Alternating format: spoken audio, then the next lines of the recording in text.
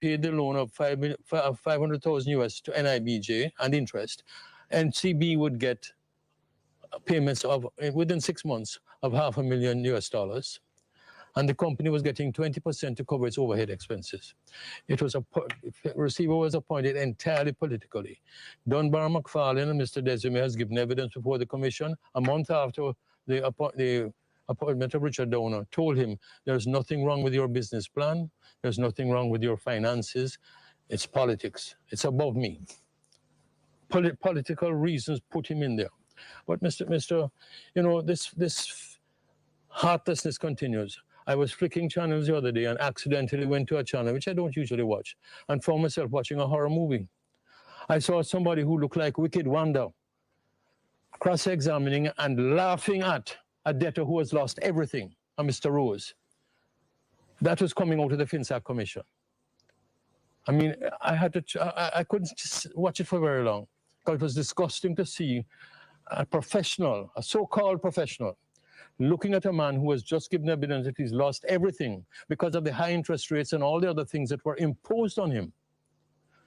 Like my friend here, he wasn't necessarily a bad businessman, but when the interest rates imposed on the people by the government decisions went up to 90 and 100%, nobody can pay that. And the government has been totally unsympathetic, and I say that for the past and the present government. There's no assistance being given by the present government. They continue to reap the benefits of the collections being made by FinSAC and Jamaican Redevelopment Foundation.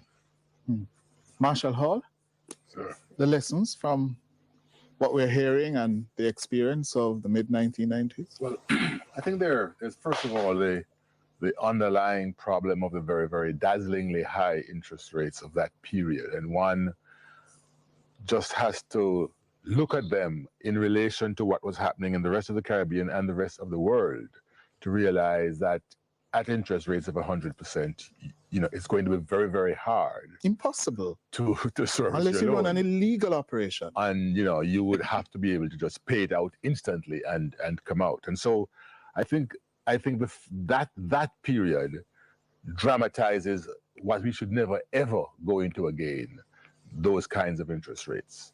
Having said that, though, there is a broader principle of businesses, their exposure, and a recognition that what we need is to have more entrepreneurs, more people going into business, more people venturing in. We don't have a venture capital regime of any kind in Jamaica, and therefore, when people go into business, it is their own savings, their assets that oftentimes allows them to enter. And therefore, when you borrow as a company, the company would normally have, because it is a company, its liabilities are limited to the assets of the company. The financial institution routinely says, no, hold on a minute, your assets are not good enough, particularly if you're a small and medium-sized entity, and therefore you have to provide guarantee in the form of your house, in the form of your other assets, and those guarantees are often unlimited. When you combine an unlimited guarantee regime with the very high interest rates, then of course you have fire and destruction takes place. But forgetting FinSAC for a moment, if we just recognize that in a society like ours, where we need to have new entrepreneurs daily, then those entrepreneurs need to be protected by the principle of the unlimited guarantee that a company has. When you go outside that and have a guarantor with no limit on the liability of the guarantor, then even when the Bank of Jamaica says you can no longer record that loan in your assets, and so it is taken out of the bank's assets, let's say, the bank, however, still has recourse to collect from the guarantor. Mm-hmm. And that, of course, is a problem.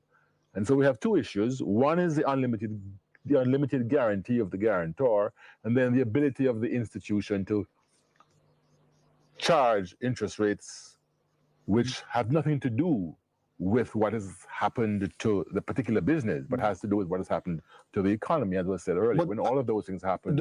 Let me bring in Dr. Thomas. There is this popular thing in Jamaica that people who go into business, legitimate businesses, take the risks of employing people, take the risk involved in terms of security, take the risk of the vagaries of public policy that's shifting and turning overnight, yeah, that when they go under, they're stigmatized, yeah, that they see him and fail in business, yeah, to be shunted away in disgrace. How do we fix that? Do we fix it? Well, it is definitely something that needs to be fixed. The problem you're speaking to is that property rights are not always well allocated. And we go back to Professor Hall's point about this unlimited guarantee. It creates a moral hazard problem. If you have full insurance, then you have no reason to behave in an appropriate fashion to avoid or prevent the loss. So when we have people having unrestricted guarantees, this is what happens.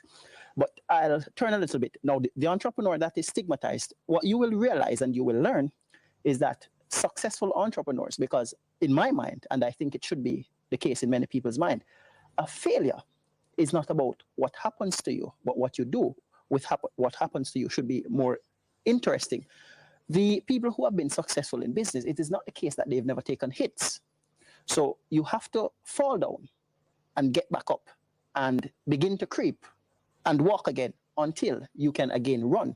So I don't think we should be stigmatized, and none of us who have had failures in business should really feel as though we are failures because we have had. But the society make you feel the society that does, way. but we have to continue to work and fight through this situation because it is only this way that we will continue to develop. So what we need are the proper institutions to support business people and companies, and it would be great too if we had the venture capital framework set up so that people are protected, because some of the times it is not only the case that you're stigmatized, but if in fact your personal assets are at jeopardy when your business fail.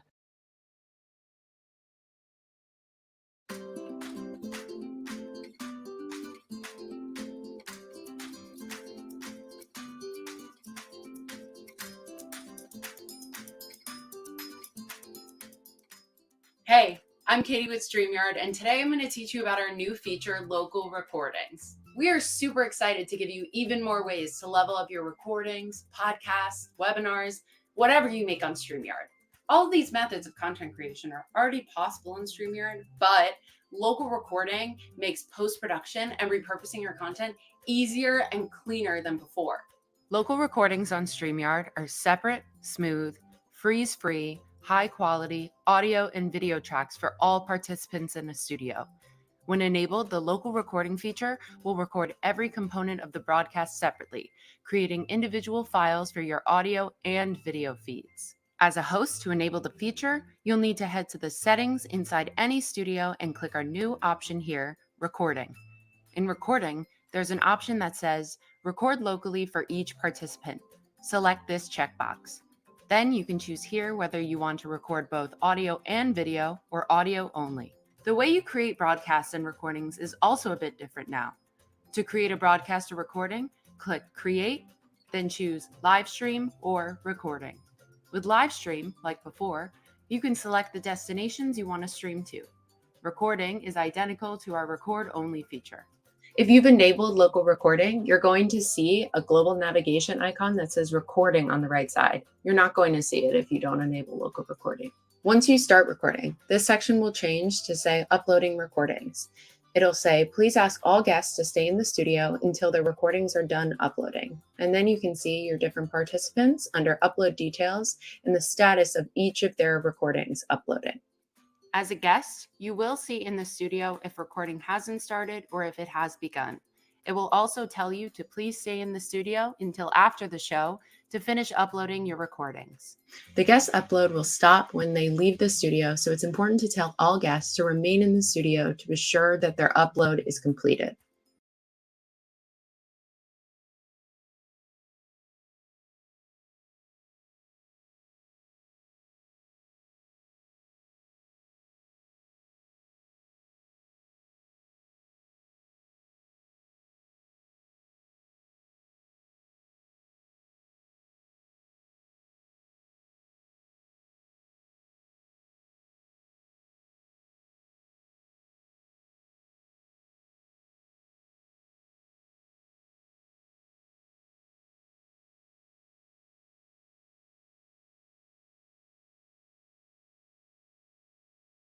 normally have, because it's a company, its liabilities are limited to the assets of the company.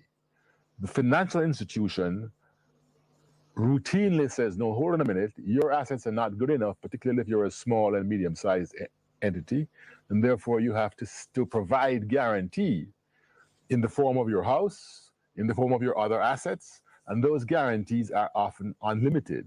When you combine an unlimited guarantee regime with the very high interest rates, then of course you have fire and destruction takes place. But forgetting FinSAC for a moment, if we just recognize that in a society like ours, where we need to have new entrepreneurs daily, then those entrepreneurs need to be protected by the principle of the unlimited guarantee that a company has. When you go outside that and have a guarantor with no limit on the liability of the guarantor, then even when the Bank of Jamaica says you can no longer record that loan in your assets, and so it is taken out of the bank's assets, let's say, the bank, however, still has recourse to collect from the guarantor. Mm-hmm. And that, of course, is a problem.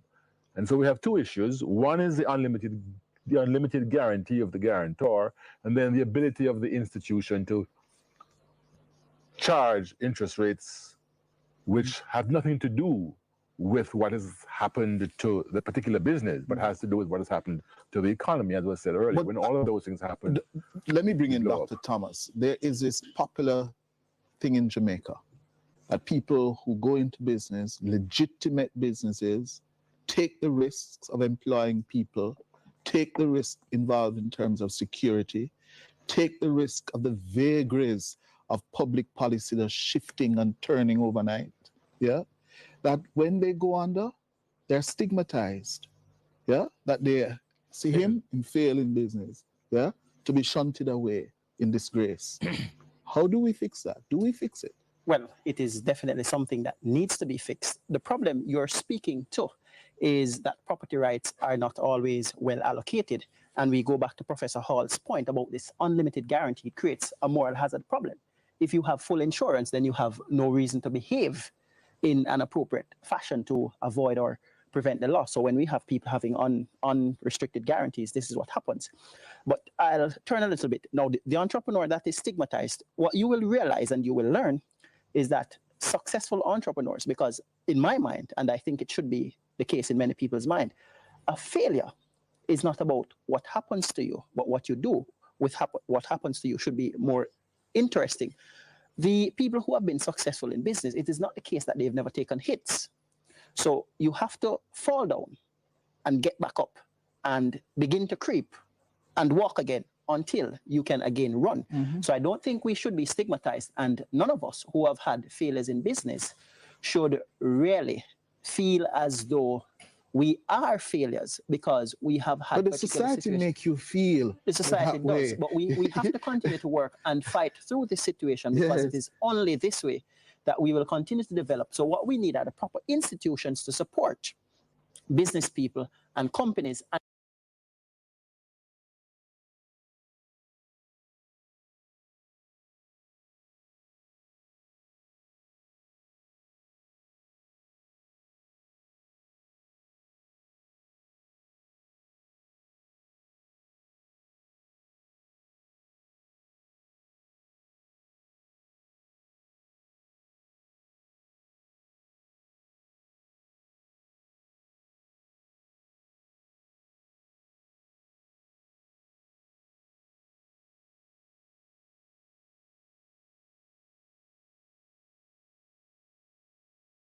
Did he actually say that low?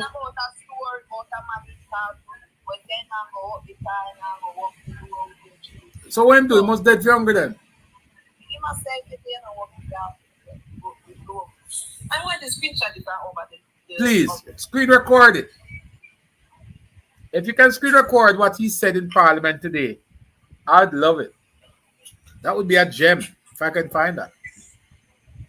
Anybody have a copy of the report? I think you should be able to be able to use it. I think you should still be able to find the chopper. The Fins need to go on. Go ahead, man. you can go and take your. It's on TBCJ, man. I know. BBC would still have it. You just have to go through till you find that comment. Yeah. This is you don't even have to go that far. It's right there at the Queen. They did a 1 minute video. You can literally go and go record it off of the Queen on Instagram. Oh, that was on. But it's because I'm on the live stream. Some Jamaicans prefer unemployment to low wages, and then he was talking about it, and then people were cursing him. Oh, yeah. I remember that state. Keep it up there. Keep it up there. Keep it up there. As a matter of fact, send it to me. Send it to me. Send that screenshot there to me.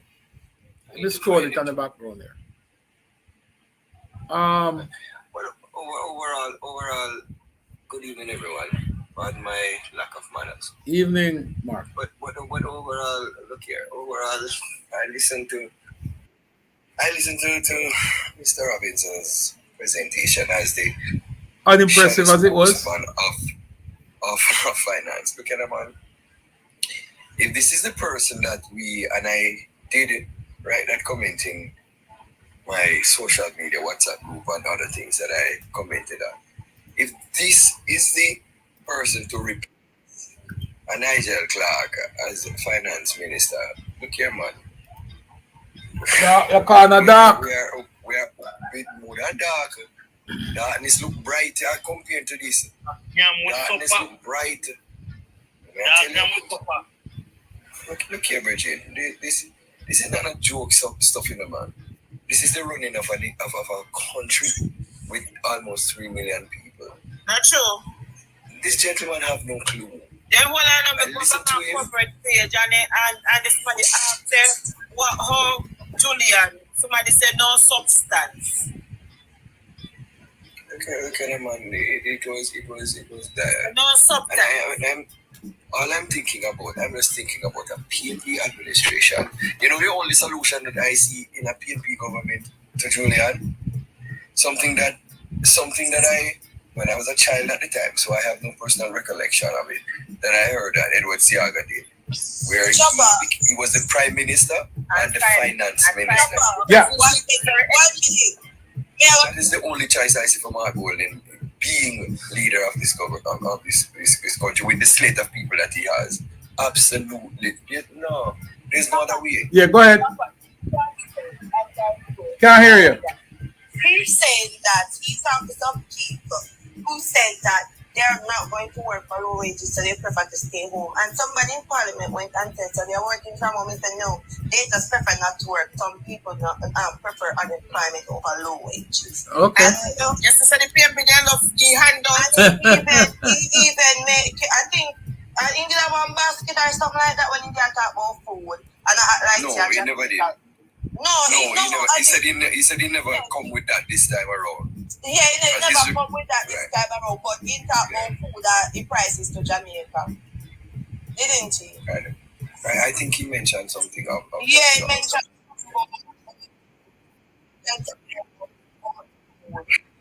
I remember exactly. Yeah, I think he said something about the basket. Yeah, I remember if he said carry the basket or what. I remember. He didn't carry it. He usually did, but he didn't carry it this time. Oh, said he didn't bring it. That's what he said. Yeah, but right. He said he didn't bring it this time because there's no need. He said something about inflation. I think he said something about inflation. What I remember him saying where he's not carrying a basket or a chart of goods is that he is saying that the situation is so dire that there's no need for him to be showing prices because everybody is already experiencing the situation of high prices and stuff, and that was his point for not bringing the chart or the basket this time. Yeah, that's what he said. Oh, he's saying you know, but I bring the feelings for feeling it and it shows what's going on here. I did hear some more basketball, but I remember it. I not took Japan, that statement alone catch me because out of all I eat that, this is the only thing I said, Jesus Christ. The only thing we're thinking of is something negative. Something negative, no positive, we'll say. It's crazy, yo. We're in a sad state. Well, The opposition leader is coming with. Laid on the table of the House today are the following. The Auditor General's Department examination of the components of the fiscal policy paper for the financial year 2014-2025. Say do what? 2024-2025. Say that again. Report of the Standing Finance Committee of the whole House of Representatives consisting of all members of the House. Who said that? The Gleaner said that? Estimate of expenditure 2024-2025. That's a Gleaner. That's not what Robinson said. Robinson was in agreement. Jamaica He Public did while he was Estimate in of Revenue and the chamber. Expenditure for the year ending March 2025. The Government of Jamaica Fiscal Policy Paper for the financial year 2024-2025. Medium-term debt management strategy for the financial year 2024-2025. You don't think it's gonna? 2027-2028. That's his opinion. Revenue expenditures 2024-2025 for the financial year ending March 31, 2025. The Jamaica Mortgage Bank estimates of revenue and expenditure for the year ending March 2025. Public sector consolidated estimates of expenditure for the financial year ending March 31, 2025. And the tax expenditure statement 2024. The Auditor General's Department certified appropriation accounts for head 72,000 from the Ministry of Local Government and Community Development for the year 2021-2022. Annual report and statement of accounts of the Statistical Institute of Jamaica for the financial year 2019-2020 and its related ministry paper numbered 10/20/23 under said title. Annual report on audited financial statements of the National Hotels and Properties Limited for the financial years 2026, 2027, 2017, 2018, and 2018-2019. Annual report of the Jamaica Promotions Corporation for the financial year 2020-2021. Annual report and statement of accounts of the Bank of Jamaica for the year Well, the truth is, we don't have to because the history of the 31, people is 2023. quite Jamaica evident. Hansard Parliamentary. There's no need for us to even, The House of Representatives. try to 2016-2017, volume 42, number 3, dated January 10, 2017, and January 31, 2017. Jamaica Hansard Parliamentary Proceedings. Good night, Lisa. House of Good night, Lisa. Representatives, session 2017-2018, volume 42, number 1, part 1, dated February 9, 2017 to April 2017, and part 2, dated May 2, 2017 to July 25, 2017. Bills brought from the Senate, petitions, papers, reports from committees. House Leader. Speaker, I beg to move for suspension of the sitting for 5 minutes in order to enable Minister Peter, a matter which he is engaged in, so as to enable the it's like the deal in the US some years ago. They say you can't see it and they say pass The it. question is that the House suspended sitting for 5 minutes to facilitate the Good night, Barbara. next item on the agenda. Those in favor? Yes. Those against? The ayes have it. The kids on me a call. Suspended for 5 minutes. We resume at 2:19. And when they never upset that, Now we have call out to tell Jamaica to the city clean. You ever see nothing like that? You see? If I find out kids on me a call on Jamaica to keep the city clean. And when the other mayor went in and chastised, you know, you know, do this, when we the people supposed to throw the garbage in a bin and keep the place clean. But they used to claim that they're right with the answer when they've done do a good job. See, they don't even pass there for Jamaica to keep the city clean.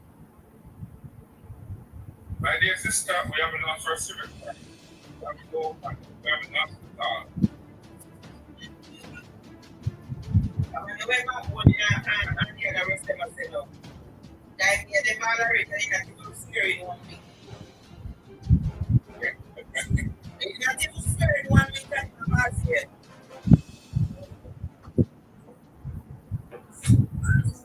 $1.3 trillion. That's the figure budgeted for the fiscal year 2024-2025, which begins on April 1. The national budget is everybody's business because it impacts every Jamaican. Join PBCJ via live broadcast and on our online platforms to hear how the government is proposing to use these funds. Finance Minister Dr. Nigel Clark will open meetings on Tuesday, March 12th. Shadow Finance Minister Julian Robinson will have his say on Thursday, March 14th. Yes. Opposition leader Mark Golding will make his contribution on Tuesday, March 19th. Prime Minister Andrew Holness will speak on Thursday, March 21, and on Tuesday, March 26th, the Finance Minister will close the budget debate. It's your money, our money, the nation's money. PBCJ, the People's Station, bringing you the 2024-2025 budget debates live.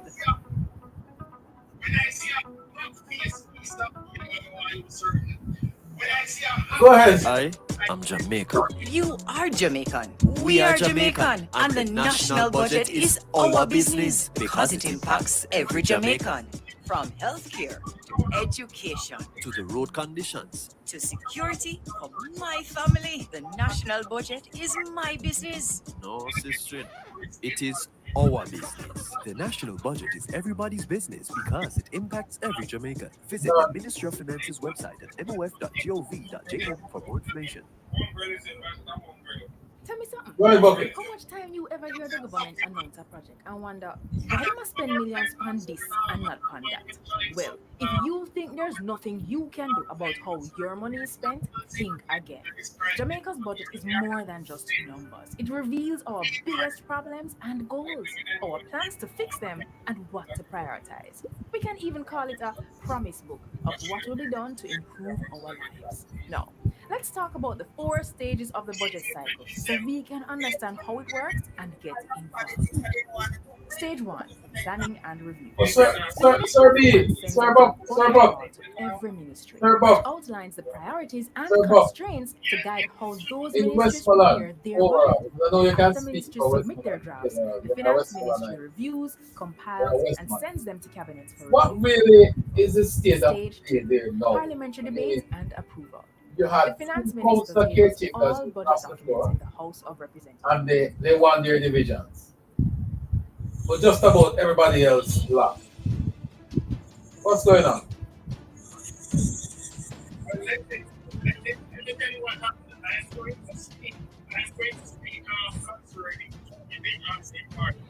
Yes. That is honey is in Revenue and expenditure for the year ending March 2025. The Government of Jamaica fiscal policy paper for the financial year 2024-25. The medium-term debt management strategy for the financial year 2024-25 to the financial year 2027-28. The revenue estimates 2024-2025 for the financial year ending March 31st, 2025. The Jamaica Mortgage Bank estimates of revenue and expenditure for the year ending March 2025. The public sector consolidated estimates of expenditure for the financial year ending March 31st, 2025, and the tax expenditure statement 2024. 97. Notices of motions given orally. At the next meeting of the House, I will move the following. Be it resolved that the report of the Standing Finance Committee of the whole House of Representatives, consisting of all members of the House, on the estimates of expenditure 24-25 for the financial year ending March 31st, 2025, Jamaica Public Bodies estimates of revenue and expenditure for the year ending March 2025, the Government of Jamaica fiscal policy paper for the financial year 2024-25, the medium-term debt management strategy for the financial year 2024-2025 to the financial year 2027-28, the revenue estimates 2024-2025 for the financial year ending March 31st, 2025. The Jamaica Mortgage Bank estimates of revenue and expenditure for the year ending March 2025.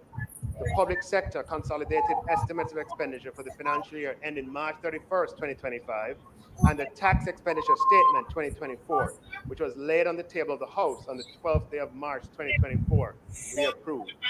Madam Speaker, I further beg to give notice that at a later stage today, I'll move for the suspension of the standing orders to enable me to take this motion. And Madam Speaker, I beg to give notice that at the next meeting of the House, I will move to have introduced and read a first time a bill entitled an act to apply a sum out of the consolidated fund to the service of the year ending on the 31st day of March 2025 and to appropriate the sums granted in this session of Parliament.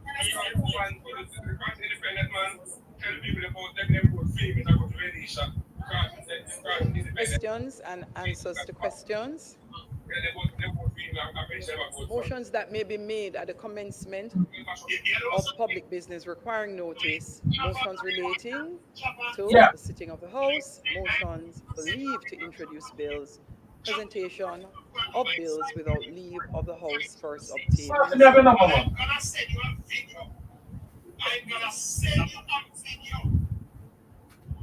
Have a number, Sir B. I think you have mine too.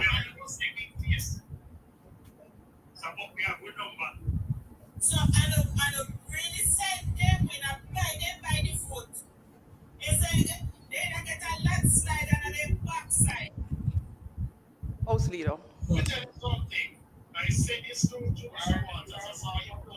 House Leader, let me just say public business. Madam Speaker, on the matter of public business, the sole business for today, of course, is the debate initially on the report from the Standing Finance Committee, and then subsequently the bill, the Appropriations Act, which will be taken at a later point. Madam Speaker, just before the Minister presents the report, permit me to join you in welcoming the members of the gallery, and I see a number of diplomatic partners as well as trade and industry and financial partners and a number of other individuals who have joined us today, and we welcome you and may you enjoy today's sitting of the House. May it please you, Madam Speaker. Minister at public business. Madam Speaker, I now beg or move for the suspension of the standing orders to enable me to take the motion, notice of which, regarding the report of the Standing Finance Committee, notice of which I gave earlier. Thanks, Minister. The question is that the standing orders be suspended to enable the Minister of Finance and the Public Service to take the motion regarding the report of the Standing Finance Committee, notice of which he gave earlier. Those in favor? Those against? The ayes have it. Minister? Speaker, as we all know, the subject of the budget debate is the appropriation bill.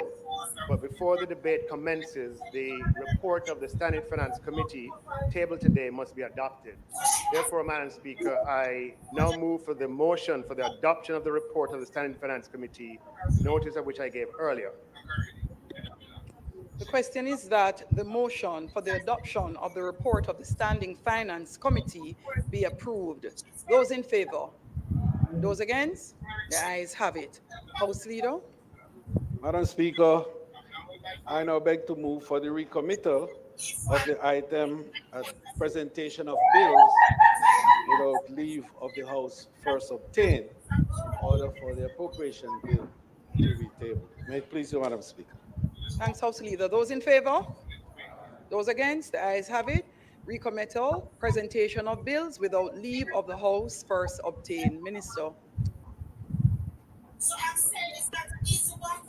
Move to introduce and have read a first time a bill shortly entitled the Appropriations Act of 2023.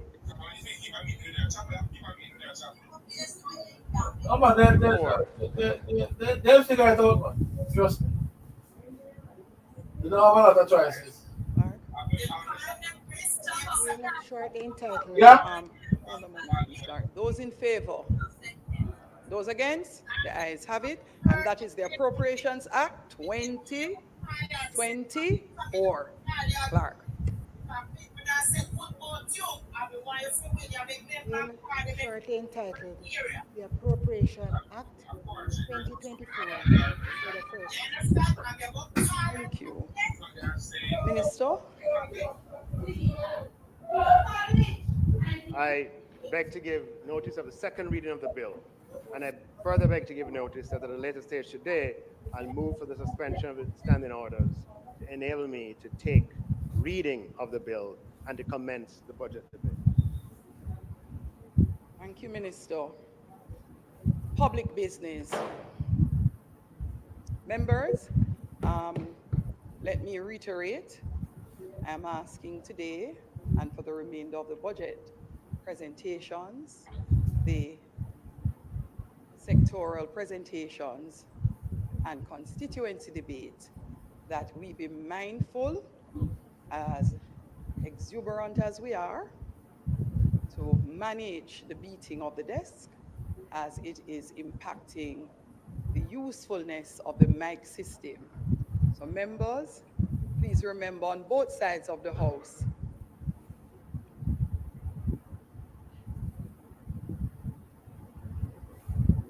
members, today we will listen to our Minister of Finance and the Public Service as he opens the budget debate. Please make the Minister welcome.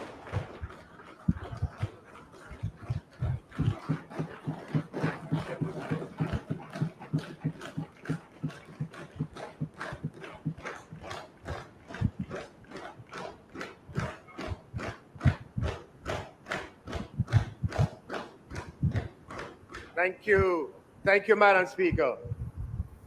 I am thankful and humbled once again for the opportunity to address this most honorable House in the opening of the budget debate.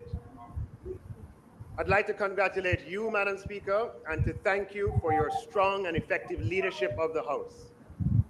I start my remarks by thanking Almighty God, from whom all blessings flow. Great are his mercies, his faithfulness, and his kindness. The Lord is my strength and my shield. In him my heart trusts.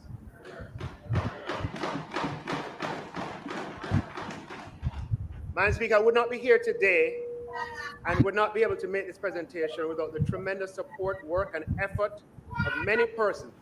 I'd like to extend my sincere gratitude and thanks to the constituents of St. Andrew Northwestern. Thank you for placing confidence in me and my team. It's a privilege to serve you.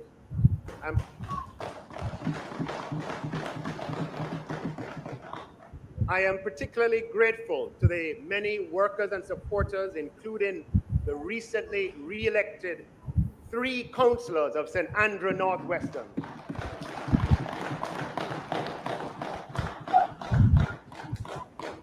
The indomitable 5-star general, senior councillor, Vernon McLeod. The suave family man, as he is known, Councillor Dwayne Smith.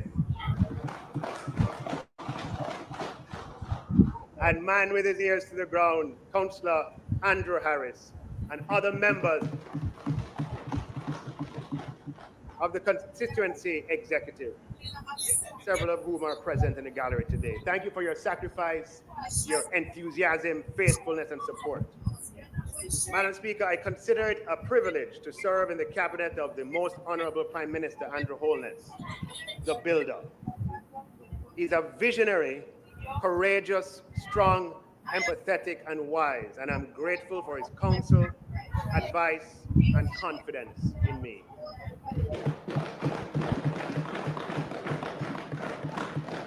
To the fellow members of my cabinet, I'm honored to serve with you in a spirit of teamwork, collaboration, and a shared vision.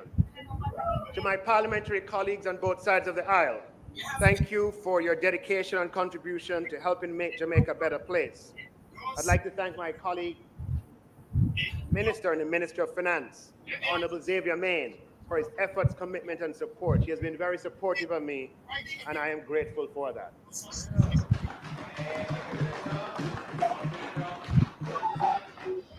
Madam Speaker, Jamaica is truly blessed to have an exceptionally talented, dedicated team at the Ministry of Finance who I'm fortunate to serve alongside. I thank them for their efforts, contributions, and sacrifices. I thank the Financial Secretary, Darlene Morrison, and her team at the Ministry, as well as my advisory staff. I also thank the administrative and ancillary staff in my office and the security staff assigned to me, who always go beyond the call of duty. Madam Speaker, I thank the board, management, and staff of the Bank of Jamaica, the Planning Institute of Jamaica, the Statistical Institute of Jamaica, the Financial Services Commission, the Students' Loan Bureau, and all of the public bodies within my ministry, all of whom play a key role in Jamaica's economy. Most of all, Madam Speaker, I'd like to thank my wife, Rupi, and my children, who have kindly agreed to share me with the Northwestern Andrew and the people of Jamaica.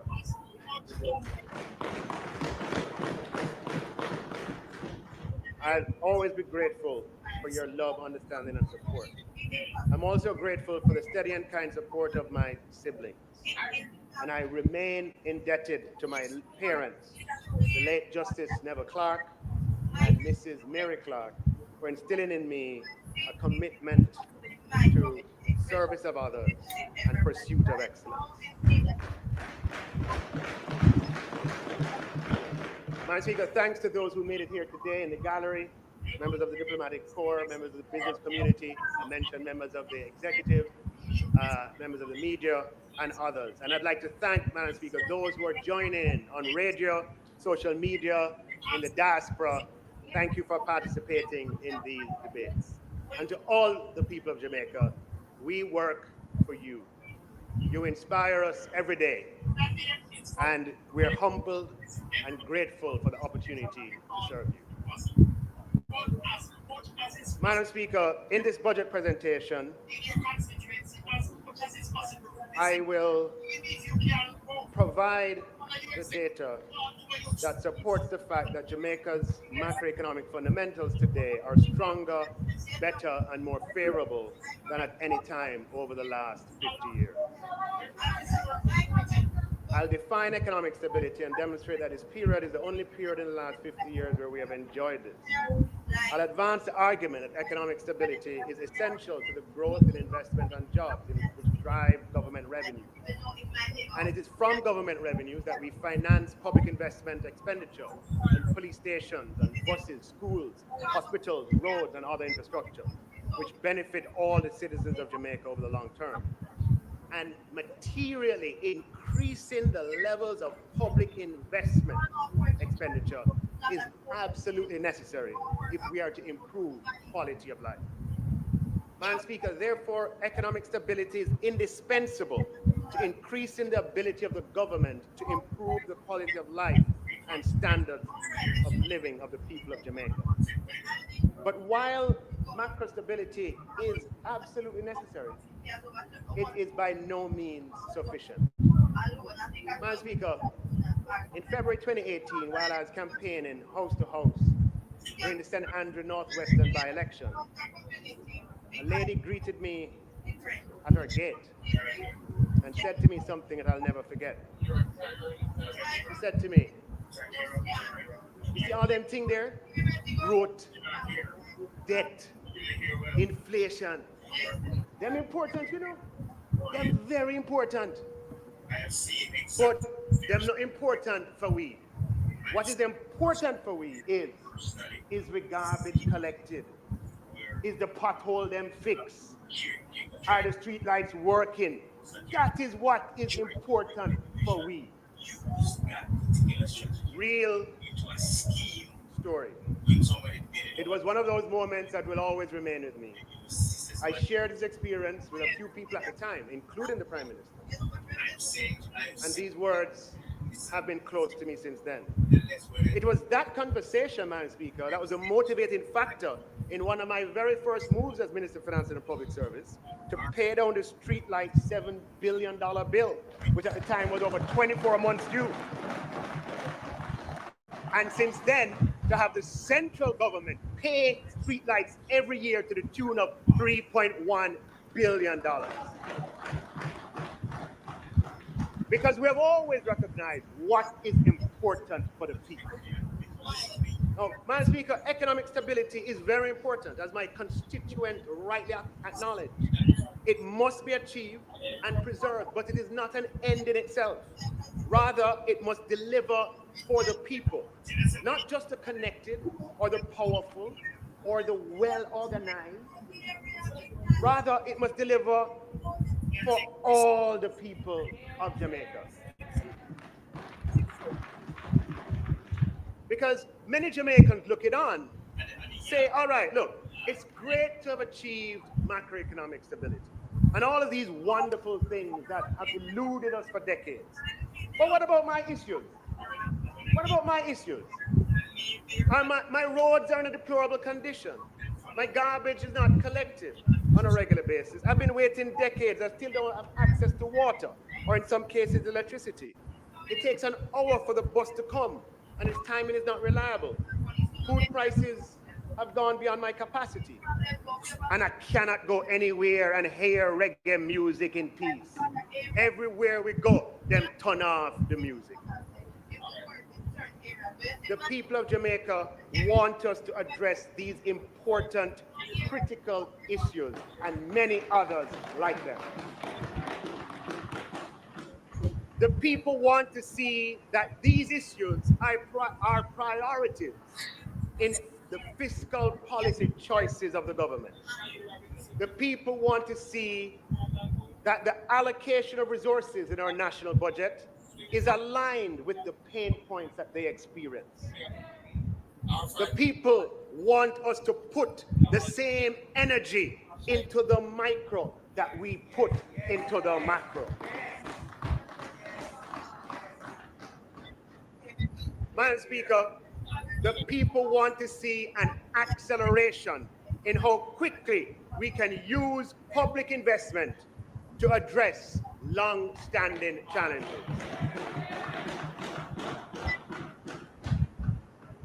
Madam Speaker, I'd like to use this opportunity to speak directly to my constituent who gave me such good advice, as well as to all Jamaicans. We hear you loud and clear.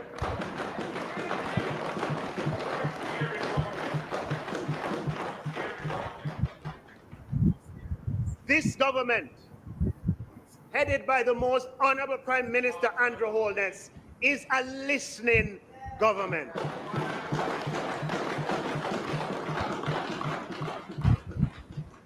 Madam Speaker, we listen to the people. And let me say very clearly that what is important to you is also very important to us. Not only have we listened and heard you, Madam Speaker, let me make it abundantly clear that we're also a government that responds.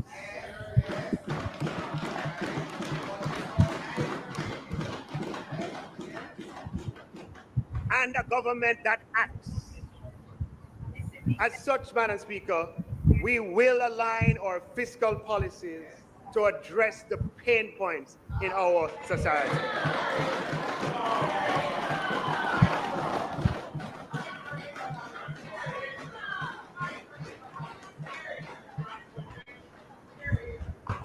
Madam Speaker, we will preserve economic stability. Best place to do that. Madam Speaker, we will improve economic stability. We're best placed to do that. And Madam Speaker, we will also leverage economic stability in the people's interest. We are best placed to do that. This government, Madam Speaker, has always listened and always responded in a manner that protects and preserves economic stability while also acting in the people's interest. We've endeavored to do so every year since we were first elected in 2016, and we will also do so. We'll always do so. It is abundantly clear, however, Madam Speaker, the people of Jamaica want even more from us as a government. The people of Jamaica want to know and feel that they're benefiting and participating more directly from the macroeconomic advances that we have made in a manner that improves their lives. Madam Speaker, this has always been our commitment, and we have a strong track record of record quality of life improving achievements that support this.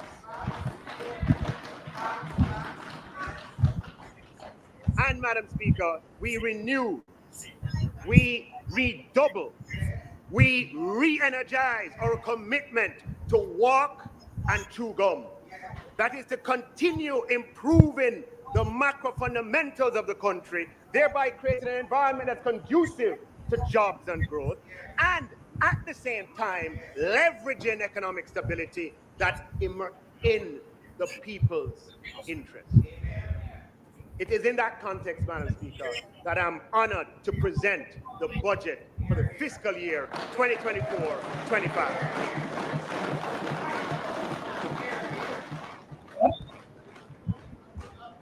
Yeah. So, Madam Speaker, No, spend a little time on the macro achievements and then move on from there. We need economic stability to sustainably improve standards of living. And, Madam Speaker, we can also be proud of Jamaica's strong democratic tradition. This year marks 80 continuous years of electoral democracy in Jamaica. Jamaica stands among a handful of countries in the world with such a long record of free and fair elections.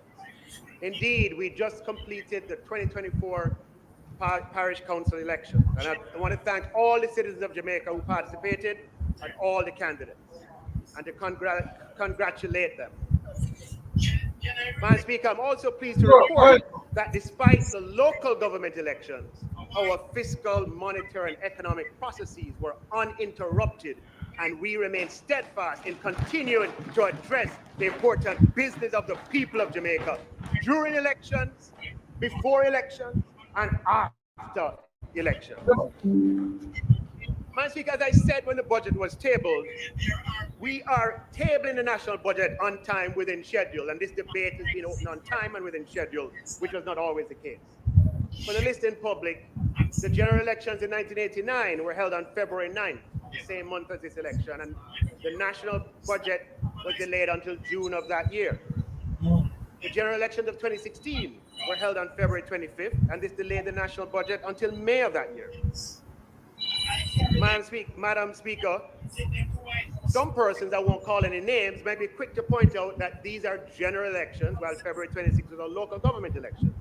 To those persons, I would point to the local government elections of February 1981, which resulted in a delay of the budget until May of 1981.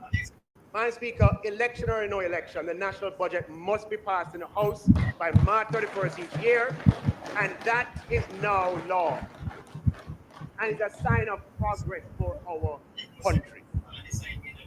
This brings order, increases certainty, and allows citizens to plan. Election or no election, the people's business. Naturally. Madam Speaker, another example, the Planning Institute of Jamaica has an annual schedule of public economic briefings, and the schedule is decided in advance. Despite the then pending local government elections, the PIOJ held their quarterly briefings on the scheduled date, as they always do, and updated the country on economic projections. Election or no election, the PIOJ updated the country on time, on schedule, with no delay. Now, Madam Speaker, something I have to comment on. Similarly, the Bank of Jamaica has monetary policy committee meetings on a scheduled basis each year. The dates of these meetings are published in advance, and the minutes of those meetings are required by law to be made public after the meetings are held. In addition, the BOJ holds a scheduled monetary policy briefing and press conference after each monetary policy committee meeting. Madam Speaker, Jamaica should be proud of the fact that a few weeks ago, the BOJ held its monetary policy briefing and press conference, where it updated the country on monetary policy developments and the outlook for inflation on time, on schedule, election or no election. Now, Madam Speaker, change can be difficult, but these are important developments. the predictability of scheduled economic policy updates from our primary economic institutions taking place on time and on schedule is an essential feature of a modern market-based economy.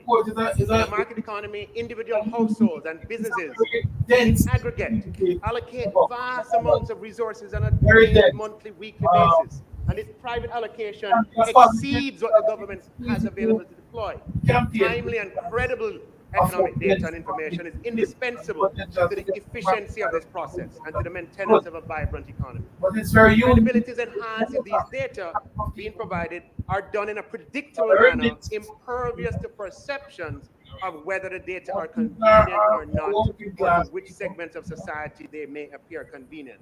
On the contrary, economic institutions pick and choose when to speak and adjust according to electoral or political cycle. Their pronouncements become suspect, and the service they deliver to the Jamaican citizen, households, and businesses and investors as well is weaker. As such, Madam Speaker, for our market-based economy to work properly and for it to have the capacity to deliver the resources that the government can spend to improve the quality of people's lives, the publication of data by our economic institutions cannot be subordinated to political processes. Jamaica lifted capital controls in 1993. Since that time, capital can flow in and out of Jamaica freely. In fact, it moves more freely than people. In such a system, confidence is very important, and it can be irreparably damaged if people believe that economic data is provided in a manner that suits the government of the day, or if a pre-scheduled economic data releases are withheld or postponed during electoral cycles. As such, the practice is that once a schedule is set for these primary data releases, and they're done 4 times a year, the schedule is public on the website.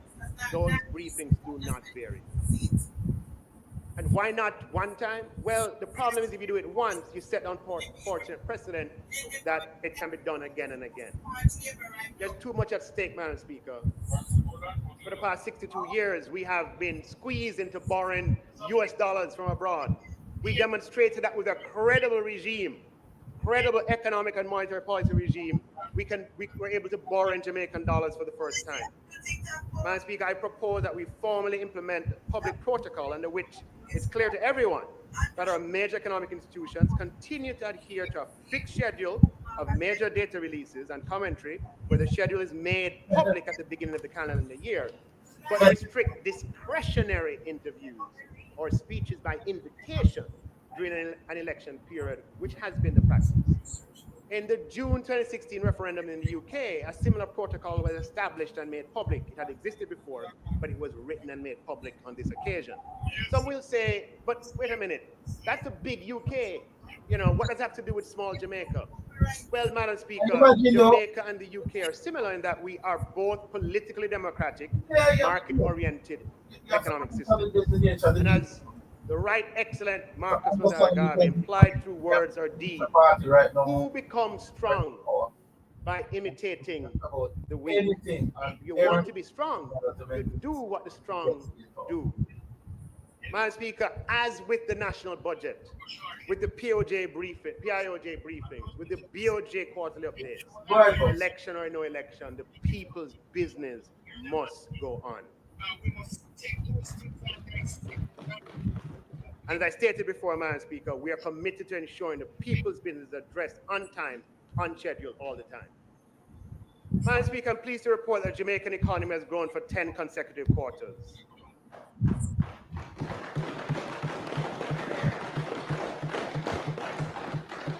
It is the second longest period of quarterly growth since we started measuring growth quarterly in 1997. The longest, Madam Speaker, was December 2015 to October 2019, when Jamaica experienced 19 consecutive quarters of growth. So, you know, we grow 7 quarters, then we have a couple quarters of decline. Grow 3 quarters, then decline. Grow 9 quarters, then 9 quarters decline. 1 quarter decline. So our history has been punctuated, certainly prior to, since we measured growth 1997 until 2015, before that 19 periods of growth, we had as many periods of quarterly growth as we had decline.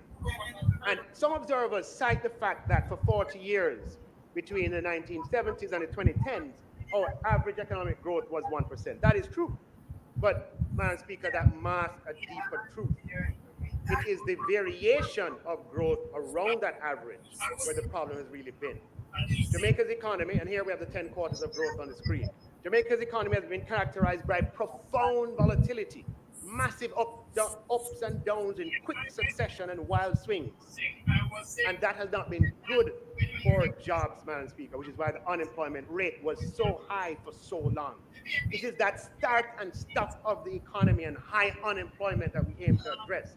We want to have longer periods of economic expansion and quick recoveries from economic shocks. We want to dampen economic volatility. It's for that reason, Madam Speaker, that we celebrate the 10 quarters, because it has not been the norm. Madam Speaker, Jamaica's per capita GDP is a measure of economic output divided by the number of Jamaicans. Using Jamaica's nominal per capita GDP at the end of fiscal year 2023-24, Madam Speaker, and our GDP per capita, at the end of fiscal year 23-24 is projected to be roughly $7,000 US. Using the GDP figures from Staffing and the population data that we have and the closing exchange rate, it has gone up. Anybody know it? It's now $7,000. But, Madam Speaker, we have a lot of catching up to do, because Trinidad and Barbados, for example, are moving at the same time, and they are now at $20,000. But you're seeing, Madam Speaker, we're stuck at the breaking level for a long time, and nobody has been noticing. But today, the per capita GDP. I don't know if it is maximized going up now.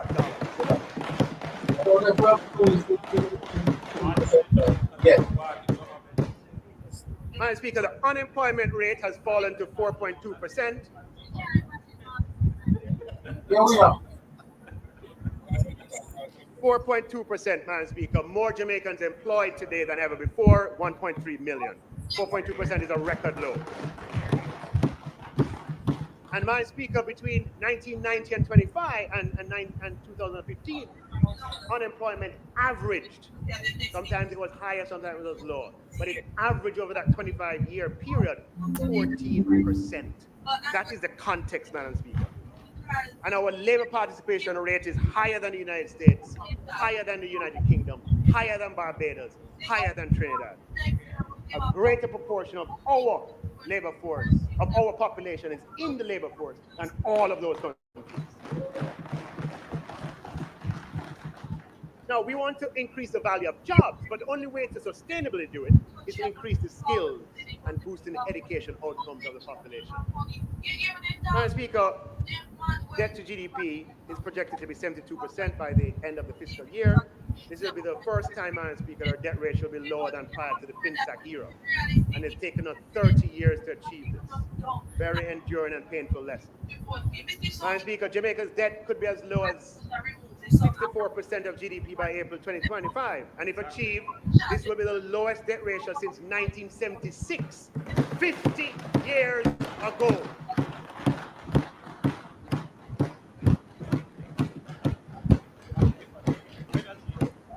Let me just remind us, Madam Speaker, in 1970-71, Jamaica's debt ratio was 27%. Believe it or not, it was 27%.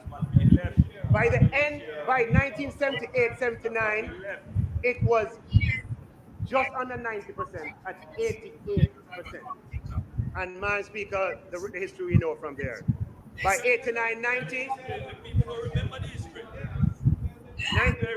by 1989-90, it was 138%. In 1980, Madam Speaker, the central bank had negative reserves. The only way to replace goods in Jamaica is the government had to go out and borrow US dollars so that we could import goods. We had what we call negative reserves. Our Jamaicans, we have to internalize our economic history for the good of the country. It don't matter, but it does.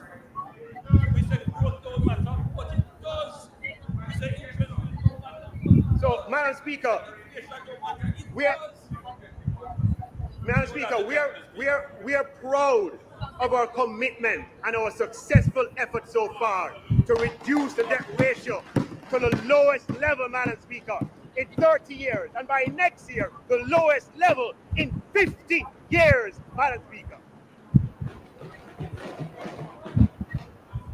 No, just a point of fact, Madam Speaker. The debt ratio is not the absolute level of debt. Okay? So it's not a matter that we are paying down the debt. Right? Madam Speaker, the absolute level of debt in Jamaica stayed relatively constant for the past several years, hovering around 2 trillion to 2.2 trillion. It's not that we're paying down the debt in a literal sense. We're managing the government's finances so that we don't materially increase the size of debt while we grow the economy. So the debt doesn't become a threat to the economy. And we grow the economy so that the ratio between the size of the debt and the size of the economy gets lower each year.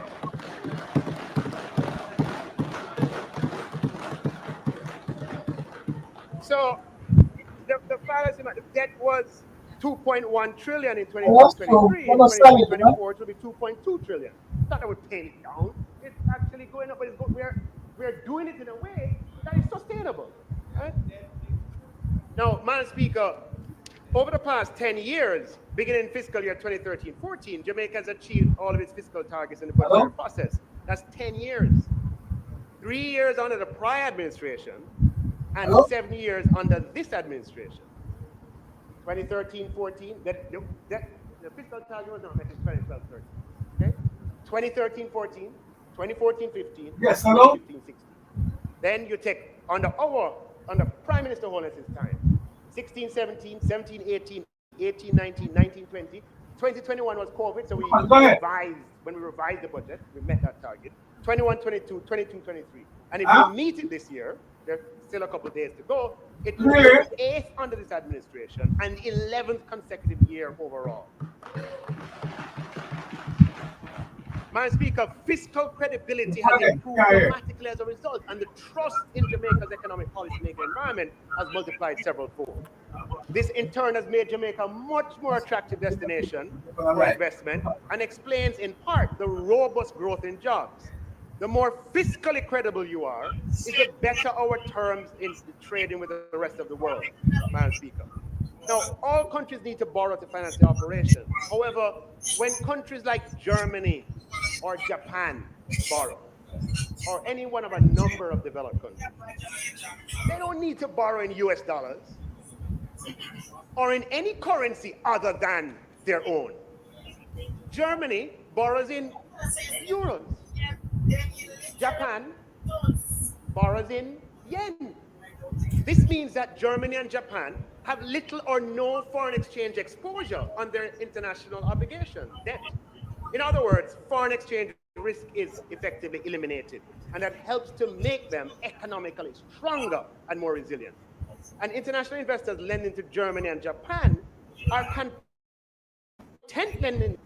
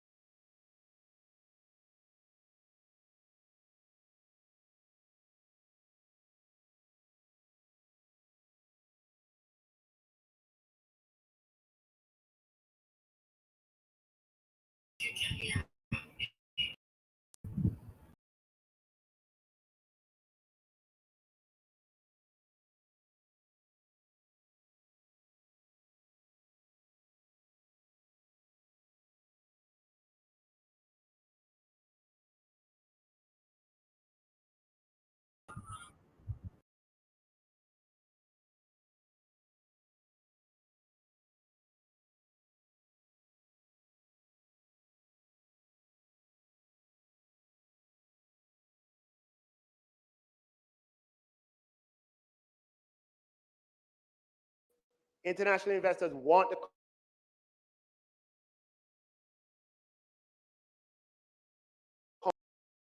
the strong developed world currency. This has the effect of adding a source of risk to the economies of developing countries, because born internationally introduces foreign exchange risk vulnerability. Madam Speaker, it was in 2019 that I publicly stated that Jamaica will launch its first local currency bond internationally within 5 years. Madam Speaker, some people thought I was whatever. The Gleaner captured my statement, and I'm particularly pleased that November 2023, prior to the expiry date of that commitment, the government of Jamaica issued its first ever Jamaican dollar currency denominated instrument in international capital markets. Never been done before. In 62. Now, man, what this means, man, Speaker, is that international investors from all over the world, London and Zurich, Frankfurt and New York, Boston and Los Angeles, took Jamaican dollar exposure to lend to the government to the tune of $46 billion. Imaginable 5 years ago. And the development represents a substantial policy dividend emanating from an improved macro environment, deepening monetary policy transparency, and the institutional mechanisms to pursue.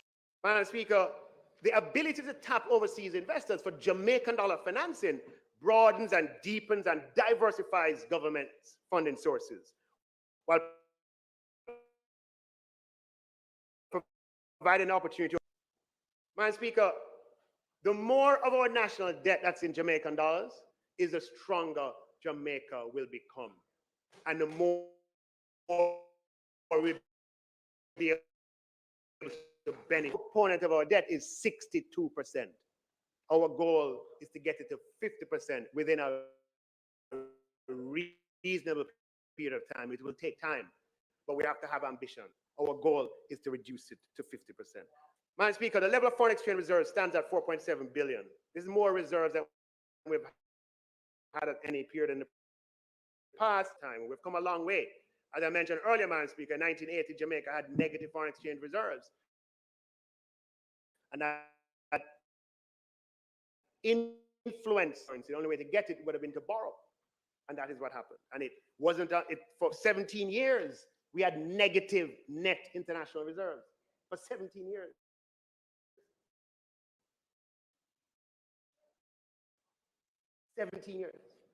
Jamaica is a small island in a big world, and we have to import much of what we need, and we need foreign exchange to do it. An adequate supply of foreign reserves is a signal to suppliers at Jamaica that they will get paid.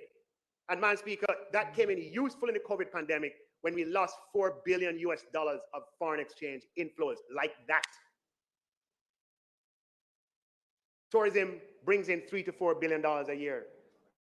We went down to zero like that. And Madam Speaker, we are able to endure that foreign exchange supply shock, still import goods and services from overseas, and pay those bills as they came due, all because we had high levels of foreign exchange reserves and successful efforts to build Jamaica's foreign reserves. Now, Madam Speaker, some people say, you know, quite innocently, hey, we have all those reserves. Why we can't? Madam Speaker, it is those reserves that underpin the Jamaican currency. You notice how Jamaican currency reserves back in it. If we were to do something like that, what would happen is that our currency would become very, very unstable, as it has been in the past. We'd have high inflation, and ultimately they would not benefit because it would make life more difficult. We have been there. That's a good thing about our history. We have been there. We know what it is like. And so we don't want to repeat the errors and mistakes, Madam Speaker. The matter of, I just want to touch something here. Every country has tax revenues that vary throughout the year. And so governments have to borrow to finance. And the way the world works is that the more a country needs money, is the more that money will cost. You hear what I said? The more a country that money will cost. That's a reality that existed long before our time, and it will exist long after our time.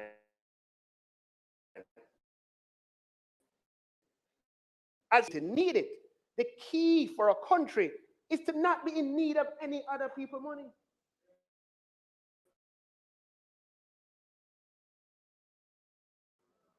And other countries' money. The better that you're able to take care of yourself by yourself, the bigger the ratings that you get in the credit world. That's just how it goes. The better able you are to pay back your loans, the bigger rating you get in the credit world. And Madam Speaker, I'm happy to report that just last week, following two other rating agencies, Jamaica got the highest rating in 18 years from that rating agency, Fitch. And last year, the highest in 20 years. Now, Madam Speaker, new loans is 3 points to 5 points lower than some of our peers in the Caribbean. So if we have to borrow $500 million US, we pay between 15 and 25 million US dollars per year less than they do. And the lower cost to our country, Madam Speaker, means we can. So Madam Speaker, the way the world works is the more you need, because the more you pay for it, is the less you can do with it. The lower your credit rating is the more you will pay for money, which is the less that you can do. Now, Madam Speaker, as I said, what we want to do is to be able to do more with money.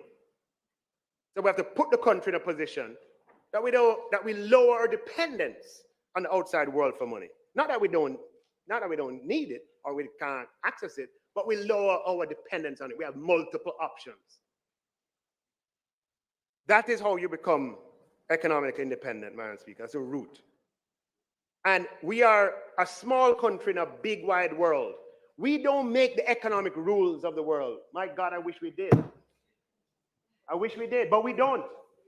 That's a reality. But we have to be smart enough.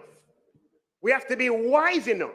We have to be agile enough to max out the rules of the world and use that knowledge to the advantage of the Jamaican people. The economic rules of the world, Madam Speaker, is that countries that are economically strong and independent are able to do much more for their citizens because they're not burdened, Madam Speaker, they don't have instability. That's why we want to be economically strong as a country. Low debt, high reserves, long periods of growth, high credit ratings. But make no mistake about it, the primary lesson from 5,000 years of human civilization is that, and it's just a fact of history, the past. God hope the future is not like it. The 5,000 years of human history teaches us that in the past, strong countries and strong nations have always dominated weak ones. We don't want to dominate any other country. We just want to be economically strong so that we can offer our people a good quality of life and ensure that we are never dominated by others. Madam Speaker, as children of Her Excellency the Warrior Nanny of the Maroons, and as sons and daughters of Excellency Sam Sharp, Paul Bogle, George William Gordon, and Marcus Garvey, who paid for their lives and their freedoms, we have a duty to the present and the future generations. We have an obligation to fulfill the manifest destiny that is ours as a nation.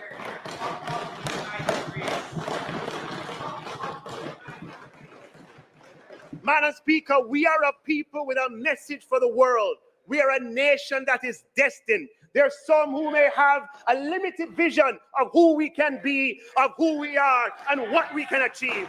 Madam Speaker, my vision, Madam Speaker, the vision of this government is that we can achieve what any other country in the world has achieved.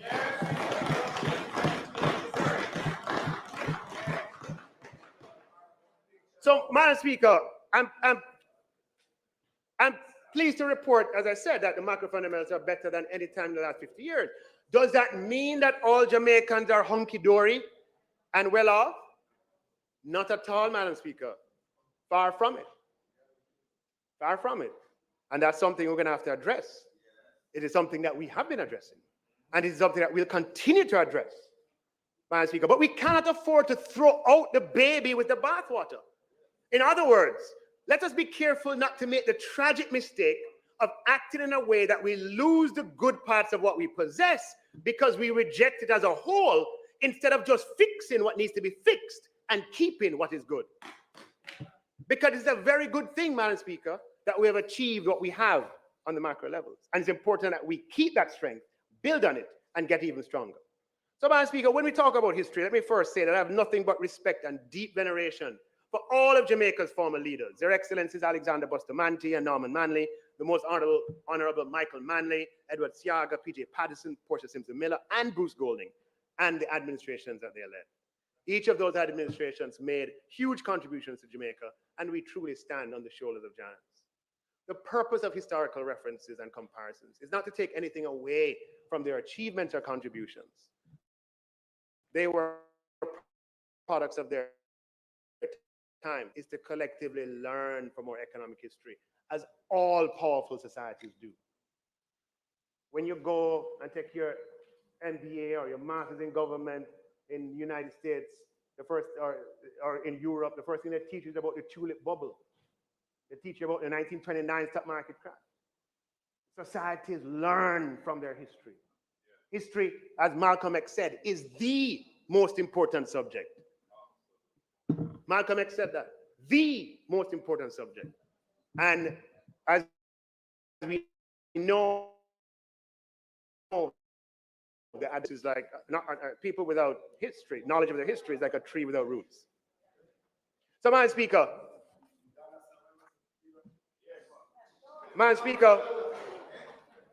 over the last 5 decades, Madam Speaker, this is the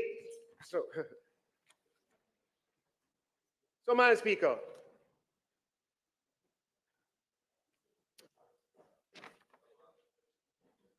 we intend to pursue economic stability in the people's interest. It is stability that allows us to expand. Minister, in fact, you do have another minute, but listening to your speech, I do not want to break you when you're in full stride. So, House Leader. The member's time having been expired, I beg to move that his time be extended sufficiently to allow him to complete his presentation.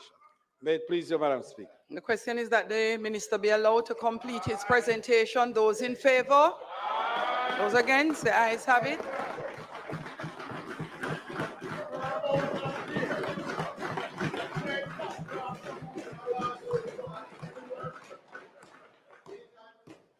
So, Madam Speaker, I want to make it clear that we pursue economic stability in the people's interest. And it is that stability that allows us to expand the capital budget even beyond the capacity of the pure public bureaucracy to implement, something that we need to address, and I will get to that. It is stability that allows the government to plan years in advance and to share those plans, which allows for steady, even development. You'll recall, Madam Speaker, that last year we informed this Honorable House about the Spark Infrastructure Program last year. I'm proud to announce that we're entering a period, Madam Speaker, where we will leverage our economic stability to usher in the largest period of public investment designed to address the problems experienced by Jamaicans every day. Madam Speaker, when through public investment, the government of Jamaica brings water to a community, the people benefit. When through public investment, the government brings access to sewer lines to a community, the people benefit. Madam Speaker, when the government is able to bring JUTC buses so people can plan their businesses and ride in comfort, the people benefit. When the government builds new hospitals and schools in public investment, the people benefit. When we build new tax offices, the people benefit. When we build public parks and new courthouses and acquire garbage trucks, the people benefit. Now, Madam Speaker, in my capacity as chairman of the Public Investment Management Committee, the committee embedded in the Financial Audit and Administration Act, responsible for considering and reviewing, we will positively impact the daily experience of Jamaicans with public investment expenditure designed to solve pain points. Some of these will be financed by the government and some by the private sector by way of structured transactions. Madam Speaker, the public investment program will deliver well over $1 trillion of infrastructure expenditure over the next 5 years, inclusive of this year and inclusive of expenditure by PPPs. Roads and bridges and public parks, hospitals, schools, water, sewage, irrigation systems, houses, tax offices, courthouses, buses, garbage trucks, digital infrastructure, IT systems, and highways. It will be the greatest expansion of public investment, Madam Speaker, that we have seen, geared towards improving public services. And every minister of government is involved, and we're all working assiduously on your behalf. Police stations, equipment for the police, so that these projects span the full breadth of ministries. By the time he's done, Madam Speaker, the Honorable Prime Minister, the builder, will break ground and open more projects than any Prime Minister before him. No, already. Already, yeah. Yeah. So, Madam Speaker, financially feasible, members of this Honorable House, right? This, what we're talking about, $1 trillion of public investment over the next 5 years, is only financially feasible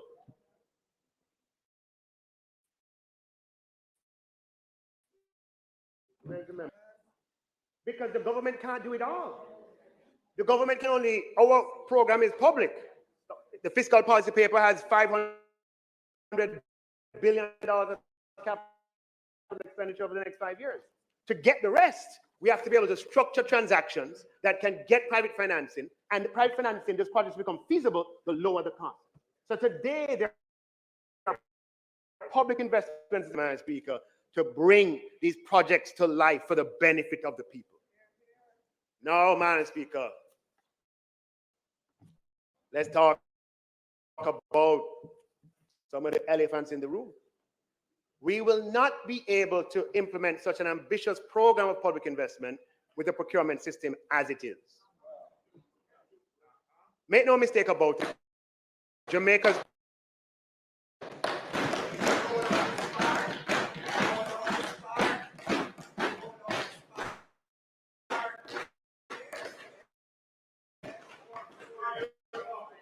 and Madam Speaker, I want you to permit me to spend a little time on this. Can you see the connection, right? We need economic stability to get public earning into execution. We need procurement and we need public investment to work.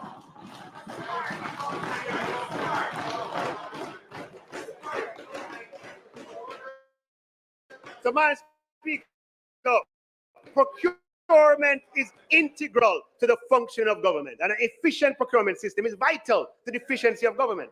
Now, procurement policy rests with the Ministry of Finance through the Office of Public Procurement, while the implementation is distributed across 200 ministries, departments, and agencies. And the time will soon come that and can't hide, because everything is digital. So we're able to see everything. You can hide and say, what? The procurement system. No, we can see every step how much time you took. Now, to improve the productivity of government requires us to take a good look at procurement processes and implementation and to see how we can optimize.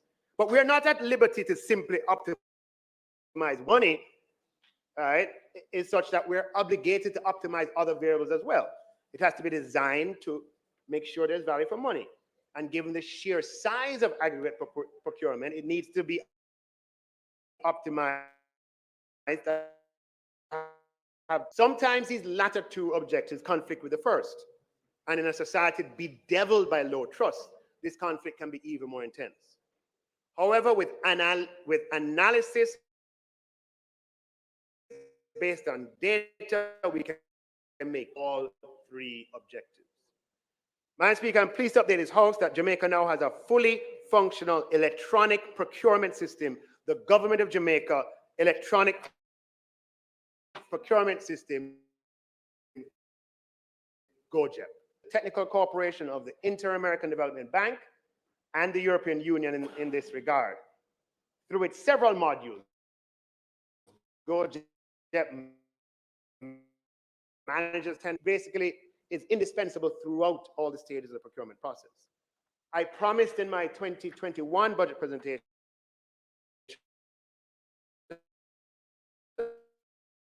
we have been following up on that. If we want to have an efficient system, Madam Speaker, we have to go digital. And we had a 3-year transition period. Effective August 2023, whenever you make the switch over, it's always uncomfortable. But there's a 3-year transition period. And the switchover came in August of 2023, where every procurement above the threshold, which today is 1.5 million, has to go through the electronic system. Now, I want to show you what we can get with this electronic system. We already, Madam Speaker, have tons of data that we've been able to analyze. 14,000 procurements over the 20 months between February 2022 and October 2023. We measured the average time the procurement takes from the date of advertisement, in the case of a competitively tendered contract, or the date of notification, in the case of restricted bidding, or the date when quotes are released, in the case of single source methodology. And we measured that until the date of contract award. Pretty easy to do when you have an electronic system. Madam Speaker, I don't know if you can only see the outline of the chart, but the first chart shows beginning in February 2022, right? The blue line shows the average kind of procurement time, going up and down, but decidedly a downward path. And this is average now across all procurement types for all procurement methodologies. A crude statistic, but a useful one nonetheless. Procurement average time oscillated between 47 and 77 days, but by the end of that period, it was 53 days. We can look beyond those basic averages and look based on methodology. The single source methodology took an average 3 days for work. Again, we have this data because of the electronic procurement system. Couldn't respond before because the information is too hard to collate.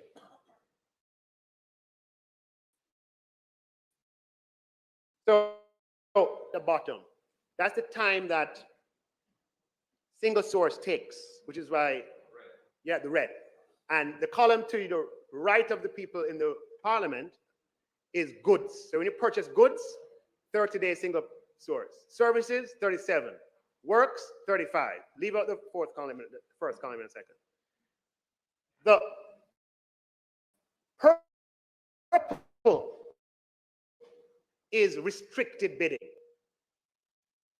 And for restricted bidding, it took 44 days for goods, 59 days for services, 85 days for works. Now, when you come to open bidding, national, Madam Speaker, an average of 152 days for goods, 202 days for services, 193 days for works. When you look at open bids internationally tendered, it took an average of 284 days for goods and 200 days for services.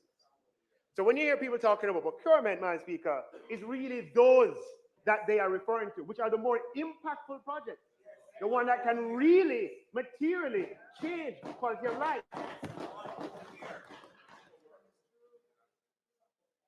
Well, we haven't had one in that period. So, Madam Speaker, clearly the data shows and it confirms the experience, right? That it just takes too long for the things that really matter to people. So we have had a good think about it, Madam Speaker, and discussed it at many levels. And we've dug deep, and I'm going to talk about some of the soft issues first and the soft changes. Then I will talk about the harder issues. And I know that some of the people in the room want to hear the hard changes, but the soft changes are just as important. Madam Speaker, one of the things that we have found is that procurement failures occur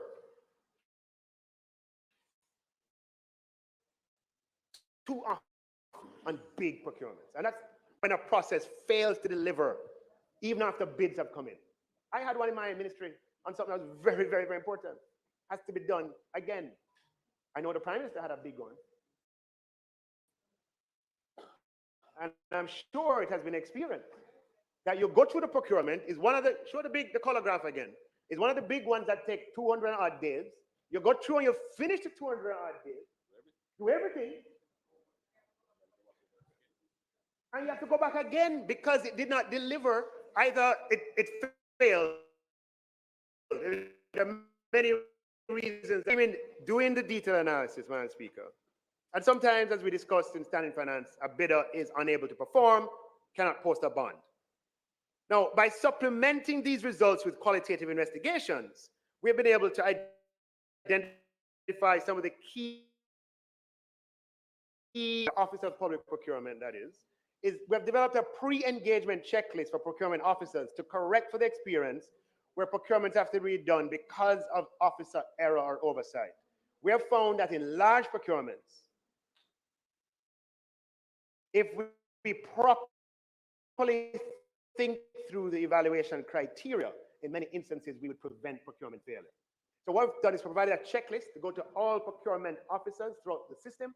When you're doing all these major things, have you thought about this? Have you thought about that? Have you thought about this? So you can put the evaluation matrix together in a way that you're going to be successful.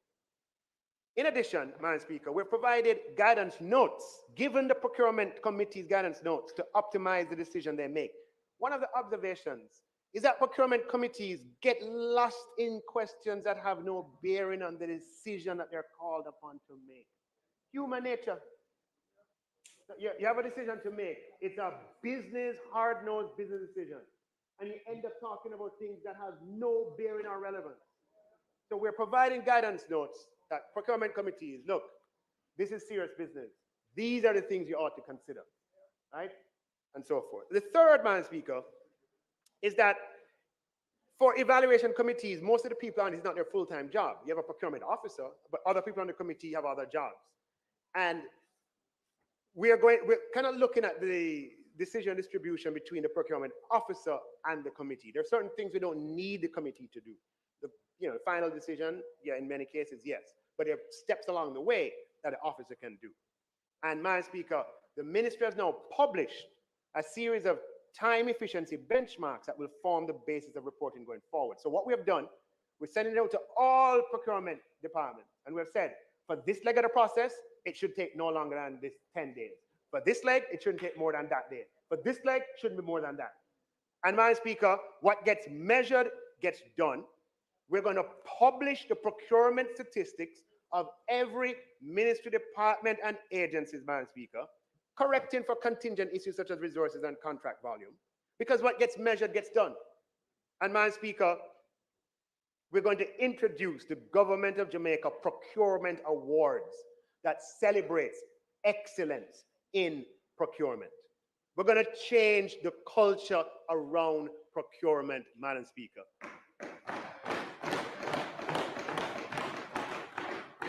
Procurement, for many, was a bad word. People afraid and scared. No. The country can't move ahead like that. We're going to say that we are going to honor and reward procurement leadership and procurement efficiency and procurement innovation across the 200 LDAs. The Corporate Governance Awards introduced before my time have played a key role in improving corporate governance over time. And I believe the Government of Jamaica Procurement Awards will have a same cultural impact. So, Madam Speaker, for the hard issues, we have reviewed the Procurement Act, and we're going to be proposing some amendments to the legal and institutional framework, and we need to get it through the system quickly.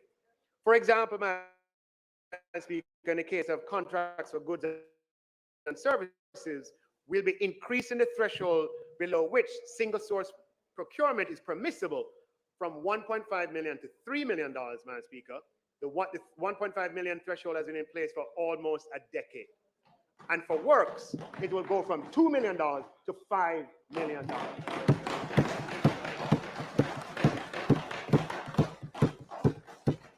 Madam Speaker, in addition, we're going to be moving the limits required for public procurement committee approval from $30 million to at least $60 million.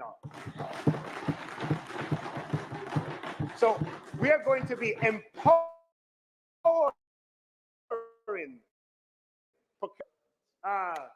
autonomy and to award higher value contracts without need for external approval. These things will speed up the pace at which the government can deliver. And Madam Speaker, there is a mandatory procurement act. The intention is good enough because we're like, again, it's built for negativity. Oh, if there's just in case somebody gets upset, we have a 10-day, the procurement done, you're ready to go. You have to sit down for 10 days, 2 weeks, and wait. Because what? Somebody going to come and complain or whatever. Now, I can understand that for the large material procurement. But my God, to hold up the whole system, the whole procurement system, 10 days?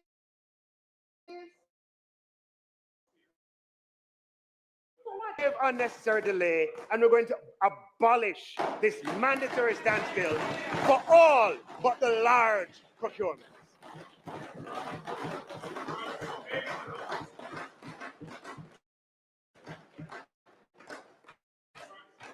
Now, Madam Speaker, the greatest improvement in efficiency can come from moving some of the layers that exist. I want to go through the layers for the largest procurement. I want you to bear with me. You remember, it's a people's business that we're on. We're talking about accelerating how we can deliver to the people's benefit. All right, I want you to stay with me.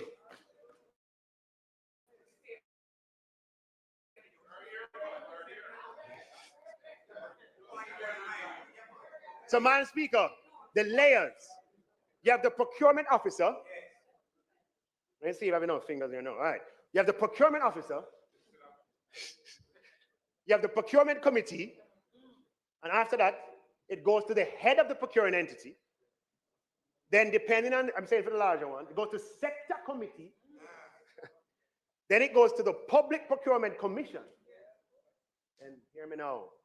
It goes from the Public Procurement Commission back to the Procurement Ministry. The Procurement Ministry has to prepare a cabinet submission. It goes to the Cabinet Office. Then it goes to Infrastructure Committee of Cabinet. Then it goes to the full Cabinet. Then it goes back to the Procuring Ministry. I need a tour.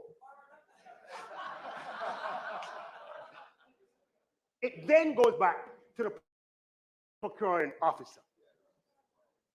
No, Madam Speaker, if we are serious about the people's business and we want to leverage stability to impact people's lives, we're going to have to change the structure. Madam Speaker, we will abolish the sector committee, removing an unnecessary layer from the public procurement process.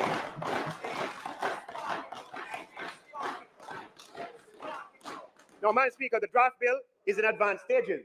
Madam, I know I'm dependent on the process to help me to get the bill quickly. And I know that my colleague minister, Madam Ford, will make sure that this bill comes forth 2 weeks' time. 2 weeks' time.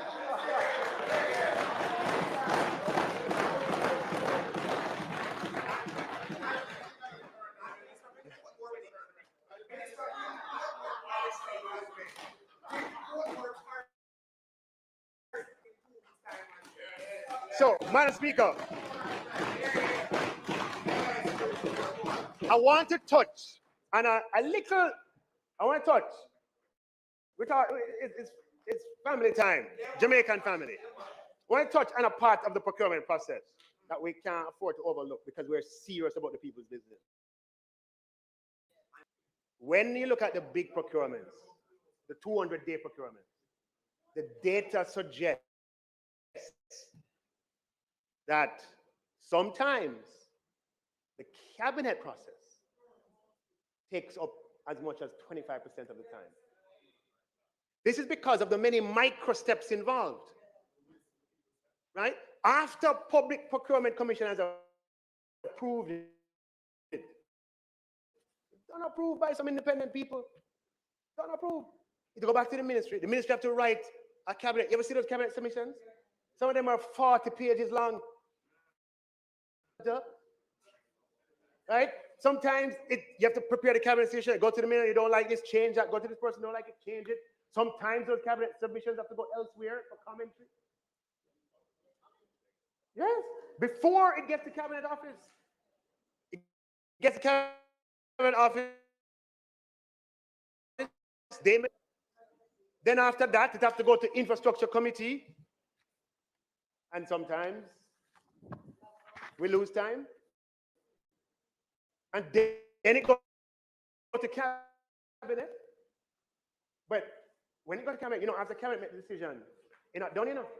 It's only done when it is minuted by the cabinet, which is 1 week after the cabinet meeting. So when you add it all up, Madam Speaker, that we are defeating ourselves. Madam Speaker, something major in the process has to change for us to get major change in outcomes.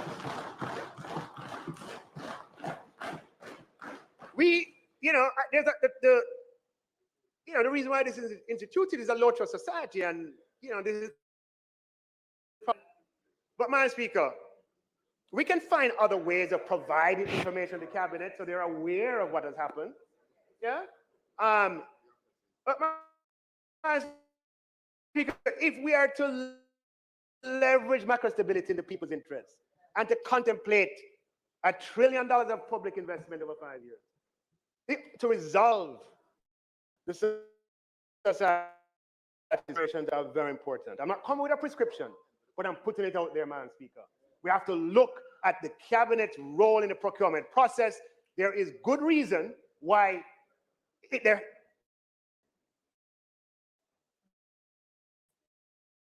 maybe today the threshold for cabinet is 100 million Jamaican dollars, 700,000 US dollars. Every 60 million, sorry. 60 million, what am I talking about? It's 400,000 US, right? So every pencil and pen you buy, that's an exaggeration, but $60 million in the context of a government, there's so many, there's hundreds of procurements that are coming through cabinet. Cabinet has become a procurement office.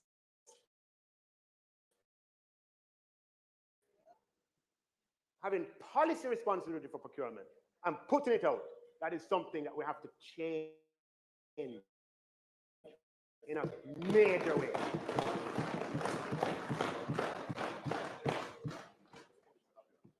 So, Madam Speaker, public investment and management exception, and then I'm going to come back to something on procurement, right? Because public investments, represents spending in assets. Some of them are major, some of them are multi-year commitments. And the government has been reforming and refining its public investment system to ensure adequate planning and consideration, Madam Speaker, and to make sure that citizens receive value for money and procurement is on time and on budget. Madam Speaker, a robust public investment process is in the people's interest. But, Madam Speaker, while we revise and improve the process, the people deserve and need efficiency. The established process for appraisals and approvals of public investment projects, Madam Speaker, to allow for expedited processes for projects in exigent circumstances, emergencies associated with natural disasters, or matters of national security. And when projects have met these conditions, along with criteria that establishes lack of complexity, the PIA is necessary. And the proposal stage, Madam Speaker, is similarly expedited.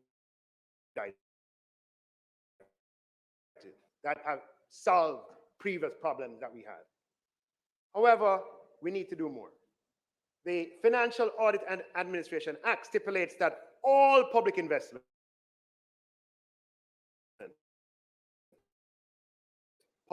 process. That's what the law says. You know, that's what the law says. The law says it. That all public investments range from $20 million to $20 billion.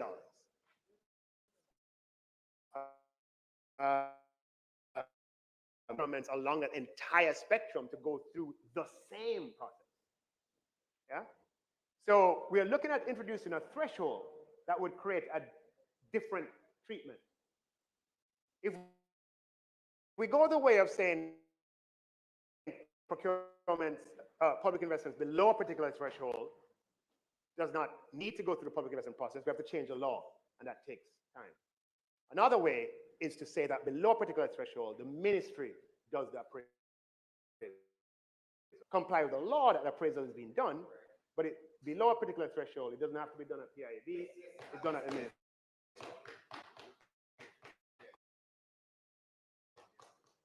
So, Madam Speaker, we are moving to make material changes in procurement and public investment to ensure that people in a timely manner. And we also, Madam Speaker, we have a performance evaluation program for contractors, where contracts above a particular threshold, the procuring entity is required to score the contractors and to keep it in a database. A number of that they can share, public departments can share. And beyond a certain negative score, contractors can be debarred from participation in public investment. At a later stage, I'll spell this out in more detail. But that is a part of our reform. Yes. Now, Madam Speaker, moving on. In unemployment insurance. When someone on a lower income loses their job, it can have a devastating consequence on their livelihood.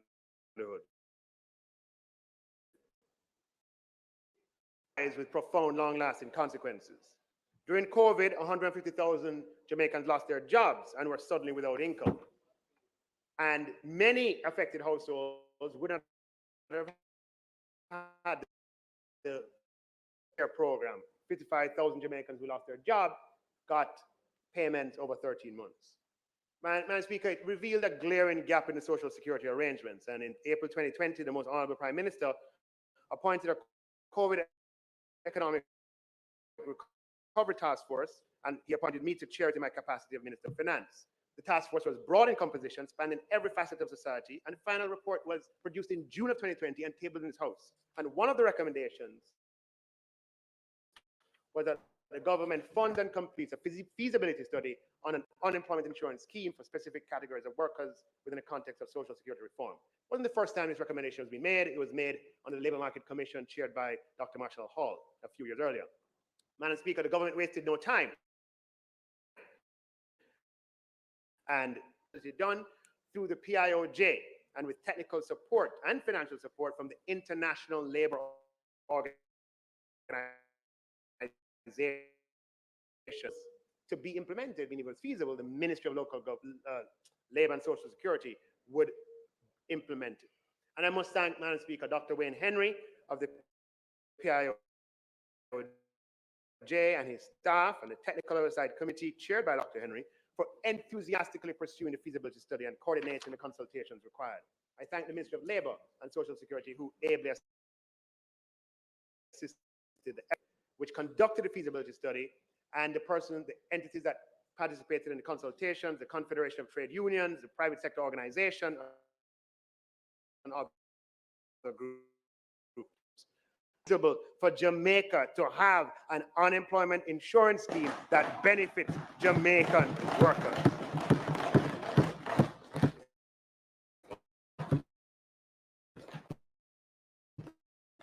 A stabilization role in providing income security of the unemployed, particularly during periods of economic shock, and therefore compensating partial unemployment, leading to reduced consumption, leading to further reduction in economic activity.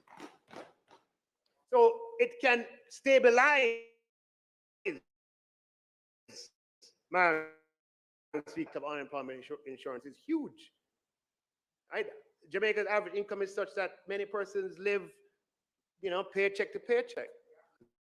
Long been a reality, and having a job is better than not having one. But if you lose that job, it plunges the family into disarray. Several observers and commentators have often pointed to the relative social stability of Barbados. One of the big differences, many differences, but one key economic institutional difference is that Barbados has long had unemployment, solid source, also has unemployment insurance. And the COVID-19 experience, Madam Speaker, my understanding is that several countries in the region have been doing similar work as we have.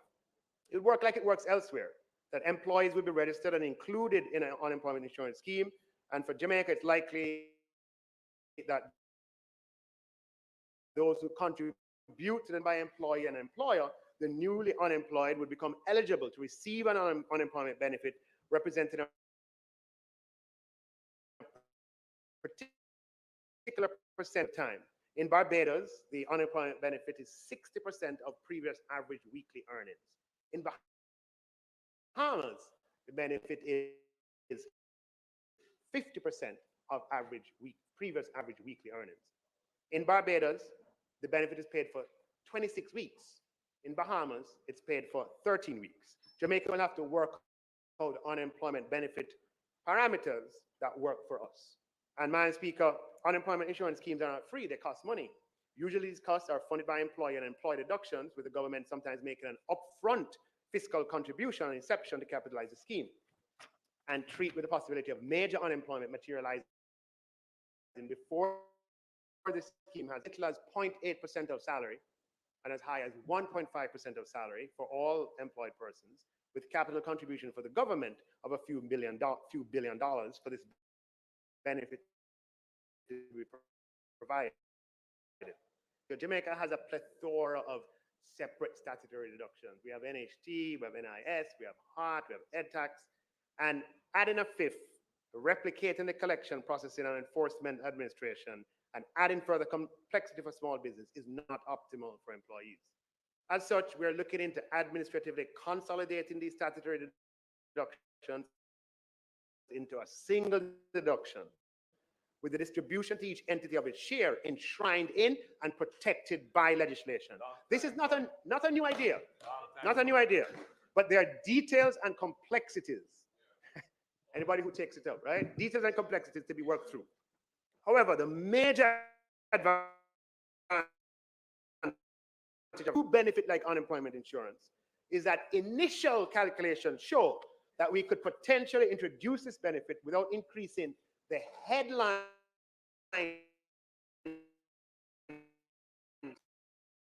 cost for up to 95% of persons enrolled in national insurance. So, Madam Speaker, we're now at the point of implementation, and we can talk about that. Make an appointment.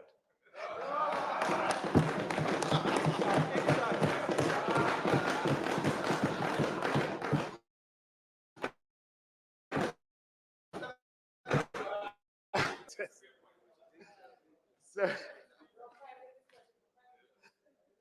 yeah. So, Madam Speaker, we have a lot of things, right? We are expecting to sign, I believe it's a $20 million loan agreement with the World Bank, where they'll provide the Ministry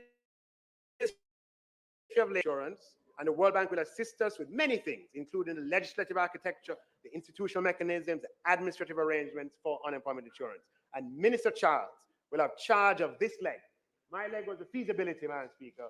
Minister Charles's leg is to implement with the support of the Ministry of Finance. And while we work on the funding model and refining the funding model and optimizing efficiency, consolidating statutory reductions, and so on in the manner described.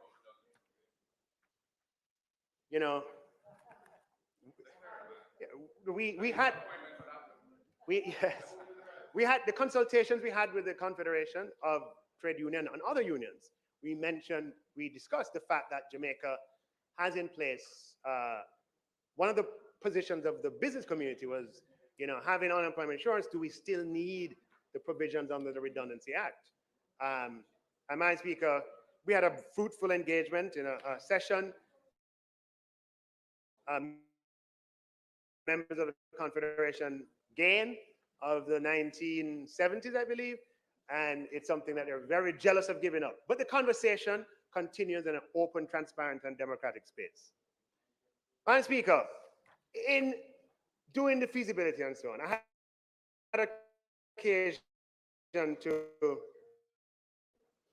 look back on the debate in this House in 1965, when Minister Newland, under the Jamaica Labour Party administration, brought the National Insurance Scheme to this House.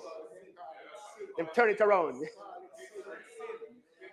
So, Madam Speaker, a debate ensued in 1965 about unemployment insurance. And that if you do it in NIS, we need to tack on unemployment insurance. And just to be truthful to the fact, it was raised by the opposition, Mr. Arnett. He said, hey, what about unemployment benefit?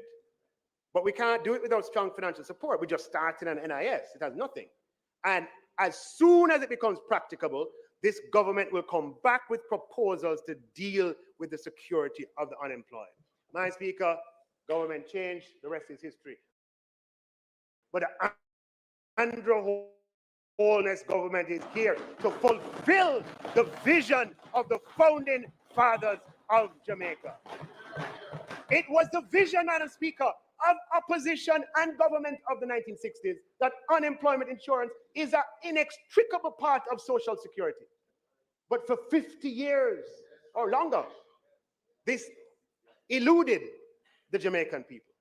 We're going to be using economic stability, Madam Speaker, to bring benefit to the people in the form of unemployment insurance. 60 years later, Madam Speaker, time come. Time come.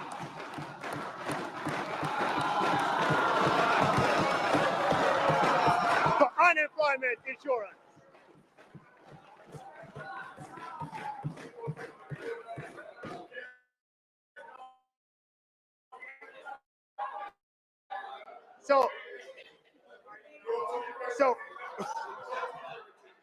So, Madam Speaker,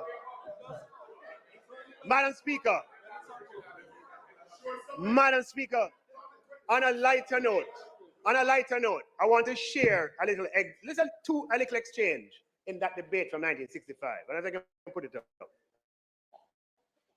The member, Mr. Manley, in Hansard, says, on a point of order, Mr. Speaker, there's a member, and he points to him, sleeping in the House. Is that allowed, sir? And Mr. Jackson from the government says, while a man is sleeping, he can't create violence. And the debate just continued. No cas, but just so, I laughed when I came across it, and I thought I would share it. Madam Speaker,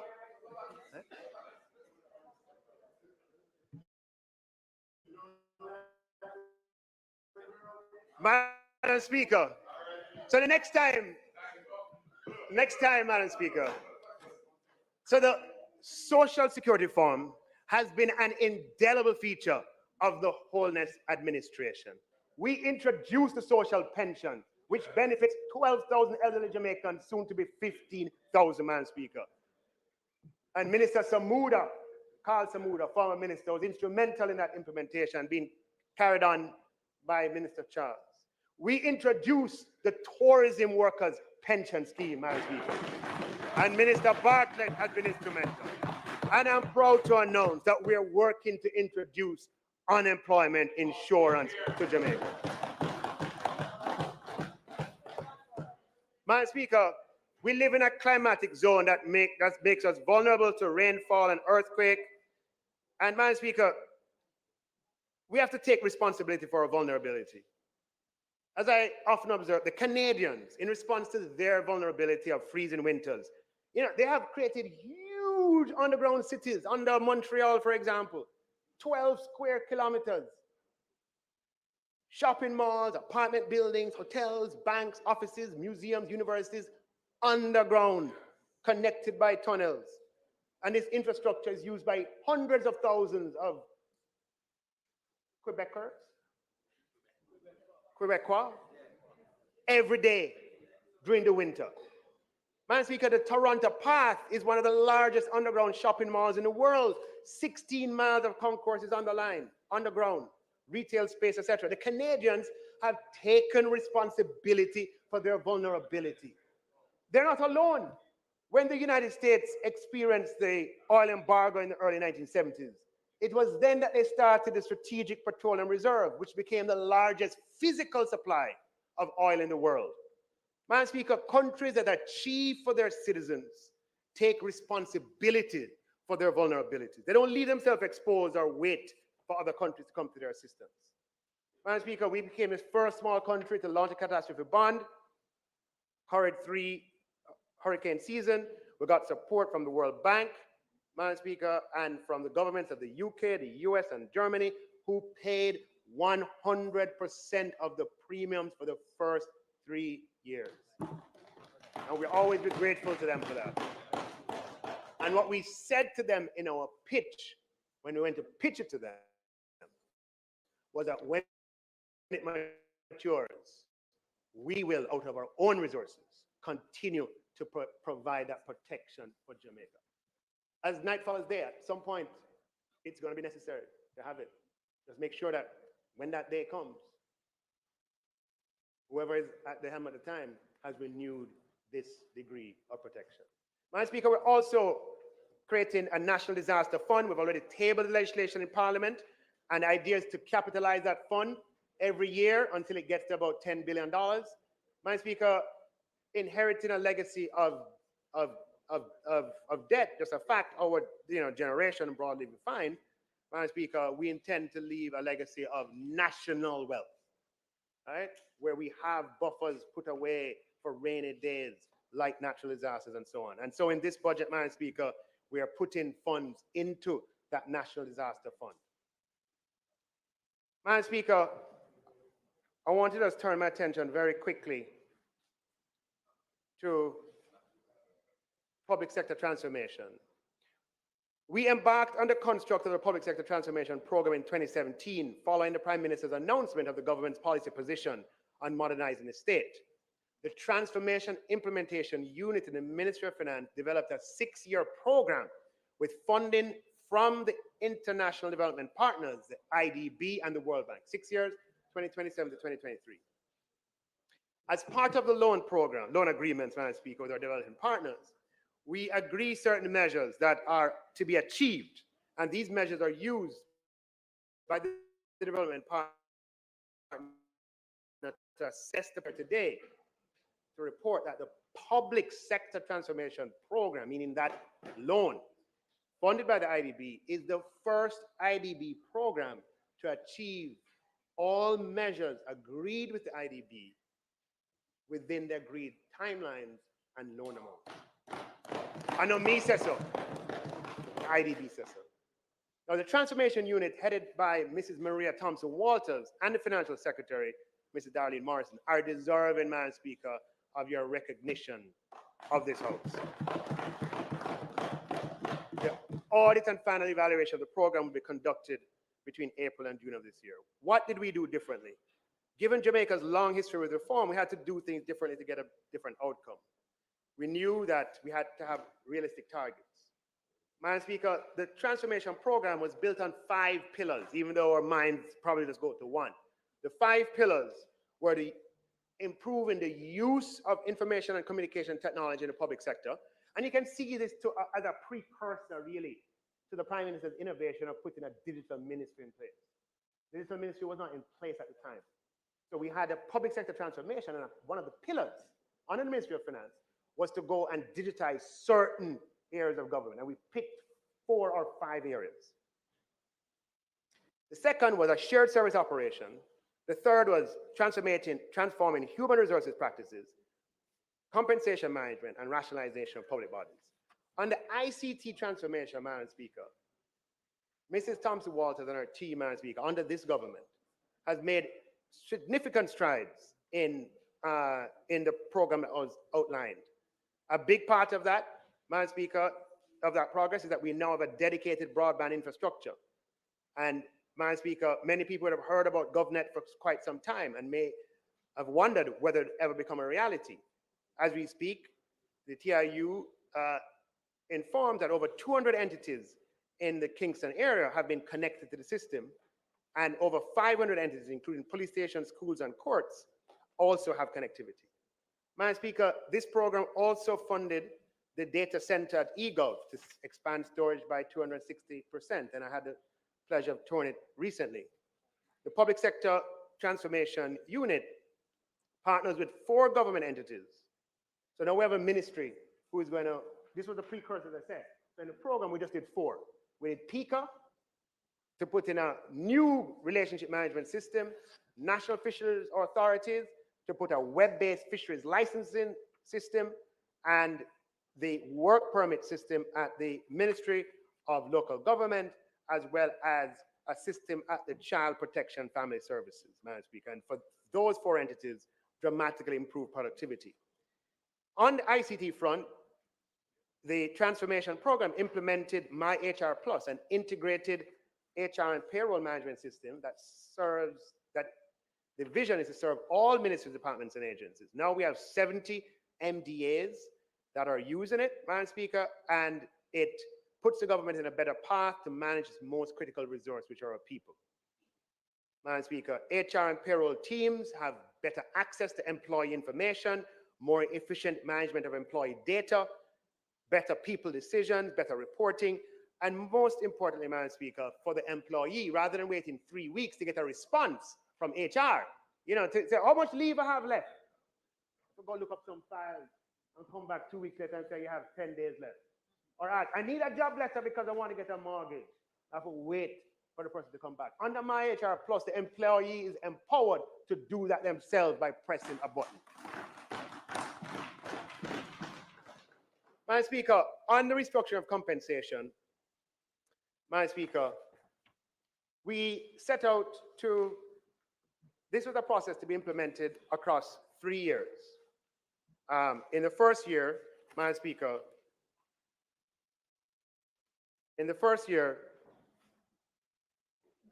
Madam Speaker,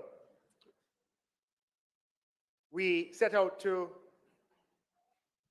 change the compensation system, develop and implement a new job evaluation tool, have a single compensation spine, Madam Speaker, and then in the second year to introduce modern policies governing areas of conditions of service. In the third year, performance management. So the first year was 22-23, and we accomplished that. We had the new classification system, the 16 bands, Madam Speaker, has not been easy, but we've implemented a new single 16-band system for the public sector, reducing the multiplicity of scales from 325 to 16 bands across the entire public service.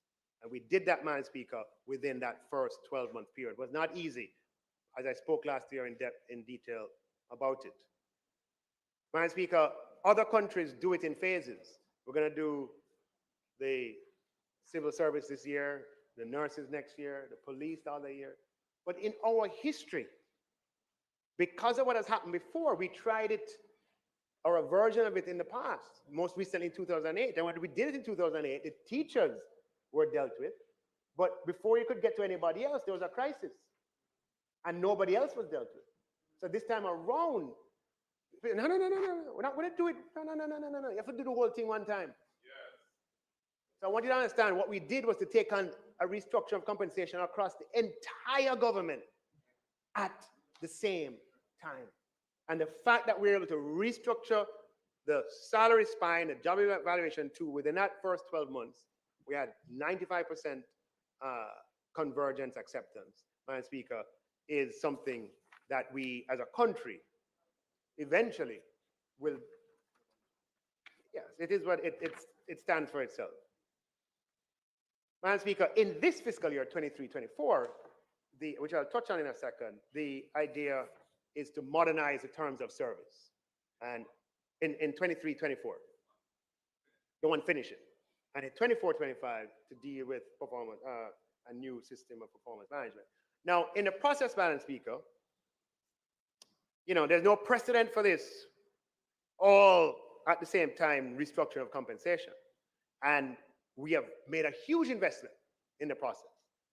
Compensation allocated to public employees moved from $222 billion before this, i.e. in 21-22, and is at $414 billion in 24-25. So across 3 years, almost $200 billion. Not quite, but almost. From 9.6% of GDP to 12.6%. Now, Madam Speaker, I believe this adjustment to be justified and deserved. It was the public sector employees that sacrificed for 10 years so that this country could recover, along with other people. They weren't the only ones who sacrificed. And we have to honor that sacrifice, Madam Speaker. And for our own good, we reached a point where we could not, and we still have a challenge, but it's not what it used to be, in terms of attracting people and retaining people in the public service. So this had to happen. And one of Jamaica's challenges is that we are right close to North America, and skills move very, very easily.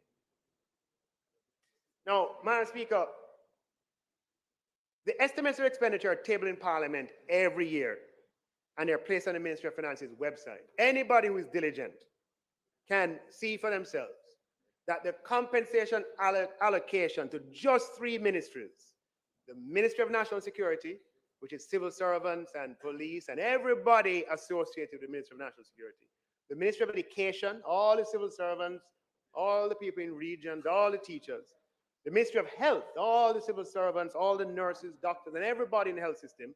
But those 3 ministries alone, Madam Speaker, the uplift in compensation of those 3 years was more than $100 billion.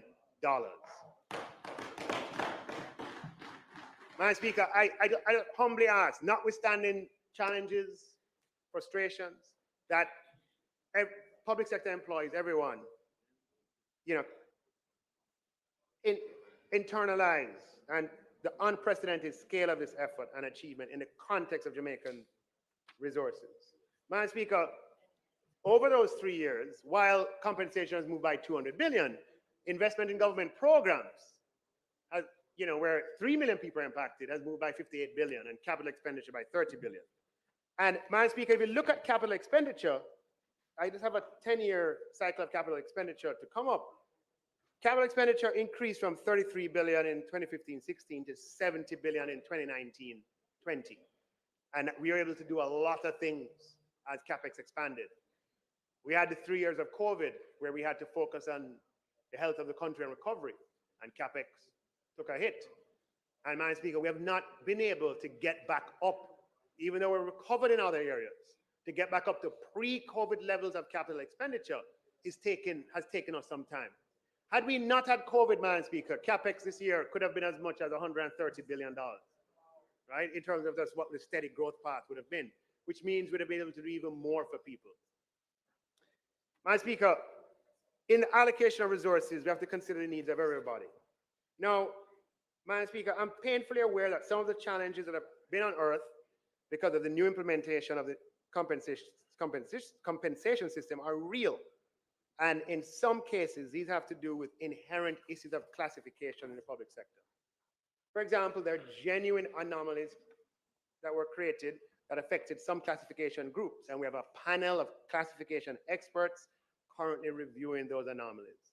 And their work will be completed by the end of this month, and corrective actions to be implemented before the end of the first quarter in the fiscal year.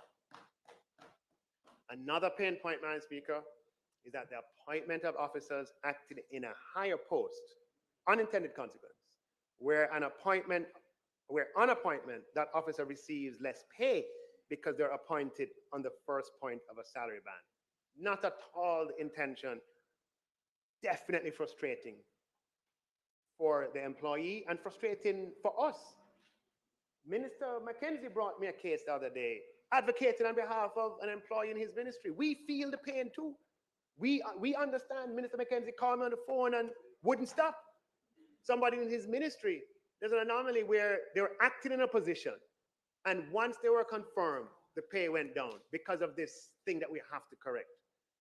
Madam Speaker, the Office of the Services Commission, who is responsible for appointments, in collaboration with the Ministry of Finance and the Public Service, are currently working to address the matter. And I expect that by the end of April, this too will be corrected for the affected persons.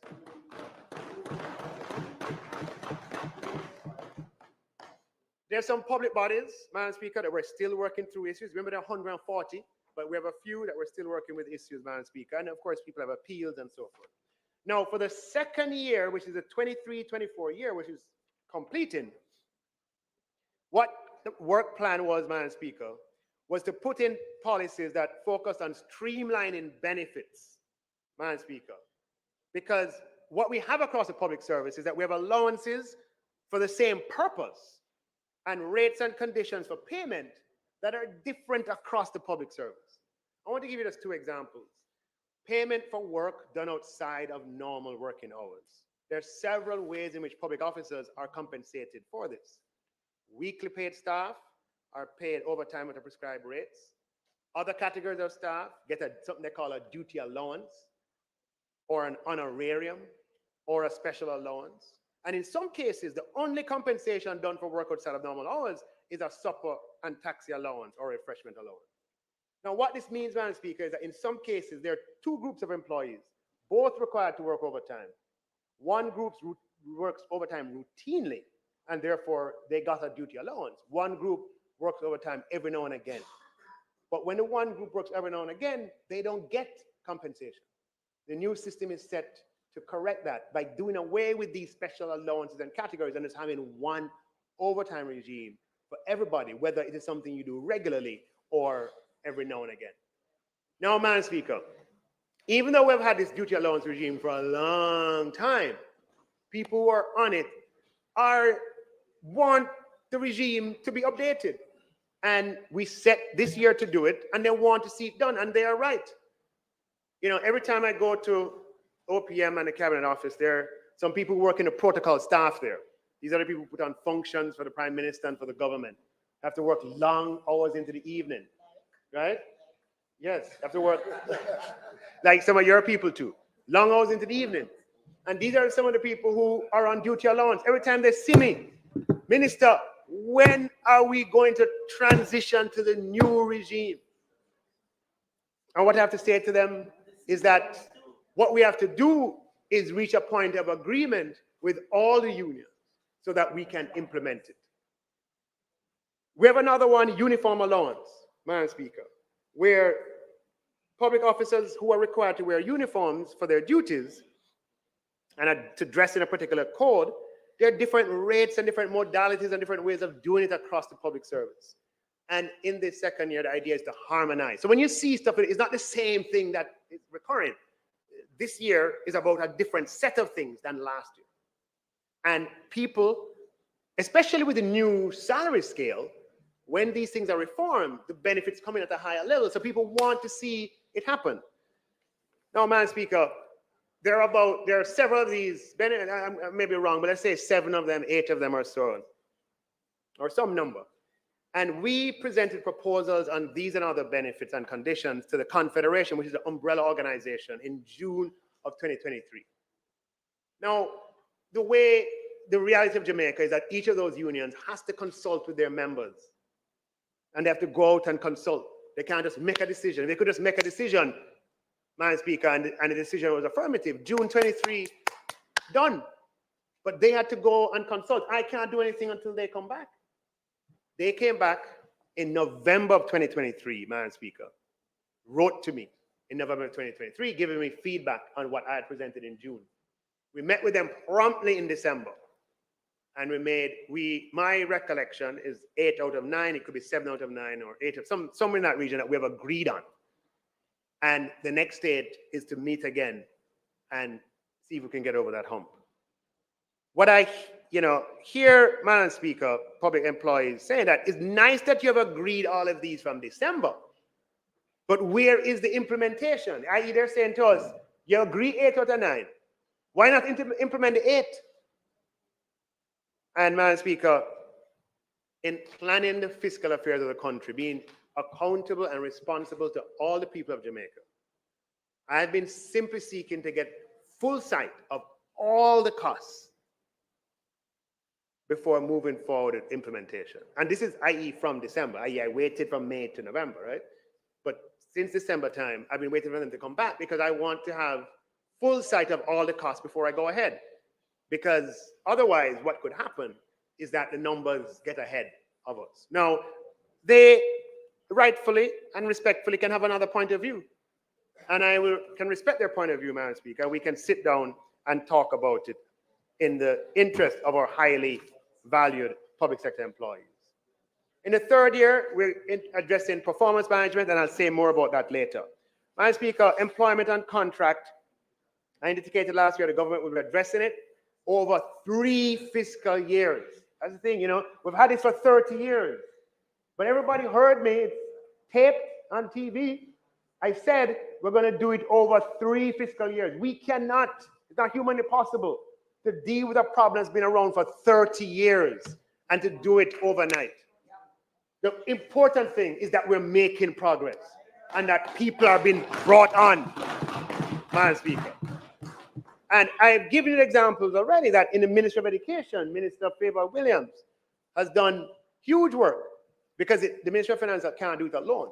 It takes the policies of the Ministry of Finance, the implementations of the line ministry, right? So we have to work in collaboration. And with Minister Favour Williams, 8,000 contract workers became permanent, Madam Speaker. In the Ministry of Health, we've been able to work with Minister Tufton. And we created 1,600 posts, and they were able to, Minister Tufton's ministry, get 1,400 doctors who are on contract now permanently employed in the system. Significant boost to the healthcare system. Working with the Deputy Prime Minister. Deputy Prime Minister, there are 1,100 contract workers in the Ministry of National Security. And working with DPM's ministry, we got them off contract and into permanent employment. Madam Speaker, we're working with the Ministry of Local Government. He has a lot of them in his ministry. Nothing to do with his fault. Came in and saw it that way. Been that way for 20 years. But we are committed to resolving it. And we understand the impatience, Madam Speaker. It has existed for 30 years. You see the possibility right before you, but it's not quite there. Not quite there. And other people have become permanent. What about me? Madam Speaker, I'm happy to report that working with the Ministry of Local Government, we're working with the municipal corporations. And we have a timetable agreed with the Ministry of Local Government, Ministry of Finance, and the unions who represent them, that early in the new year, the people who work for municipal corporations, Madam Speaker, and we have to go through a process. Let me not talk before the time. But what we're saying is we're working on it, and in the new year, it is going to be addressed, Madam Speaker. But the municipal corporations have to do their part. We can't do anything if the municipal corporations do not provide the data that is required to the Ministry of Local Government in time. The policy is clear. The government wants to make them permanent, but it needs collaboration across the system to make it happen. Madam Speaker, we had rationalization of public bodies, and we had 180 public bodies. That's the 5th pillar of public sector transformation, down to 140. Now, I just want to address a little emotive issue. I don't want to spend too much time on it, but Madam Speaker, we accept the criticism with respect to salaries of parliamentarians and Madam Speaker, etc. But I just want to, it's important that we dialogue with facts and that facts are available. It's public information. It's in estimates of expenditure, which is on the website of the Ministry of Finance. that the compensation of employees paid by the House of Parliament, which includes not just parliamentarians, but includes senators, it includes all the administrative staff who work at Parliament, all the ancillary staff, the persons who are assigned here, the people who work on the 4 floors or 3 floors? 2 floors. The people who work on the 2 floors upstairs, 3 floors in all, right? Everybody, the drivers associated with MPs and so on, for all of that group, Madam Speaker, compensation, and it's all moved in 2021-22 to 24-25, including members of the opposition, members of the government, moved, Madam Speaker, by $1 billion between 21-22 and 24-25. In the context of the 200 billion, I'm just throwing it out for full transparency. It's public information. Everybody paid by Houses of Parliament, which we can get updated figures to how many people those are, Madam Speaker. That is how compensation is moved. Now, I just have this schematic. I don't intend to dwell on it for too long, but this is a schematic representation of the establishment of salaries for the political directorate. We're applying existing principles that have been in place for nearly 30 years, that ministers' salaries are $52 more than permanent secretaries. When you look at the first scales, just a schematic representation, and you have the permanent secretary level, the Minister of Finance, not Minister of Finance, the ministers of government were put from 1986 at the top of the permanent secretary scale. So if you have a scale, you go all the way to the right of the permanent secretary scale, and that is how ministers of government have been paid for the last 30 years. Except that the Prime Minister, we have to find out where he is. Him is just all, him is all the way in the middle. Don't worry. Yeah. Don't worry. Where are you? Where are you? Where are you? You are a puppet. You are a puppet. You are a puppet. Say anything you want to say. You are a puppet. Yeah. So, Madam Speaker, when you look at the existing scale and the new scale is higher than the one that existed before. But the relative position of the Minister of Government is at the same. The relative position is the same. The permanent secretary scale and all the way to the right. Now, Madam Speaker, outside of a new commission, it's principle based. We're applying the same principle, right? No, I'm just saying it. Yes. We're just putting it out there. We understand and we accept the criticism. Moving on, Madam Speaker. The Student Loan Bureau continues in its mission to provide financing to students pursuing tertiary level studies across 34 approved institutions. Madam Speaker, the lifetime economic value of a university education as compared with leaving high school and immediately joining the workforce is immense. Yet, Madam Speaker, I have met too many young people in my constituency alone, and I'm sure that's replicated throughout this House, of people who possess qualifications for university, who opt not to go on account of challenges with finances. Madam Speaker, it pains me every time I encounter one of these cases.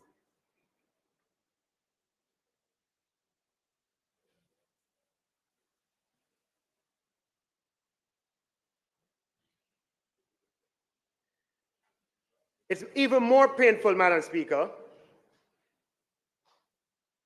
because we have a well-capitalized institution, the Student Loan Bureau, set up to provide financing to students seeking tertiary education. And many Jamaicans in positions of leadership have used the products of the Student Loan Bureau to get ahead in life. The current managing director of the Student Loan Bureau is herself a former customer of the Student Loan Bureau. Madam Speaker, not everybody was born with the capacity to finance themselves through university. I didn't want to say gold spoon, but I can't bother with that. I don't want to bother with that. Madam Speaker, the most honorable Prime Minister has publicly volunteered that he too is a former customer of the Student Loan Bureau. The Minister Morgan is a former customer. Minister Bartlett, former customer of the Student Loan Bureau. The Student Loan Bureau works, Madam Speaker. Over the past few years, we have made changes in how the Student Loan Bureau is accessed and the results. In the 2022-23 budget, we removed the requirements for guarantors to be provided for applicants who are wards of the state. Within the 12 months of that policy change, as I said last year, the number of wards of the state increased by 100% from 46 to 98. Madam Speaker, last year, we lifted the requirement for guarantors, Madam Speaker, for persons on PATH. For the last 12 months, the beneficiaries accessing student loan who are on PATH jumped from 192 the previous year to 547, and the year is not done yet, Madam Speaker. 185% increase. Jesus. Madam Speaker, in the face of this staggering evidence as to the inhibiting effect of the requirement of a guarantor, how do we keep it? I want to share with you a true story, Madam Speaker. The day before the local government election, I met a member of my constituency.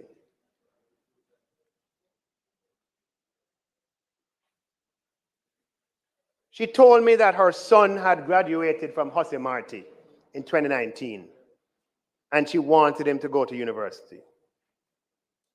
I asked her how many subjects he got. She said to him get 7 subjects.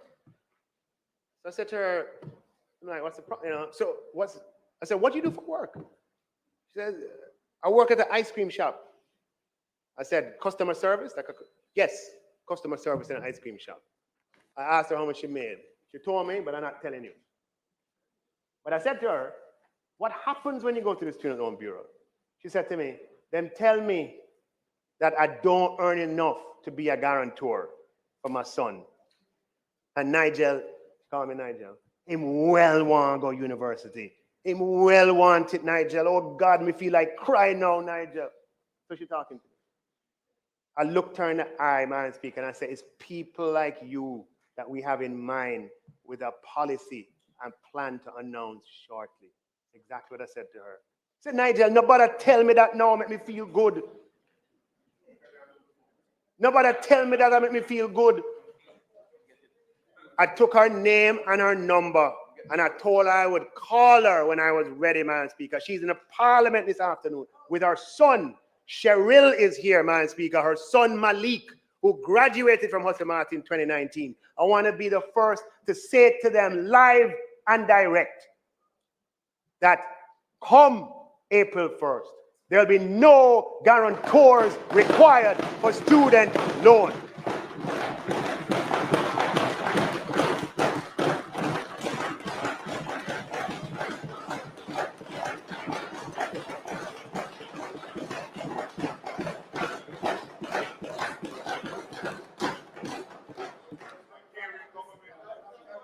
Madam Speaker, under this policy, Malik will be the first in his family, the son of an ice cream shop customer service rep, to go to university because of the policy change that I'm talking about today.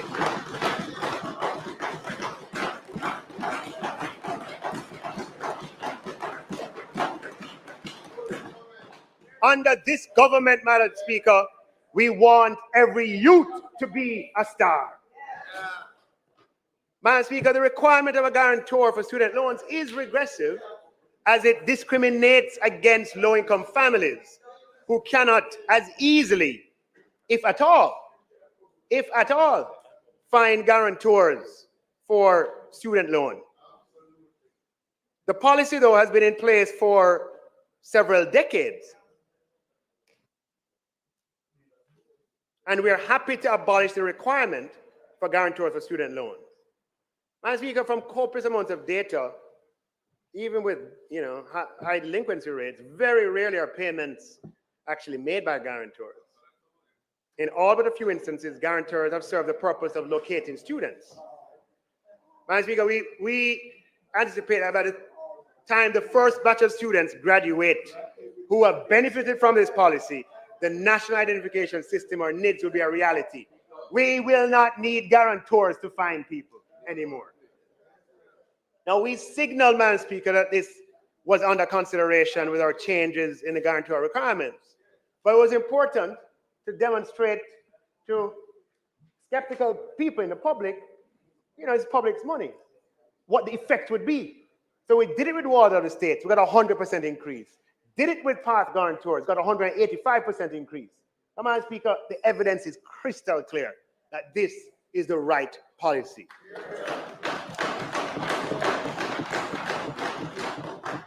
Now, Madam Speaker, we different how we do things. We don't just do stuff just so.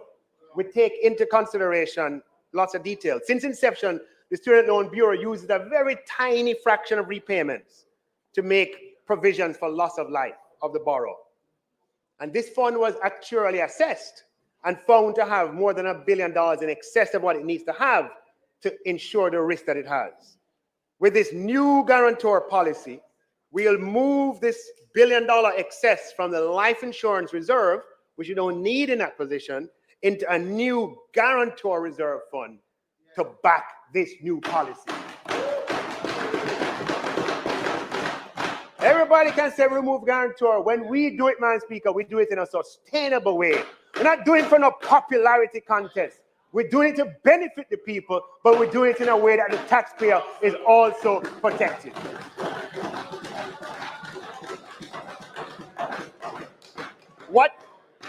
What is more, Madam Speaker, is that Malik, along with 4,199 other beneficiaries, will qualify for a free grant of $60,000 on loan approval.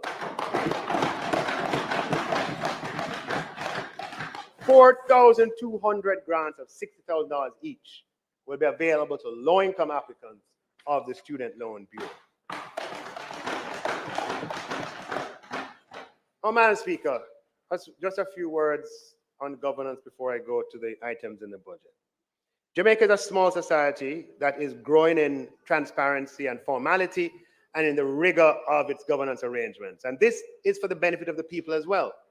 We have shown that whatever we focus on, we achieve.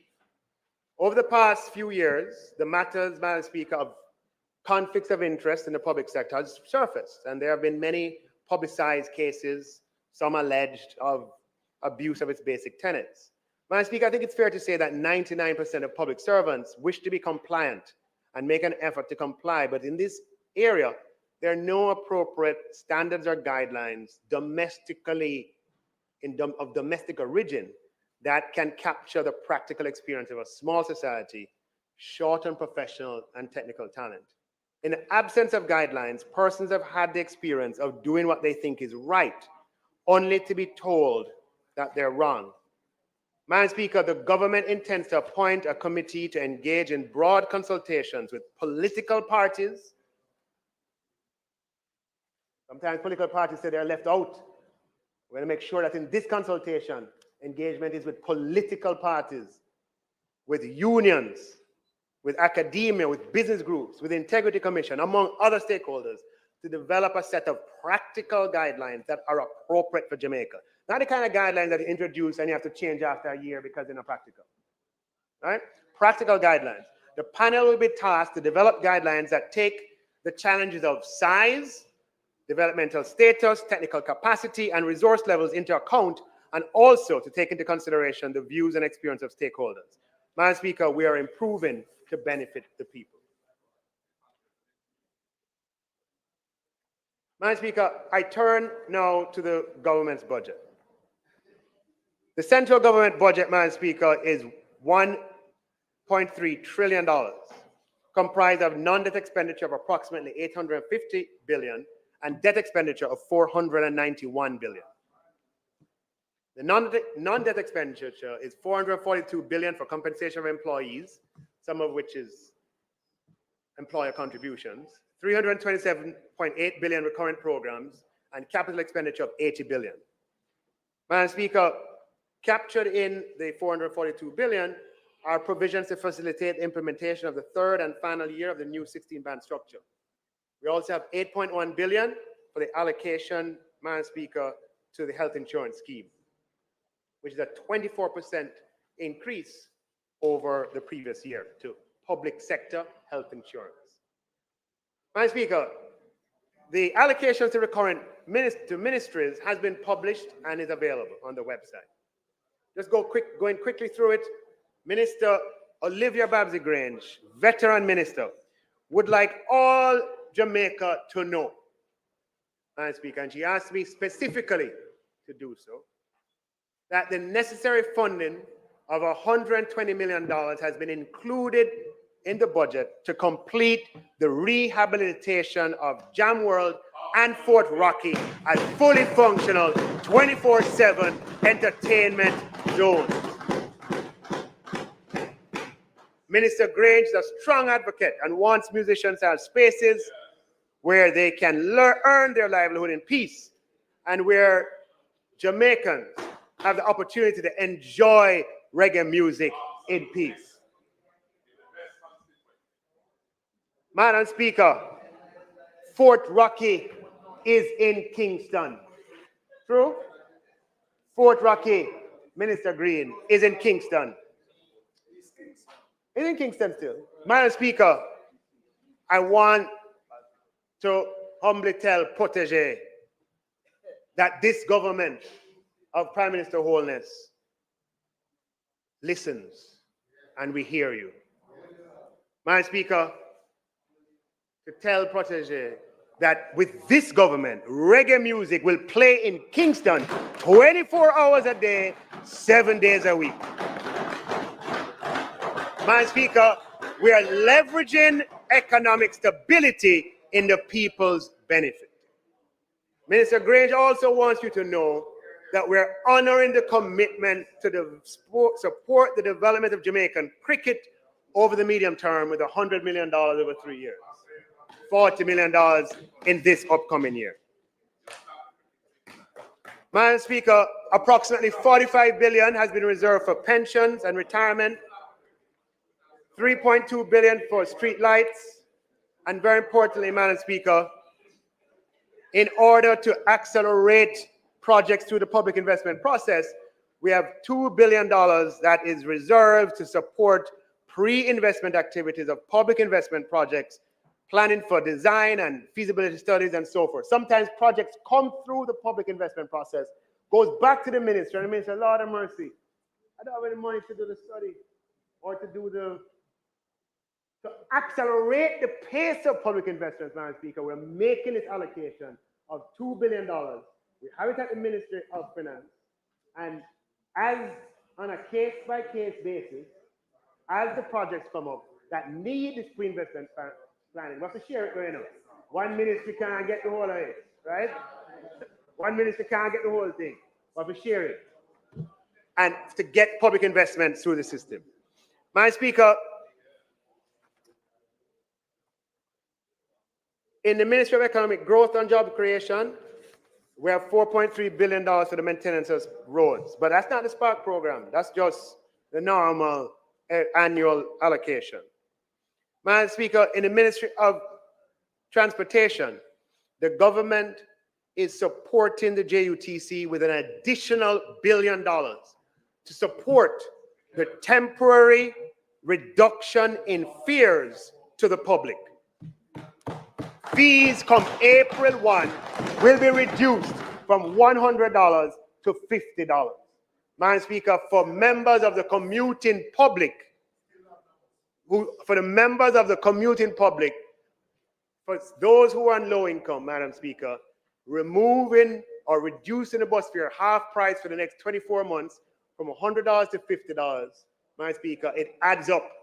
The monthly contribution for transportation is thereby reduced, Madam Speaker, by a useful amount, Madam Speaker, $2,000. $2,000.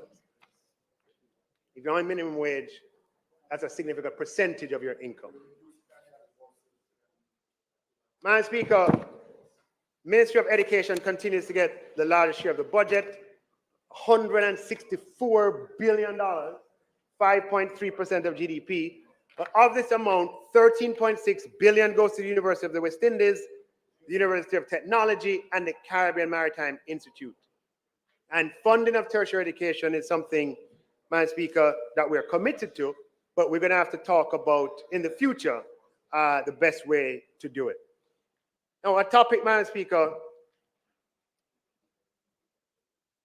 to make sure the public is aware of, because it's something that in government across the Ministry of Finance and the Ministry of Health is something that we're watching with some degree of concern, right? Meaning we have to do something about it.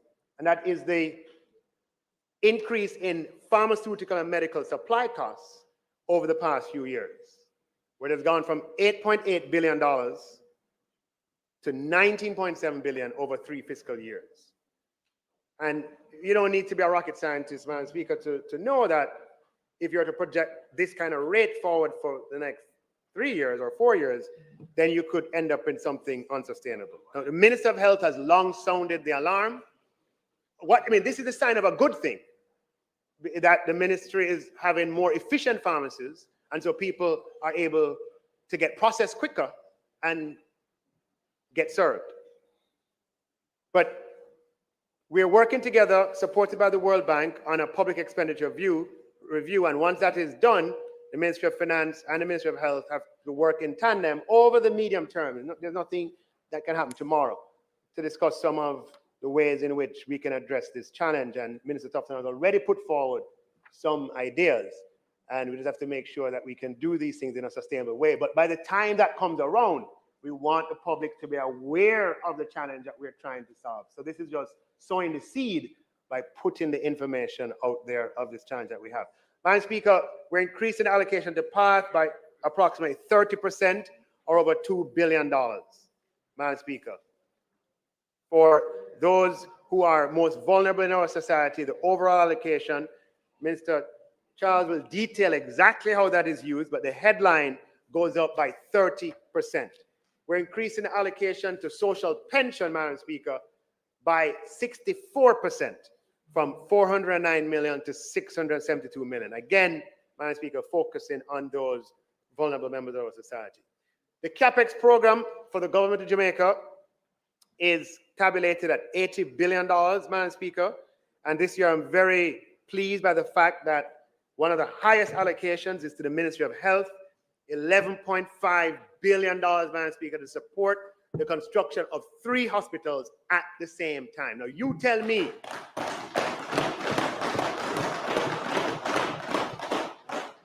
the last time you heard that happening in Jamaica.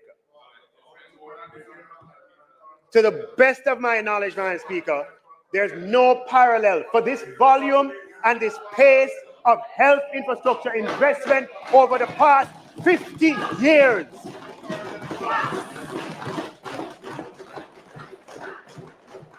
This, Madam Speaker, and it takes work to get that done. Minister Tufton has put a lot of work in. $3.4 billion, Madam Speaker, to construct the Spanish Town Hospital, to commence civil works at Greater Portmore and St. Jago and Old Harbour Health Centres. $5.8 billion for the finishing up Cornwall Regional Hospital, Madam Speaker, and $800 million to facilitate ongoing activities in the construction of the Western Adolescents Hospital, Madam Speaker. And of course, the UWI project, Madam Speaker, for which the Prime Minister and the Minister of Health broke ground, is allocated $481 million. We're going to have a modern, 6-story hospital on the UWI grounds, Madam Speaker, something that we have never thought possible before. And I said 3 hospitals, but it's really 4. Because it's Cornwall Regional Hospital, it is Spanish Town Hospital, it is Western Adolescents Hospital, Madam Speaker, and it is the University Hospital of the West Indies, Madam Speaker. When have you ever seen that happen before? That could not happen without macro stability. Let's be clear about that. But what we are doing is we're leveraging macro stability, Madam Speaker, in the people's benefit, to the people's benefit. Madam Speaker, the physical infrastructure, 6.3 billion, Madam Speaker, allocated to complete the Southern Coastal Highway project, 10.2 billion, Madam Speaker, for the Montego Bay Perimeter Road project, Madam Speaker. And very excitingly, as we move to national security, Madam Speaker, projects that the Deputy Prime Minister has been working on for a long time, supported by the police department, Madam Speaker, we will be allocating $882 million to commence construction works on the Westmoreland Police Divisional Headquarters. Now, when you look at the building, Madam Speaker, you have to ask yourself, which country am I in? This is the Westmoreland Police Divisional Headquarters that will be under construction this year, responding to the situation in Westmoreland. And at the same time, Madam Speaker, $990 million for the St. Catherine North Police Divisional Headquarters. At the same time, Madam Speaker, in the Ministry of Transportation, we are making allocation of $2.6 billion for the delivery of 100 new buses, Madam Speaker, which are on schedule to arrive before back to school. We are leveraging stability to improve people's lives. Madam Speaker, we're allocating $916 million for the procurement of 50 garbage trucks, Madam Speaker, for the people of Jamaica. Madam Speaker, this is a government that is using economic stability, leveraging it to meet the needs of the people. This is a government that listens, responds, and acts. In the last two constituency debates, the condition of our roads dominated the discourse. Over the past several years, Minister Warmington on this side, Member Warmington on this side, Member Phillips on that side, they've been consistent every single year that we need to apply more than $4 billion on the secondary road program. And Madam Speaker, we have heard an earful from constituents, from the citizens of Jamaica. Poll after poll places the conditions of the roads at near the top of the list of priorities. Madam Speaker, we have all experienced some of the discontent out there on the condition of roads. And we've heard all those voices. We've been preparing ourselves to respond.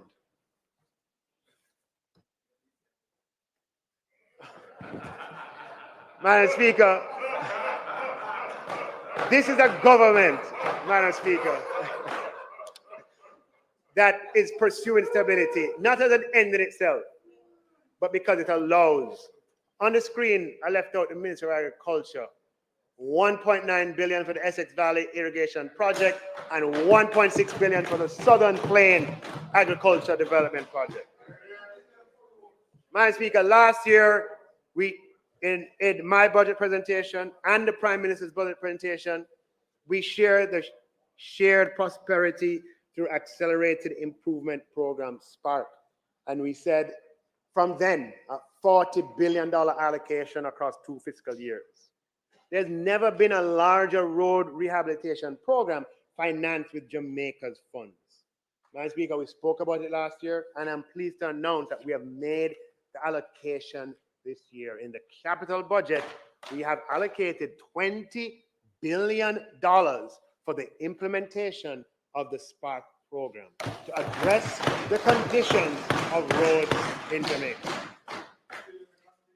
The Most Honorable Prime Minister will provide further details on the project.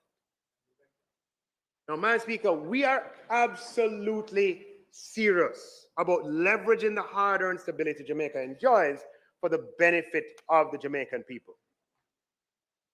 In addition to the above, Madam Speaker, we have an allocation expecting new public investments to be approved for implementation during the year. But to give us the best chance of executing capital expenditure at the budgeted level, as I mentioned, we'll be revising, amending, optimizing our procurement and public investment processes. We won't stop there in attempting to maximize the use of CapEx space. What we'll also do is to develop a portfolio of public investment projects above and beyond the aggregate allocation, Madam Speaker, for the year. This gives us the option of substituting, you hear what I said? Substituting in the event a public investment project execution falls behind. So I want to say, you hear what I'm saying? We have 80 billion for CapEx. All of that is allocated across multiple projects. But to give ourselves it's important to spend that 80 billion on public investment. But to guard or to prepare for the probability, the possibility that some projects will fall behind, what we want to do is to get other projects ready that come September when we do the roll call. And we say, all right, where is this project? You're behind, all right, your space is going to be moved to another project. So, Madam Speaker, we said to Minister Vaz, you know, those additional 100 buses above and beyond the 100 for this year and the 70 for last year, we had programmed that for 25, 26. Said to Minister Vaz, let's get the project ready from now, just in case. Because if a project slip,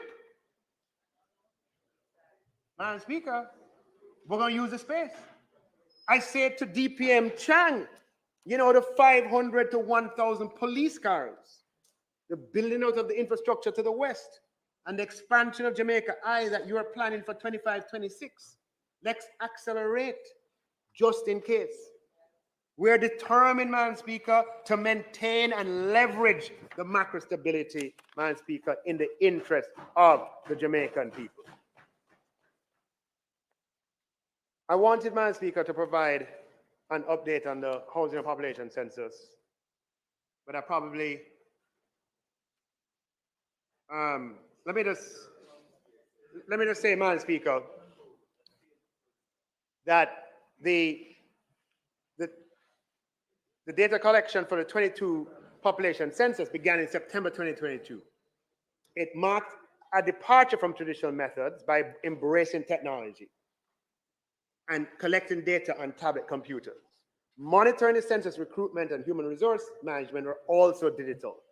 However, Staten experienced lots of resignations and retirement of key personnel at their head office and challenges in recruitment as this was happening right before all of the big salary changes. Madam Speaker, we also had, given the tight labor market, recruiting challenges. And this, as I'll explain, was a feature of the post-COVID environment, and many countries that engaged in 2020 censuses were similarly affected. This had a cascading effect on operations of the census, including delays in recruitment and training and payment at the start of data collection. The Statistical Institute was able to make adjustments to cope with and treat most of these issues. However, the negative publicity of the challenges, along with the impact of payment issues, Madam Speaker, merited, but issues nonetheless, had a significant impact on the progress of data collection. The Staten Director General reports that another issue that affected the census, coming out of the COVID environment, Madam Speaker, is just heightened concerns about privacy and security. Right? The post-COVID mindset, very, very different from the pre-COVID mindset. And then the proliferation of gated communities with the massive expansion. No, but it's been a proliferation. Yeah. Respondents, some of them is reported cooperation is less than satisfactory. Now, Madam Speaker, is public information quite Googleable and verifiable that globally the 2020 round of censuses have been challenging, and several countries across Latin America and the Caribbean region have faced similar challenges. This led to a coordinated response from the global statistical community led by the United Nations. The United Nations Statistics Division is involved, which implemented strategies in response to the issues faced by the 2020 rounds of censuses. And this includes new methodological guidelines for assessing undercoverage, enhanced technical support for small area estimation, and several workshops on assessing data quality. Statin has been involved in several of these initiatives at the global and regional level and has hosted one technical assistance mission. Madam Speaker, the census started on a phase basis in September 2022 and was expected to last 4 months. However, the data collection was extended with face-to-face data collection by contracted census workers ended in December 2023 for reasons mentioned earlier. Madam Speaker, although this extended data collection is unprecedented for Jamaica, as I said, it's a feature globally of the 2020 round of population and housing censuses.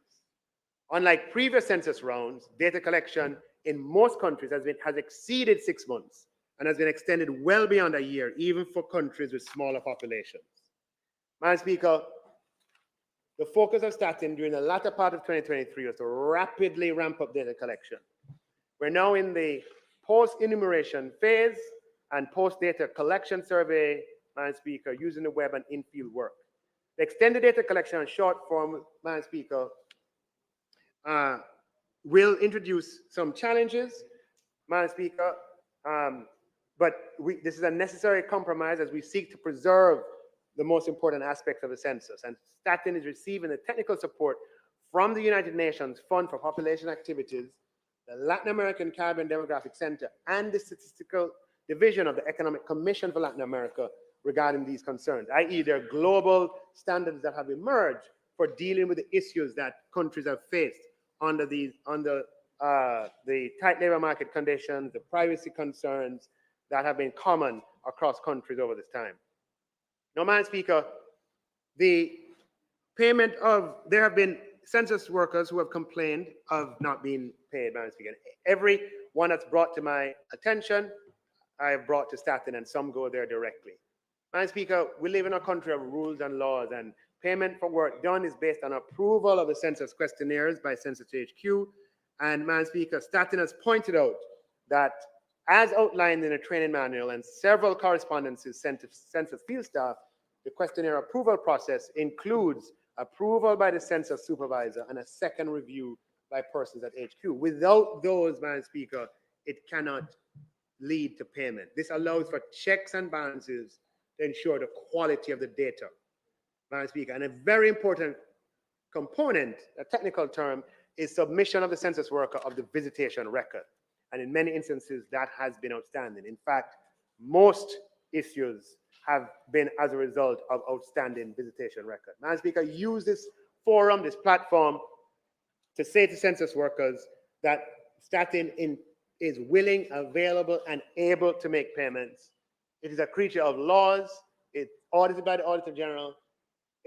The visitation record has to be completed for those that are outstanding, Madam Speaker. And there is an email address, censuspaymentqueries@statinja.gov.jm. That is censuspaymentqueries@statinja.gov.jm for any person to register their concerns. Now, Madam Speaker, I want to say a word on the Financial Investigations Division, Madam Speaker. The FID is a department of government in the Ministry of Finance that collaborates widely with the security apparatus and is responsible for certain legislation like the Proceeds of Crime legislation and other pieces of legislation for implementing it. The Asset Recovery Agency in FID is responsible for the management and disposal of restrained and forfeited assets. These assets, I want to hear me on this one. This is not information that is regular in the public domain, but as we seek to maximize for the people's benefit, we're going to have to find solutions to these issues. Assets that are derived from investigations, Madam Speaker, utilized in civil or criminal procedures pursuant to POCA, are held by FID, and it exercises responsibility under the Sharing of Forfeiture Property Act in managing properties that are restrained and forfeited in keeping with a foreign forfeiture order registered in Jamaica pursuant to the Mutual Assistance Treaty. Upon the completion of disposal of foreign forfeited properties, the net proceeds are shared between Jamaica and the foreign country 50-50 after the department recoups its expenditure. Currently, Madam Speaker, the department manages a portfolio of 118 real properties with a combined market value of $2.6 billion.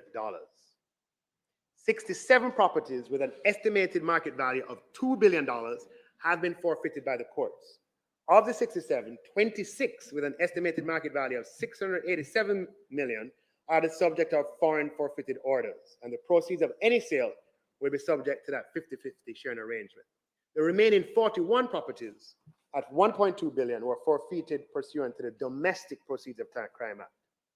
Now, Madam Speaker, numbers might get a little confusing, but the message I want you to hear is that there's a lot of property that's been seized that is under the jurisdiction of FID, Madam Speaker. And I want to tell you the challenge that is faced, and we need to do something about it because these are resources that belong with the Jamaican people.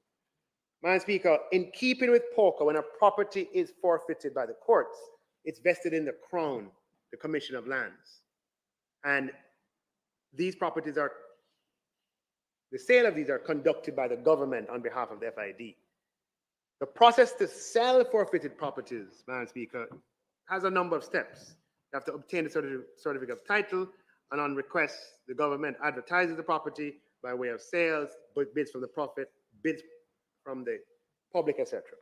But Madam Speaker, from 2012 until 2024, spanning several administrations, only 3 properties valued at $108 million have been sold to date. Madam Speaker, this is not acceptable. Our partners who give or grant Jamaica significant resources to assist in our national security effort look at us and say, look, you have all of these assets that you're sitting on, that you're not turning into resources to assist the Jamaican people. We have to do something different. The process of getting the government as the sales agent is not working, Madam Speaker. And despite the best efforts over that 12-year period, Madam Speaker, what we're doing is spending hundreds of millions of dollars maintaining the properties. We spent $150 million over the last 12 years maintaining this portfolio of properties. And then, right? It don't make any sense. So what we want to do, Madam Speaker, is that we intend to engage, Madam Speaker, with private company of professional realtors in keeping with the procurement rules to market and sell the portfolio of properties, either collectively or individually. Yes, it is something that we will, not something that we have just the discretion to do. It has some procedure, and I have to investigate what the procedure is. But the policy intent is to accelerate the pace at which these resources can be put into the public coffers to use in the benefit of Jamaican people. The same is true for cash seizures. The government, through the FID, has over $1 billion in cash that has been seized legitimately, well, under the Proceeds of Crime Act. And I list all the currencies here. I won't bother speak to it. Euros, pounds, Canadian, US dollars. There are over 800 cases before the courts that are related to this $1 billion. But we're only disposing of 25 to 30 cases a year, and the number of new cases continues to grow exponentially. Now, this puts a burden on the courts, it puts a burden on the state, it puts a burden on the FID, and it puts a burden on the defendants from whom the cash is seized. Because they have to wait, right? Madam Speaker, the FID is working across government to look for ways to solve this problem. And when we have solutions, we'll come back, but we want you to at least be aware of the problem. Madam Speaker, a paragraph on SSL, the magnitude of the case, Madam Speaker, has warranted a long and thorough investigation. The investigation is progressing as planned. A file was submitted to the Office of the Department of Public Prosecutions by the FID for the consideration of criminal charges against individuals, Madam Speaker. And the DPP is doing her job, and I think that office has publicly stated that they'll make a ruling at some point. Madam Speaker, I summarize our policy on SSL: leave no stone unturned, follow the evidence wherever it leads, and seek international assistance. And that is what we have followed. Madam Speaker, I announced last year that in consultation with the British High Commission, Kroll Associates was hired to assist in the investigation. Madam Speaker, they had no connections in Jamaica, and their experience internationally, which resulted in their selection. Madam Speaker, they used technology, data analytics, and forensic expertise to produce a comprehensive report, an independent report as well of it, and independently reported its findings in November of 2023 to the FID. Madam Speaker, Kroll has confirmed that the suspected fraudulent activity and mismanagement at SSL and its related parties were much broader than initially understood. Madam Speaker, the investigative authorities have a much clearer picture of what took place, those involved, and they're committed to bringing those involved to justice. The FID will use all the powers at their disposal, Madam Speaker, to attempt to recover as much as possible of dissipated funds. Madam Speaker, with respect to fees paid to Kroll, it's a government of transparency. We'd have to wait to be asked. It wrapped up in November, and just to disclose, the UK provided $50,000 as an initial retainer for the engagement, for which we're grateful, and the total cost to Kroll was $1.2 million US, which was paid from the Civil Recovery Fund held by the Financial Investigations Division. In addition, Madam Speaker, to the payment to Kroll, and Kroll was essential to get to the point that we have something before the DPP, Madam Speaker. In addition to that, FID transferred $100 million from its Civil Recovery Fund to the Consolidated Fund as budgetary support, including support for national security. Madam Speaker, during the past year, we have made significant progress with the International Finance Corporation in the development of a public-private partnership for the expansion of the North Coast Road that we had spoken about in previous years. In 22-23 fiscal year, we signed a financial advisory services agreement with IFC, and the required due diligence studies have been carried out. And the project has been advanced to the stage that we expect to issue a request for qualification and information this year, with the selection and announcement of pre-qualified bidders next year. If all goes well, Madam Speaker, we could have final bidder selection by the end of 2025. Madam Speaker, this is a property that will involve an investment of approximately $650 million US, or $100 billion at the current exchange rate.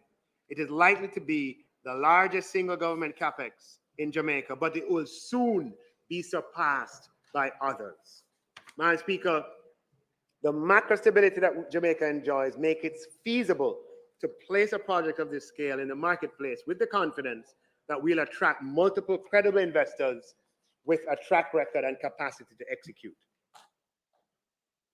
Madam Speaker, a visible way of using Jamaica's hard-earned economic stability in the people's interest is by improving public services that all citizens have to use, such as tax offices. I spoke about this last year, and I just plan to give an update this year, Madam Speaker. It is because of economic stability that we plan over a number of years, Madam Speaker, similar to the program over hospitals, the program over highways. Madam Speaker, we have a program over tax offices. By 2027, Tax Administration Jamaica is expected to have invested more than $11 billion in capital projects to modernize and upgrade existing tax offices and construct new tax offices across the length and breadth of Jamaica. Let's go quickly through them. Christiana Tax Office, Madam Speaker, 52% completed. Project cost $760 million overall. The Mandeville Revenue Center, TJ has leased the property. The initial procurement failed. We're going back again and hoping construction will start in the upcoming fiscal year. Total project cost of $953 million. The Montego Bay Revenue Center, extensive modernization upgrade, $2.4 billion to upgrade the Montego Bay Revenue Center. Brownstown Tax Office, Madam Speaker, there'll be a brand new tax office for the people of Brownstown. The property has been purchased. NWA and other professionals have been engaged, and it's moving to the next stage of design and approvals, $930 million.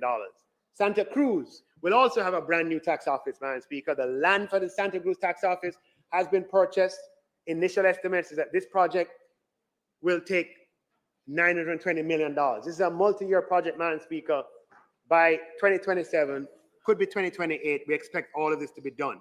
The Anata Bay tax office is undergoing a renovation, Madam Speaker, and refurbishing. In Portmore, Madam Speaker, in Portmore, the Tax Administration Jamaica is building a brand new tax office for the people of Portmore. The land was acquired long ago. But my understanding is, Madam Speaker, for several years, TAJ has entertained discussions with the Portmore municipality about a land swap. It fell through in 2023. The TAJ will go ahead with the land that is acquired, and the Portmore tax office will be built at a cost of $1.9 billion, Madam Speaker. A network of new tax offices across this country built at $11 billion will signal, Madam Speaker, that we are leveraging stability to the people's interest. Madam Speaker, last year I showed you a picture, and this year I want to show you the Crossroads Tax Office and Business Center. The Crossroads Tax Office is out of space. The lines extend outside the building, onto the sidewalk, and bend around the building. This is not acceptable, Madam Speaker. The tax office is one of the busiest. Madam Speaker, TAJ has acquired property in Crossroads, part of the Natal lands, Natal, where TAJ will construct, and that's where I was born, an 8-story full-service tax office and business center with underground and surface parking large enough, spacious enough to accommodate the tax-paying public who use Crossroads. Madam Speaker, this will be done at a cost of $2.3 billion. This is a government, Madam Speaker, that's building out the public investment infrastructure of the country. I just want to pass this around for you to see. 8-story, Madam Speaker, tax office in Crossroads. Madam Speaker, right? That we're going to do. Now, even as we're doing this, Madam Speaker,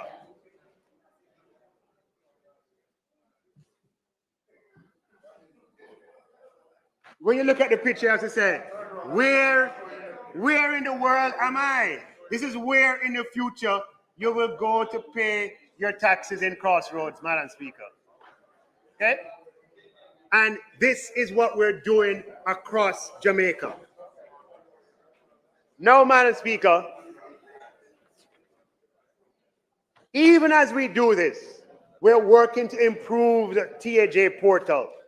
On a scale of 1 to 10, user friendliness is probably 7 or less. It's true. True. Madam Speaker, we've heard the complaints from customers, and we intend to ensure in the near future taxpayers have a better experience. With the support of Minister Dana Dixon Morris, under whose guidance eGov Jamaica falls, ultimately under the Prime Minister, we'll continue to engage with eGov Jamaica, Madam Speaker, to redesign TAJ's portal to facilitate ease of access to different tax types, Madam Speaker. Madam Speaker, the Marcus Garvey Scholarship continues, something we're very proud of. Easily the largest scholarship program in Jamaica. Public sector workers are going to study at University of the West Indies, University of Technology, Oxford University, Harvard University, Johns Hopkins University, paid by the public purse to come back and work and serve their country. Madam Speaker, the FinSAC Commission was established on the 12th of January 2009 by proclamation from the Governor General. It had 3 commissioners. And the commission was tasked to, and I don't have to repeat all the terms of reference, I've written it into the speech so you can consult it as needed. But they're to examine the circumstances that led to the collapse of several financial institutions, to consider what actions could have been taken, to review the probity and propriety of FinSAC's management, to review the practices of Jamaica redevelopment, and so on. Between 2009 and 2012, the expenditure on the commission was approximately $107 million. Things got going in 2009, there were starts and stops, but hearings were held, data was collected, and evidence was gathered.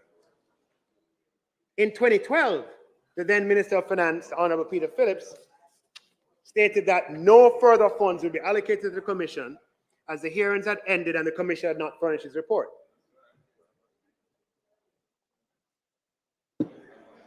There were no allocations in 2012-13 and only $4 million in 2013-14. So between 2012-13 and 2015-16, only $7 million was allocated and $3 million went for rent to the PIOJ. The FinTech Commission therefore grew to a halt, even though all the data and evidence and submissions had already been collected. In June 2016, Cabinet approved the re-establishment of the FinTech Commission. The approved budget at that time was $35.7 million. And the expectation, I remember Minister Shaw went to the public, and the expectation he was led to believe from the commissioners that the report would be available in 6 months. However, by December 2016, the commission had submitted a revised budget and no report, a revised budget of $57 million. Cabinet approved a revised budget of $46 million and further upward revised it to 58. By the time I became Minister of Finance in 2018, there's still no FinTech Commission report, and given the multiple upward revisions, Cabinet had lost confidence in the ability of the Commission to actually produce a report from the data. Between 2009 and 2017, approximately $150 million was allocated to the Commission. But since 2018, there's been no further allocation of resources to the FinTech Commission. In 2019, given the absence of further funding, the remaining commissioners resigned and turned over the drafts of chapters of a report in electronic form, along with thousands of pages of transcripts of evidence and submissions placed before the Commission, also in electronic form. And in 2020, our focus shifted to COVID. Madam Speaker, the FinTech period was a defining period of Jamaica's economic life. It was a financial sector crisis, the scale of which the world has rarely seen. It cost 40% of GDP. By comparison, the global financial crisis of 2009, in which global banks cost 9% of GDP in the US. Our financial sector crisis was 5 times worse in terms of impact than the worst global crisis in 100 years. Tens of thousands of businesses failed, hundreds of thousands of individual lives were affected. Thousands lost their homes, their livelihood, and some even lost their lives. The FinTech crisis plunged Jamaica into deeper macro instability and resulted in a rapid buildup of the debt ratio that has taken us 30 years to resolve and reduce. It had an effect of obliterating opportunity for decades as interest costs consume national resources. Madam Speaker, the material gathered by the Commission consists of contributions from then government officials, economists, academics, former leaders of failed financial institutions, customers of those institutions, people FinSacked, people running FinSack, including those who found themselves, as I said, with ballooning debts, among other stakeholders. Their perspectives on a defining period of the Jamaican story need to be made available to the public. We owe it to the victims of that era, to ourselves, and to future generations to do our best to record for posterity the evidence gathered from the Commission, to make it publicly available, and to have it inspire the production of research reports and cultural creative output. The cost cannot be a constantly escalating one. Madam Speaker, next year, 2025, it will be 30 years since the establishment of Fiscal Institution Services, the precursor to FinSack, which is set up to implement the scheme of arrangement pursuant to the temporary management of the failed Blaze and Central entities. The data and evidence submitted by the Commission to the Commission is public information and ought to be available to the public. It is a treasure trove of information from various perspectives that will add to public understanding of that period of Jamaican life. Madam Speaker, considering all of the above, the government will take the necessary procedural steps, which we undoubtedly, there will be some procedural steps, to achieve the following. One, we will publish, Madam Speaker, as soon as practically possible on a specially curated website, the FinSAC Commission archives, consisting of all of the evidence provided and the submissions made to the commission. It was a public commission. The submissions were made in public. Yeah? All of this archive data will be put out in volumes, in chapters, in folders, and made available to the public, Madam Speaker, in perpetuity.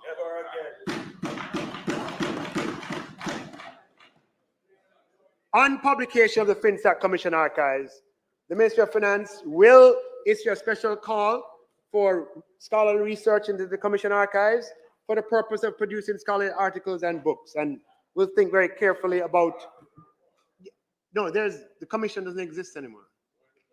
The draft will be as part of the documents. Yeah. Everything that they handed over will be uploaded as is. Yeah. But what we want to make sure the lessons, whatever they are learned. So we want to say, look, open to researchers here and abroad.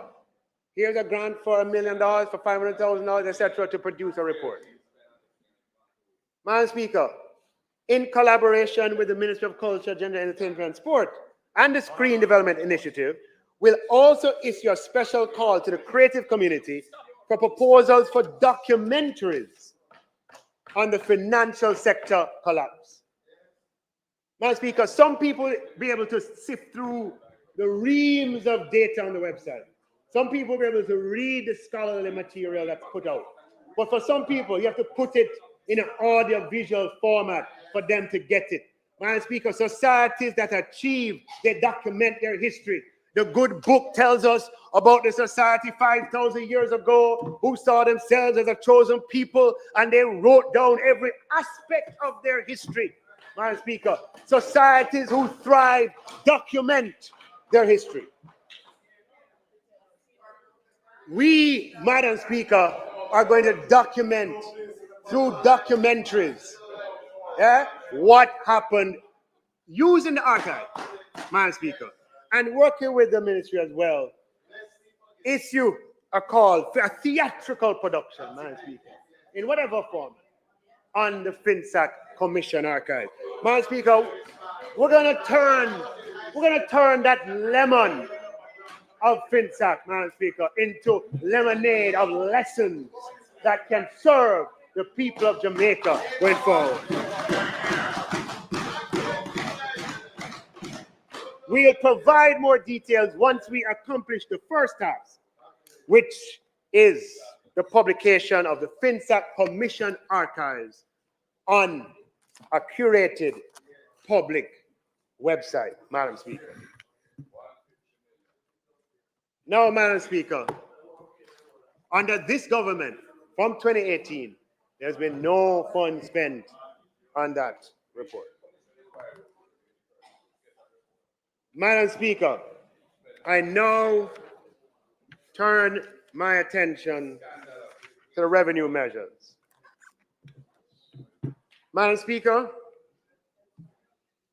the armored cash courier industry plays an integral role in the financial services industry in Jamaica. Business owners and operators, financial institutions, and multi-branch banks rely heavily on the armored car companies which oversee cash logistics, cash movement. The well-publicized gun attacks and ambush and robbery attempts directed at ABMs, Madam Speaker, have negatively affected the industry and exposed weaknesses. In addition, these attacks have significantly impacted the mental health of the security officers, employees in the industry, and citizens at large.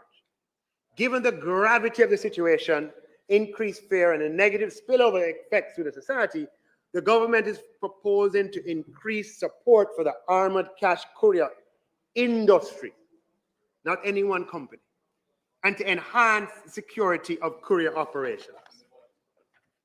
Madam Speaker, effective the first quarter of the upcoming fiscal year, and for 24 months thereafter, any company that operates an approved cash courier business will be able to import free of general consumption tax on the added cost of armoring the vehicle. So you buy the car for $100, you have to pay full duty and GCT on the car. But sometimes to armor that car takes another $100 or $80 as the case may be.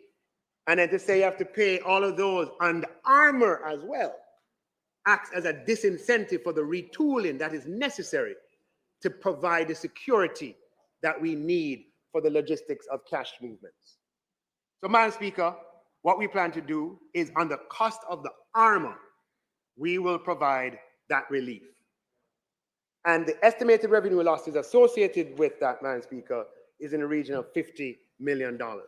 This government is committed to ensuring that we're providing greater safety and security for our citizens who play a key role in the movement of cash.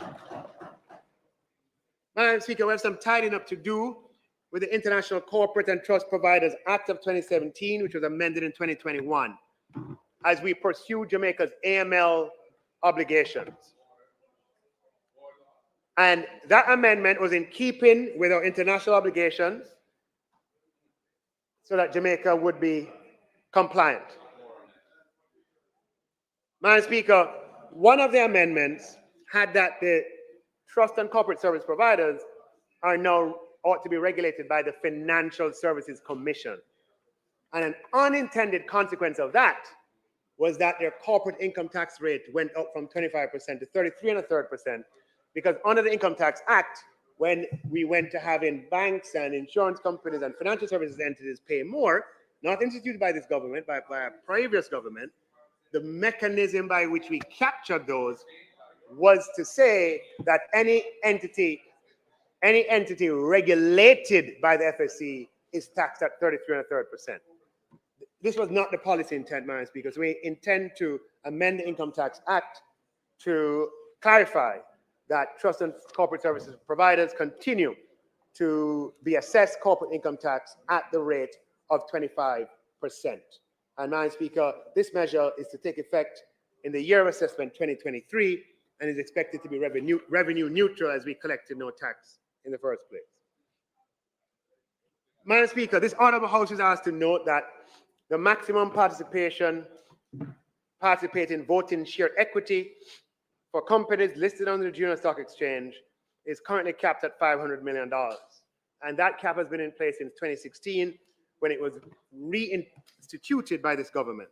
The imposition of this limit was consistent with the sizes of medium-sized enterprises at the time.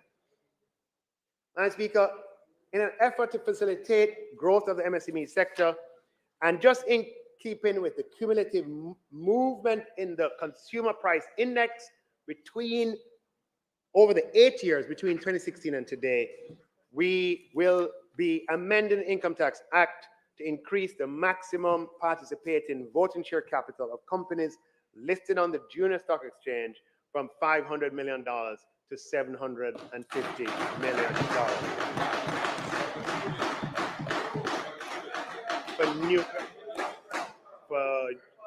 Yes, I think it's for new listing, yes. Madam Speaker, the industry has lobbied for this over quite a number of years, and we have listened and listened and listened. And Madam Speaker, today we are signaling support, Madam Speaker, and moving that threshold from $500 million to $750 million.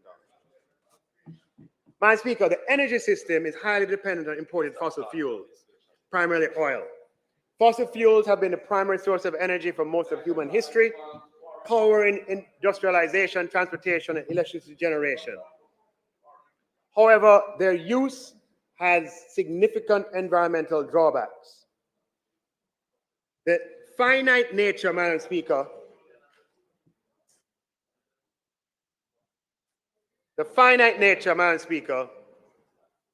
of fossil fuel reserves and the environmental concerns associated with their use have led to a growing emphasis on cleaner and more sustainable sources, Madam Speaker.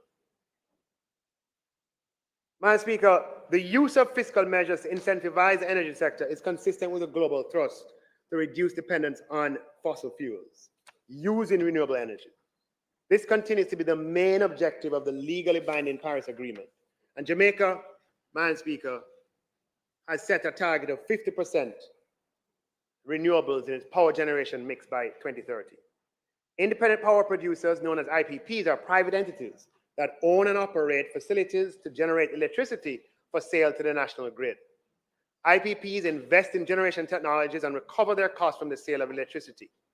IPPs play an integral role in ensuring a sustainable energy sector in areas such as solar, wind, and energy. Madam Speaker, to facilitate further investments in renewable energy, the Income Tax Act will be amended to exclude IPPs producing energy from renewable sources from the definition of regulated company for the purpose of Section 30 of the Income Tax Act. These amendments will reduce the corporate income tax rate for IPPs from 33.33% to 25%, Madam Speaker, and it will be limited to IPPs who produce 75% or more of renewable energy from wind, solar, and who are regulated by the offices of utility regulation, Madam Speaker. They will not benefit from the employment tax credit.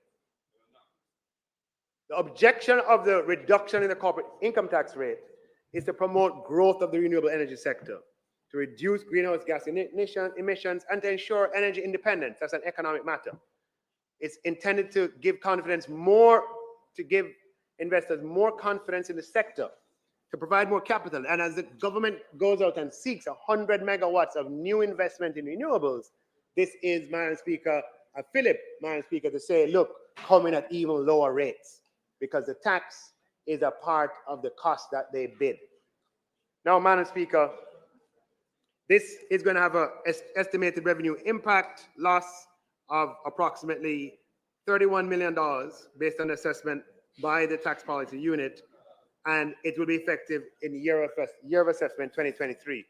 Now, I just want to say JPS is not an IPP and not an entity that has majority renewables. We want, Madam Speaker, open to discussions at some point in the future of looking at reducing the corporate income tax rate on JPS once we can get the assurance that that in turn will lead to a reduction in the tariff rate to the consumer.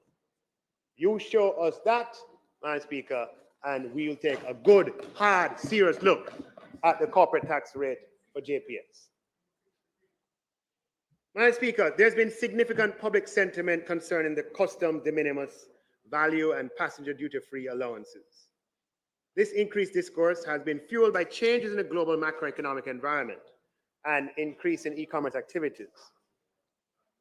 E-commerce sales are 5.2 trillion around the world, and increased growth is attributable to the convenience, accessibility, and vast product selection offered by e-commerce facilities. And mobile devices, improved internet infrastructure, and secure payment systems have further fueled the expansion of e-commerce, adding to the increased usage. Increasing the de minimis value on imported goods will facilitate access to a wider variety of goods to local consumers and will facilitate more activity in the local economy by way of intermediaries and shipping companies eager to capitalize and increase activities. Madam Speaker, the shipping and logistics subsector, which has benefited from the growth of e-commerce, providing direct and indirect benefits to the economy, an increase to the de minimis value of imported goods could potentially result in further growth of that subsector, resulting in productivity, labor, and revenue gains. Madam Speaker, the de minimis value represents a minimum value and or a minimum amount for which no duties and taxes will be collected because it would not be considered economically feasible or productive efficient to collect those items, taxes on those items below this threshold. The House and the public, Madam Speaker, should be aware that items valued at less than $100 US currently account for less than 0.5% of the overall share of fees and charges collected by the Jamaica Customs Agency on imports, but accounts for almost 20% of total declarations processed for imports. So, all the declarations for a year, 20% of them are below $100, but they only generate 0.5% of revenue. It takes resources, Madam Speaker, to focus on that. Only delivering 0.5 where what we should focus on is the 99.5%, Madam Speaker. So, Madam Speaker, for items less than $100, there's a huge disparity between the large volume shipments processed and the relatively small amount of revenue collected on those shipments. Increasing the de minimis value for imported cargo should increase administrative efficiency and productivity, allowing for redirection of resources on higher value items. Effective April 2024, Madam Speaker, I was waiting on the new Customs Act to be passed to do it as a part of that, Madam Speaker, but we're waiting on it to produce. Can't wait anymore. The people can't wait anymore. So effective April, Madam Speaker, the minimum value for imported goods will be increased from $50 US dollars to $100 US dollars. This is expected to cost $864 million. Madam Speaker, for every category of revenues, you always have to balance revenue yield with administrative burden of realizing that yield. We also took at the consequential impact of making significant changes. With increasing passenger inflows into our country, our airports sometimes get congested. They get crowded, especially in the high season. It can take time to make one's way through the lines, including the line to clear customs, if there are no goods to declare. This is not the fault of the customs officers. We're just doing their jobs. The rules are set by the laws passed in this House. Madam Speaker, we aim to improve productivity and efficiency. So we took a look at the length of these lines and the revenue yield. Madam Speaker, if the passenger duty threshold for personal and household effects was moved from $500 to $1,000, we would lose $331 million, or 0.05% of the overall customs revenue, which is mostly collected at seaports anyway. And with this higher threshold, passengers traveling with dutiable items with a value not exceeding $1,000 would be able to enjoy expedited processing, significantly improving passenger flow through our international airports and providing immeasurable value to the Jamaican experience. So, Madam Speaker, effective April 2024, the duty-free threshold for personal and household effects will be increased from $500 US to $1,000 US.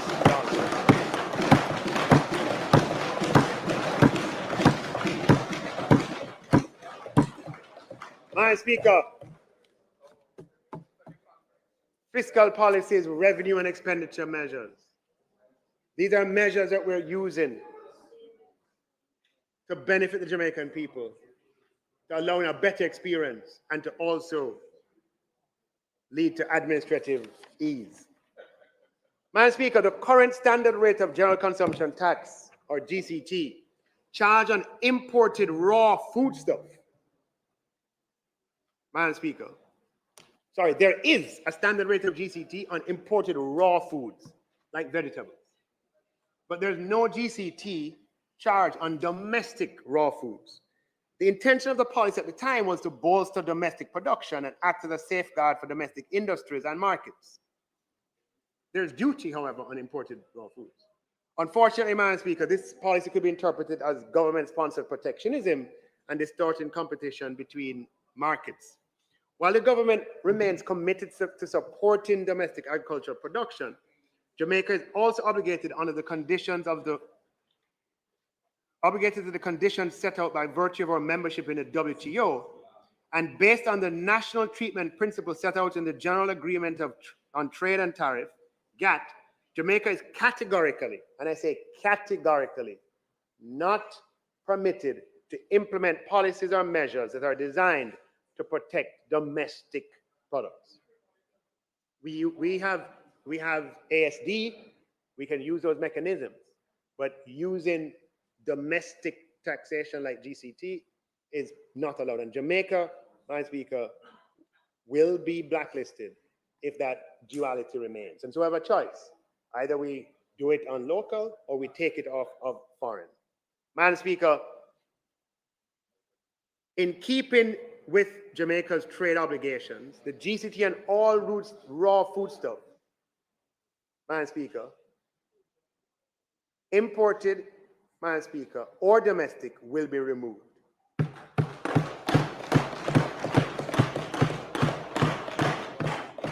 This is a measure, Madam Speaker, that will be revenue negative and will result in foregoing $2.4 billion of revenue. And the measure will take place in the first quarter of 2024-25. Although, Madam Speaker, this is a measure that emerges from trade-related matters, it will mean the opportunity to provide more affordable imported raw foodstuff to Jamaican consumers, to increase the chance of these, Madam Speaker. So it's opportune that at this time, what this allows is for cheaper vegetables, Madam Speaker, to be available, Madam Speaker, to the Jamaican customers. Right? Now, Madam Speaker, we still have duties on imported foodstuff, on raw foodstuff. Yeah, duties still exist. Okay, but we don't have a choice. We're not going to wait until the blacklisting from the WTO is final to do something about it. And we can provide you with the evidence to support what we're saying. So, Madam Speaker, to make sure that the benefit of these vegetables reduction coming in go to the customer, Madam Speaker, I've had opportunity to have a conversation with the Ministry of Agriculture, where I've suggested to him that in light of this change, it would be good, Madam Speaker, and I'm just throwing it out there, that the number, if you used to have, pick a number, 10 import license for this kind of product, that you move to have 12 or 15, just to make sure that competition keeps the market honest so that the gain passes through to consumers. Madam Speaker, there have been calls for an increase in the threshold for personal income tax. These calls have been made on the basis that the threshold was last adjusted in the 2017-18 year, 7 fiscal years ago. It is and has always been the policy of this administration to abolish distortionary taxes, and we've done plenty of that, and to make a decided break from our path of imposing new tax increase upon new tax increase every year. Madam Speaker, it's just because it's our personal experience. I was 18 years old coming out in 1989, very aware, very, very aware that for the 26 years between 1989 and 2015, there was a new tax package every single year for all of those years except for 4. And you notice I choose a period crossing administration. For those 26 years, every single year except for 4. Madam Speaker, we have broken that cycle.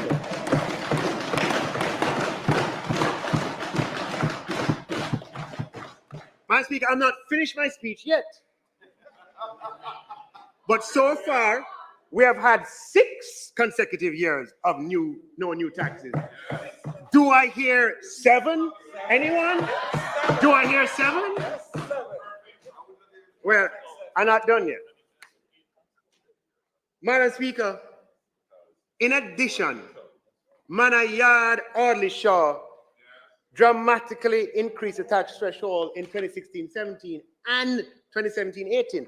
He phased it in, and he presided over a transition from direct to indirect. Madam Speaker, was revenue neutral. Madam Speaker, there were no net new taxes.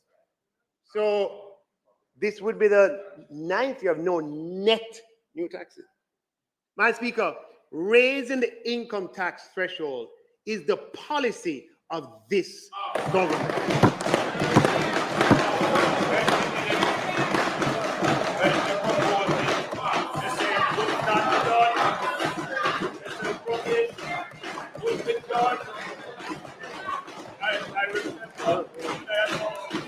Very easy.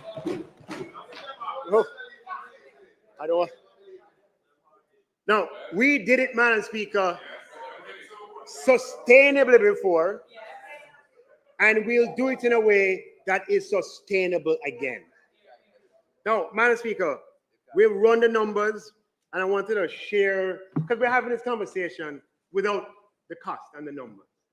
It don't make sense to have a conversation without cost. Yeah? When you hear me talk about the threshold, I talk with cost. Right?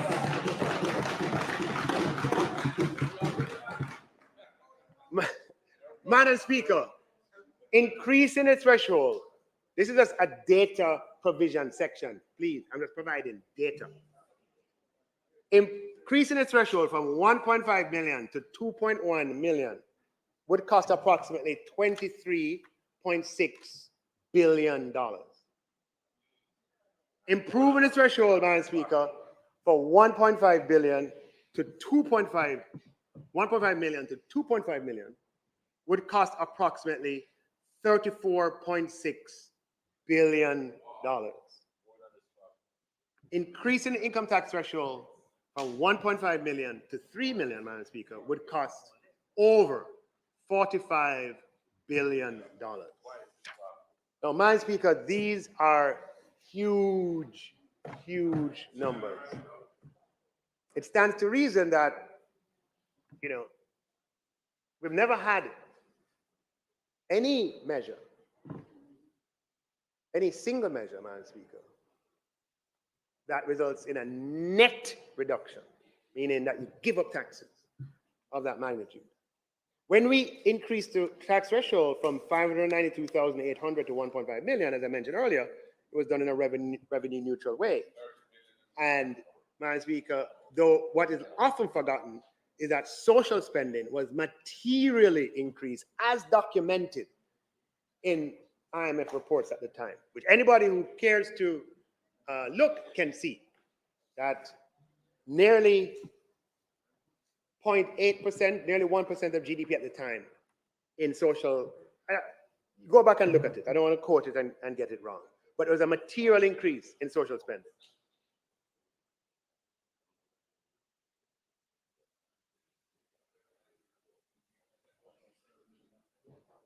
Madam Speaker, my style is total transparent and tell you the facts as they are. The Financial Administration, Audit and Administration Act requires that Jamaica pursue a fiscal balance, meaning the difference between revenues and expenditure each year that is derived from a formula written into the law, which produces a result for that year consistent with the debt target that's set in the law. When there is a negative deviation from that fiscal balance target, that same law, the Financial Administration Audit Act, requires a correction in that subsequent year.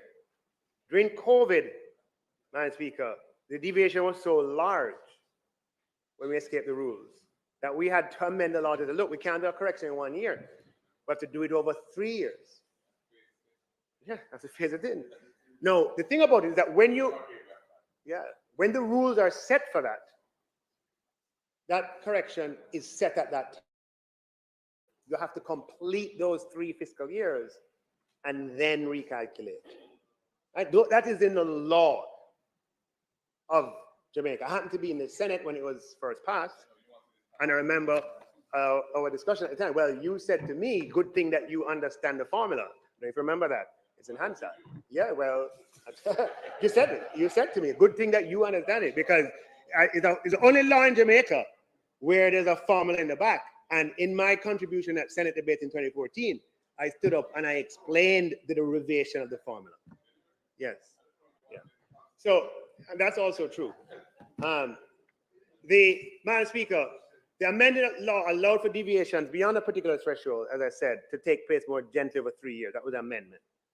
So we are in the 3rd year of that correction period. And the FAA Act requires, meaning this upcoming fiscal year, 24-25, is the 3rd year. And it requires that our expenditures, our revenues do not exceed our expenditures, which means that we don't borrow to pay interest.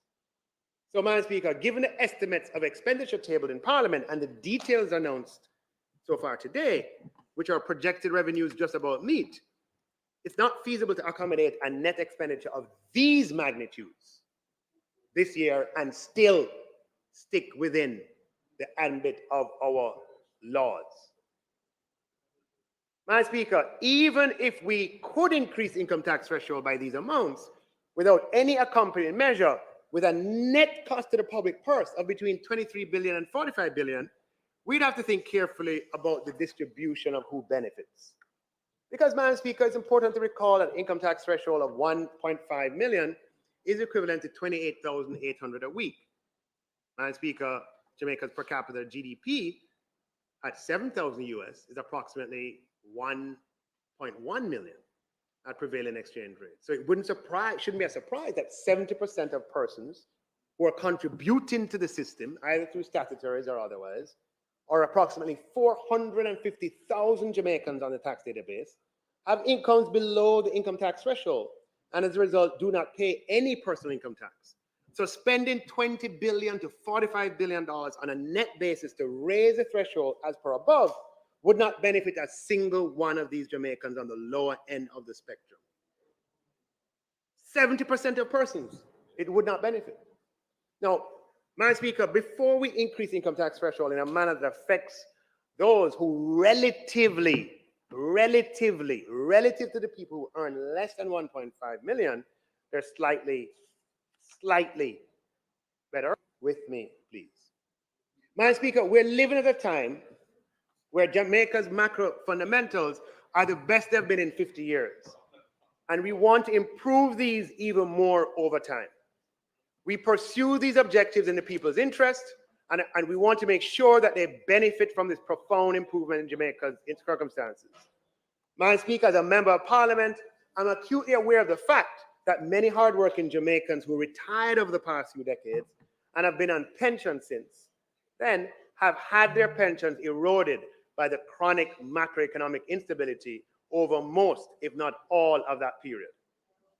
They look on now and they see that we are turning the corner and conditions of pay and service in the public service are much better than in their time. Madam Speaker, the instability of that period wasn't that individual's fault, but they surely have paid a high cost for it. This had led to, for example, various persons across society advocating for the linking of pensions of certain high offices to the salary of the current office holder. And I'm not just thinking about the judiciary. I've gotten letters from on behalf of other high office holders who are making the same recommendation. And what people are trying to do is to insulate themselves, in part. But Madam Speaker, I've opined that it would be completely unsustainable to do that. And it would be an unwise course of action. We couldn't afford it at its logical conclusion. The real solution, Madam Speaker, is to ensure that Jamaica's fiscal policy framework is sustainable and the central bank is independent and charged to pursue low and stable inflation. This framework preserves purchasing power, Madam Speaker, and if we do this, those who are retiring now and those who will retire in the future will have a much better experience than those who retired before. However, Madam Speaker, we cannot be immune to the circumstances of these pensioners as they look around and see the skyscrapers going up, which didn't happen during their time, and other signs of economic buoyancy. It is important that they know that they're not left behind. Madam Speaker, this House is asked to note that the following exemptions apply to those in receipt of a pension. Individuals under 55 years of age receiving a pension from an approved statutory pension scheme or an approved superannuation scheme are entitled to a tax exemption of $80,000 restricted to the pension income only. If the pensioner is 55 years and over, the $80,000 tax exemption can also be applied to the other sources of income. This is known as a pension exemption. Madam Speaker, this threshold was last adjusted in 2009. So as we go talking about the rest of the society, it was 2016-17. These people, their exemption was last done in 2009. There are people who, on fixed incomes, retired during periods of instability, are having it hard because their pensions were based on small salaries and are low. And we have a threshold that's been placed from 2009. We must adjust this first. Equity demands that.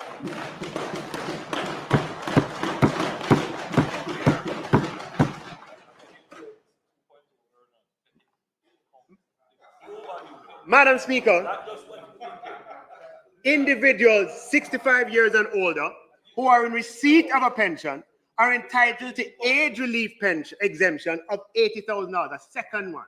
You have the 1 over 55 and you have the 1 over 65. This one was, it's a pension exemption enabling persons 65 years and over.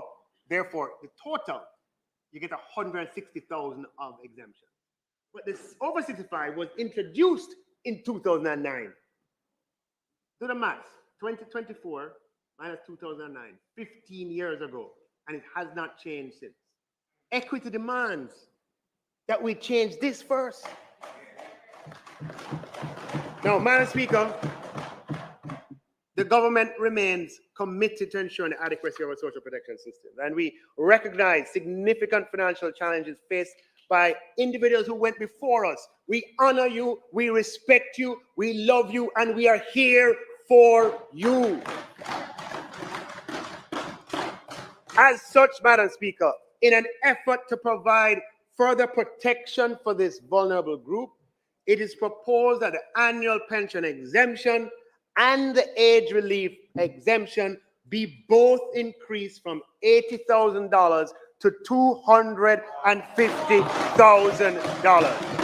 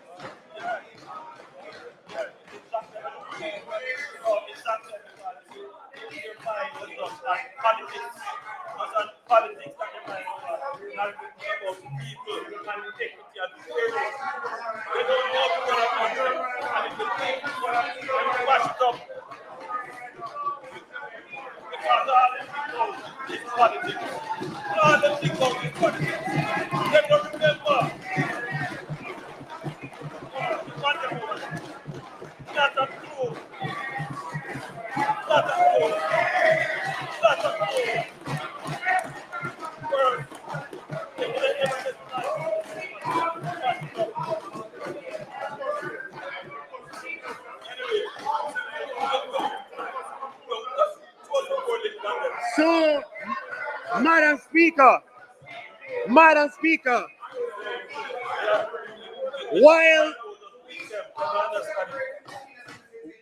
while some people talk about it, we are thinking about it, we are working on it, Madam Speaker, and now we are implementing it. Madam Speaker, this is a topic that the Prime Minister and I discuss all the time, Madam Speaker. And when we talk about it with numbers and facts and figures. We're not in the surface conversation. We're not in the surface talk, Madam Speaker. We talk about it in detail, Madam Speaker. So, Madam Speaker,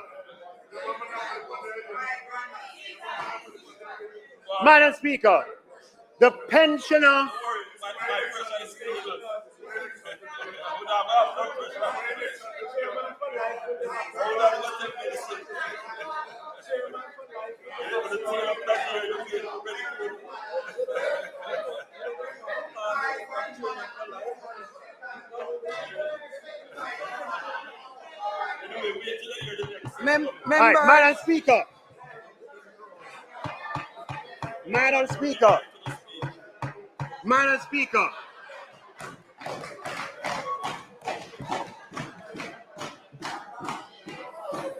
Madam Speaker, the pensioner aged 65 years and over will now enjoy a total income tax threshold of the as of now, 1.5 million plus the 250,000 plus the 250,000, Madam Speaker, for a total income tax threshold of $2,176, Madam Speaker.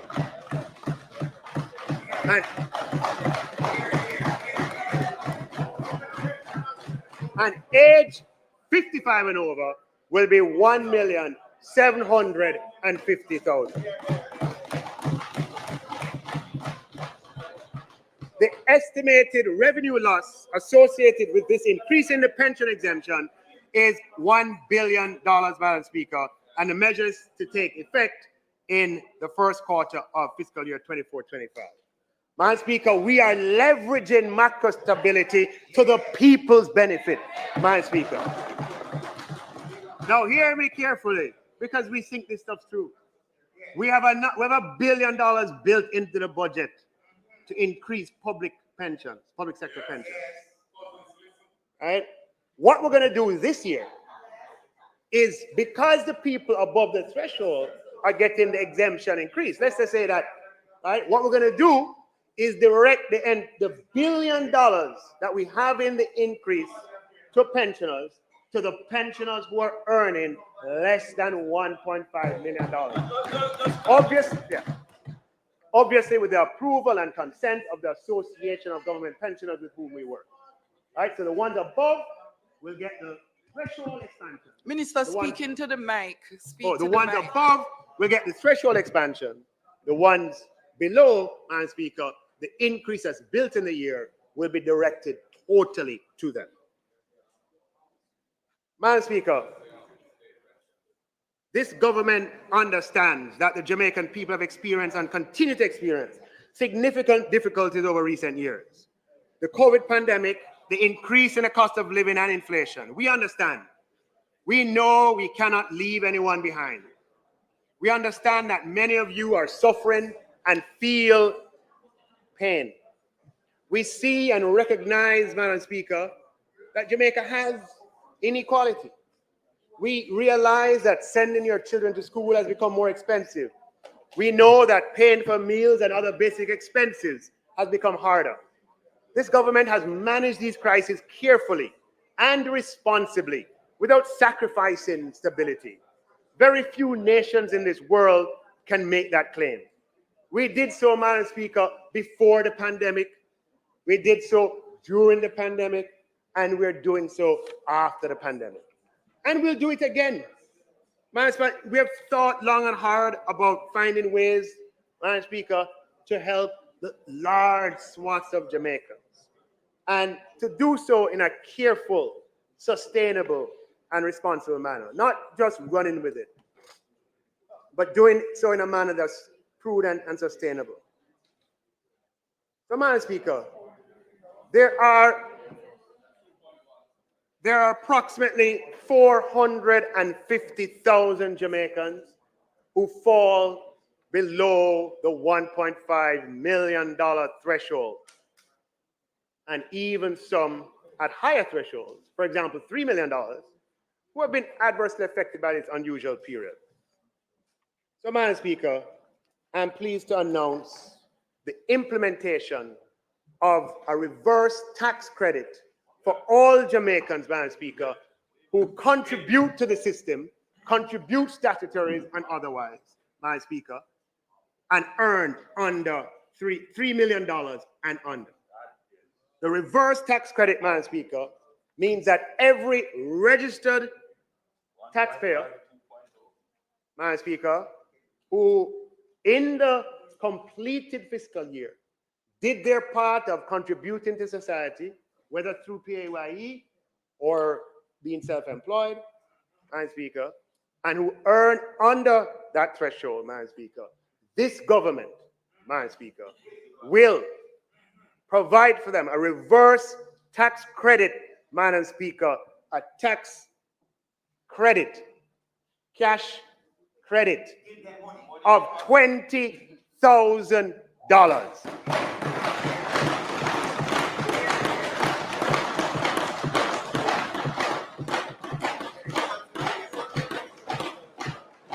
Madam Speaker, we have a total of 570,000 Jamaicans today who contribute to the Jamaican society through statutory deductions and some through personal income tax who will benefit from this measure. Madam Speaker, the cost of this program is $11.4 billion, and we consider this money very well spent. Reverse tax credits, Madam Speaker, are not new. They exist in other countries. It never existed before in Jamaica, but we are going to put it in place. Now, Madam Speaker, there's going to be an established system for the processing and payment of the reverse tax credit to be managed by the Tax Administration Jamaica. This will take some time to set up before it's ready, because we want to set it up in a way that is durable so that the mechanism can be potentially available again in the future. Madam Speaker, make no mistake about it. We are leveraging our macroeconomic stability to the people's benefit. So if you are working in the restaurant, serving customers morning, noon, and night, you're working on the floor of the ice cream shop, you're a janitor in the office building, you are a worker in the hotel, in the bartending, or you're taking out, you're tending to the lawns, or you're in the entertainment section. If you are, Madam Speaker, working as a customer service rep in a retail operation or a wholesale operation, if you're working at the BPO, Madam Speaker, if you're occupied, if I'm talking to you, any one of the 570,000 persons, what we are saying to you is that the government, Madam Speaker, may not be able to solve everything overnight, but we are listening to you, we are hearing you, we are responding to you, and we are prepared to use creative means that are used in other countries in the world to attend to your circumstances.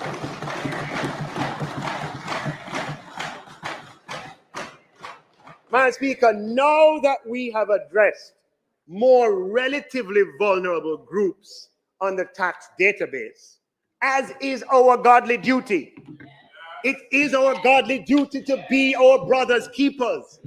Before we say first, Madam Speaker, let's look for the less vulnerable first, let's treat with them first, and then we can move. So, Madam Speaker, we have done that over 65. We have done that with the over 55. We have done that with the people below 1.5, Madam Speaker. Now let's talk for a little thing.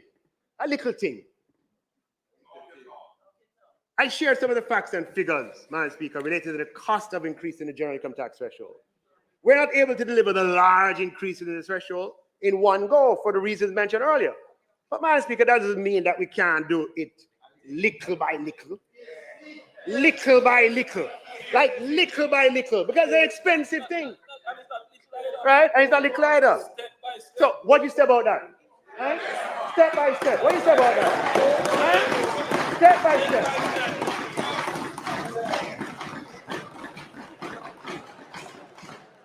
Step by step, Madam Speaker.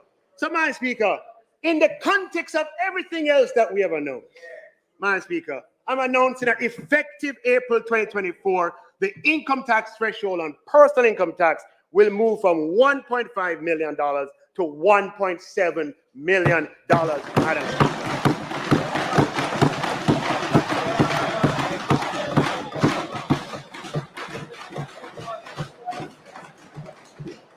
Madam Speaker, this will cost approximately $9 billion. So, Madam Speaker, when I started this presentation, this was we had 6 consecutive years of no new taxes. I'm now reaching the end. And I'm proud to say, Madam Speaker, that this is the 7th consecutive year in which the government has introduced no new taxes. Madam Speaker, this has not been easy, but it's been the right thing to do.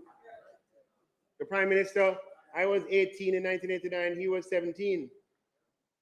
And it's imprinted, Madam Speaker, in our experience.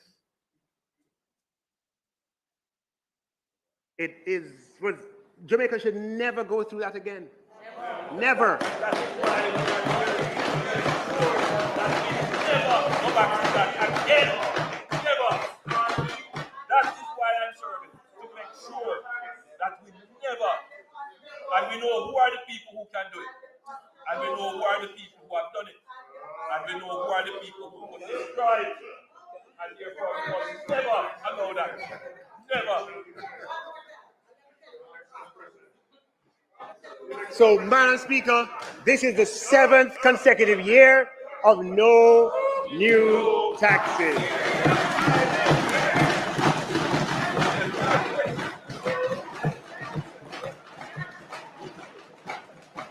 Now, I want to, Madam Speaker, this is not easy, you know, nor is it automatic. I don't want to give anybody the impression that this is easy.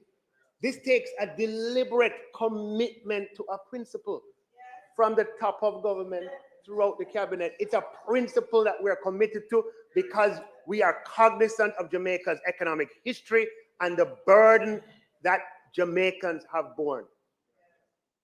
And so we have articulated policy with the objective of achieving that end. Now, the revenue measures I announced here today is not easy either. Those revenue measures don't just come like that. Those revenue measures come from innovation. Madam Speaker, we are ahead on our debt trajectory. And as a result, Madam Speaker, we are executing a securitization this year of receivables. If we were behind in our debt trajectory, then I would have used those to pay down our debt. But we are comfortably ahead on our debt trajectory. And that is why that is a good thing. Because it allows you now to turn around and do things like this. So anybody who have any doubt, pursuing stability, pursuing responsible, sustainable fiscal policy delivers the possibility to do more on behalf of the people.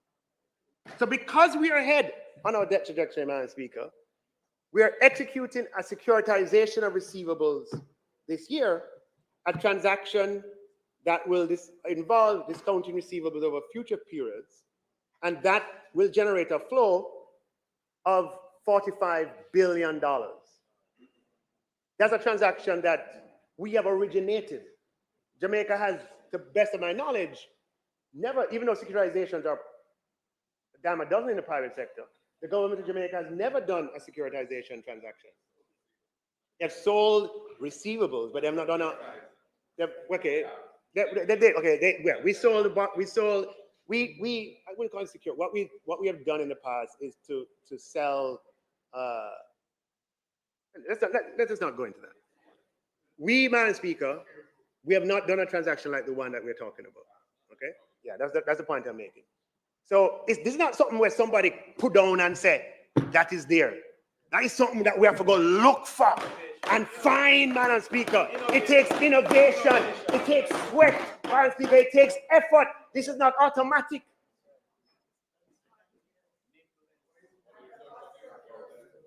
And, Madam Speaker, this flow of $45 billion, the only way we could get the capex to $80 billion this year was $20 billion of that flow is already in for the capital expenditure budget. And remember, capex is sort of one-off. And $25 billion, Madam Speaker, is indicated in the revenue measures ministry paper that's being tabled today. We don't just talk, Madam Speaker. We work and we find innovative ways, Madam Speaker, to get things done and keep Jamaica on stable financial ground.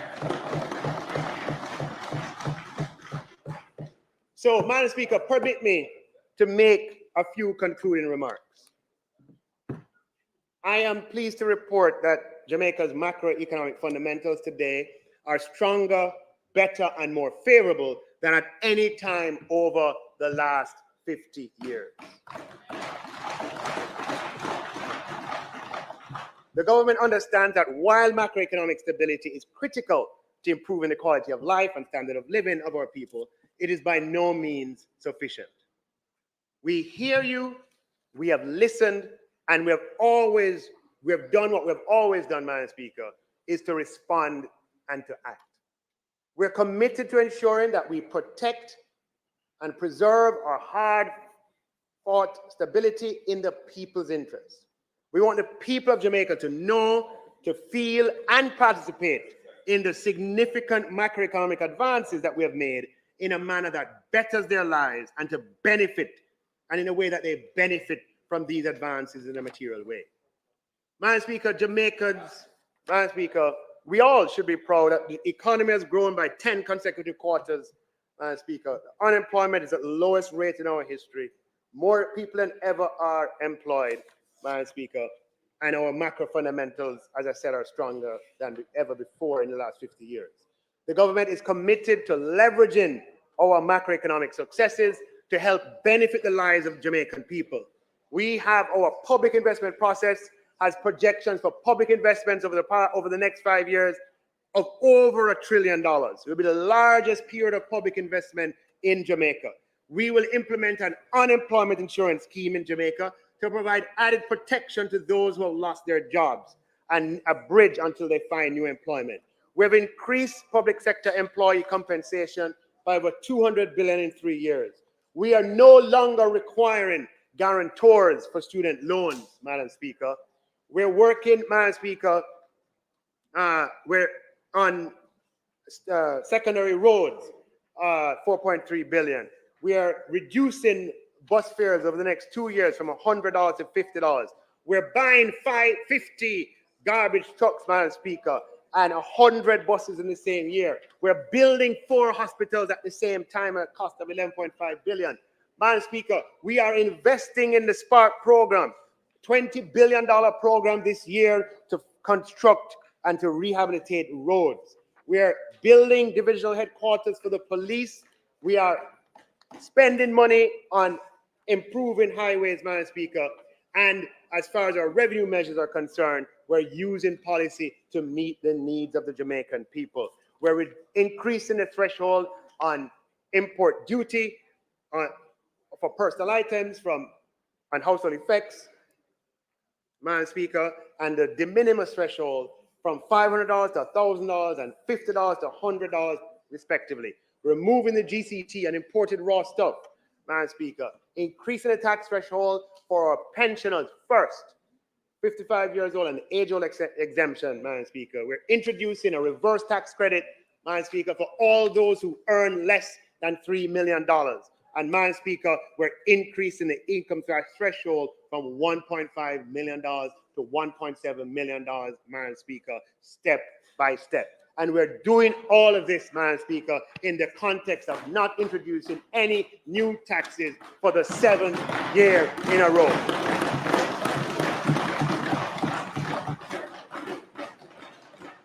Madam Speaker, we will always and continue to listen to the Jamaican people while we protect, preserve, strengthen stability, and leverage this to the people's benefit.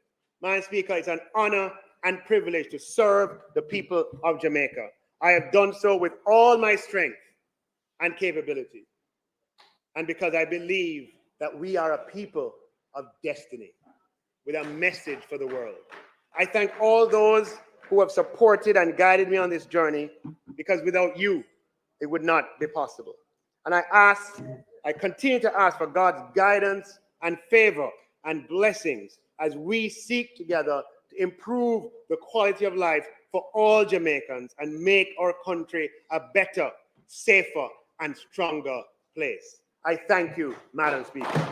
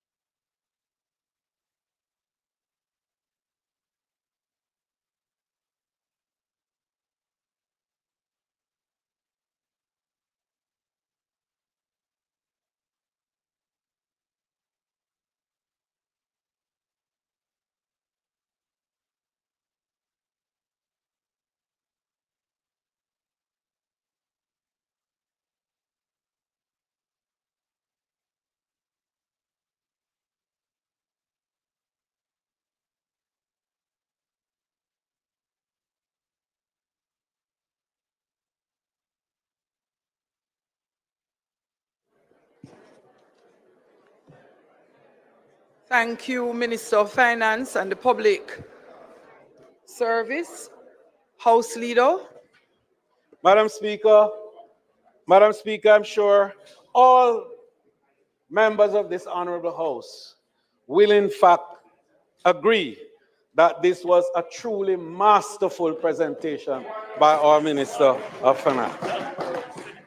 Indeed, Madam Speaker, in my years in this honorable House, and it is perhaps only equal to that of two members who aren't here at the moment, I have never heard a more comprehensive budget presentation in this honorable House. And I must say, Madam Speaker, that this today was the greatest statement of fiscal engineering that I have ever experienced in this House. And so today we can say a fiscal engineer has been born in Nigel Clark. Madam Speaker, I beg to move before I move for the suspension of the debate for the recommittal of the item announcement in order for the ministry paper with the tax measures for this year to be tabled. May it please you, Madam Speaker. Thanks, House Leader. Those in favor? Those against? The ayes have it. Clerk.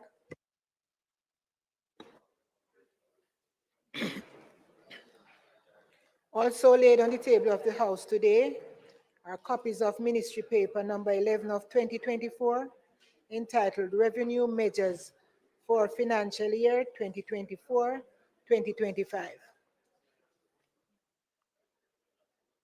House Leader.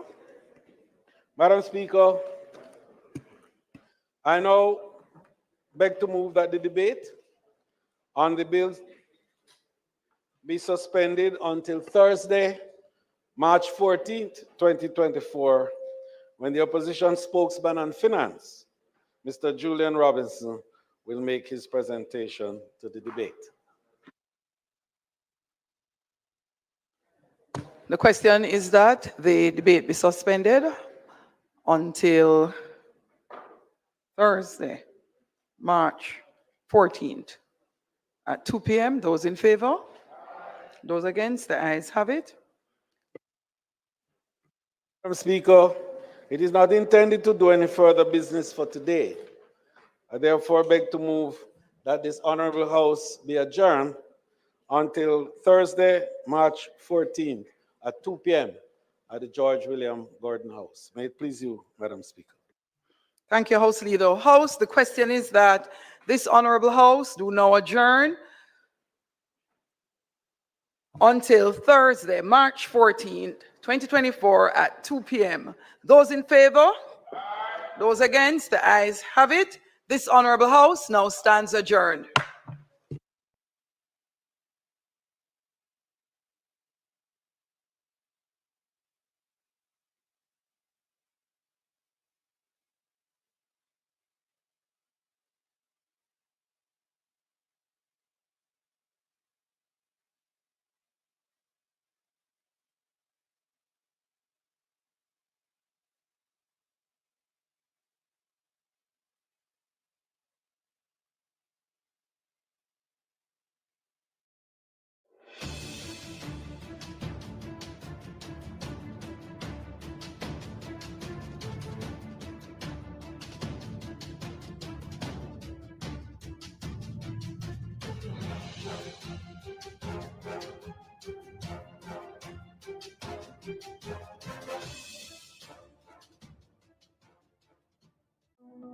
$1.3 trillion.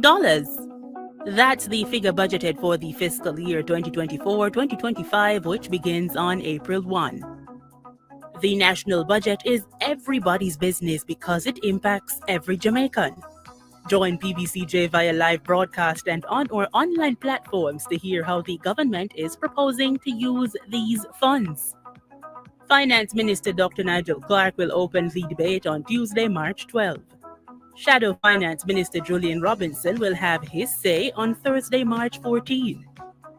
Opposition Leader Mark Golding will make his contribution on Tuesday, March 19. Prime Minister Andrew Holness will speak on Thursday, March 21, and on Tuesday, March 26, the Finance Minister will close the budget debate. It's your money, our money, the nation's money. PBCJ, the People's Station, bringing you the 2024-2025 budget debates live.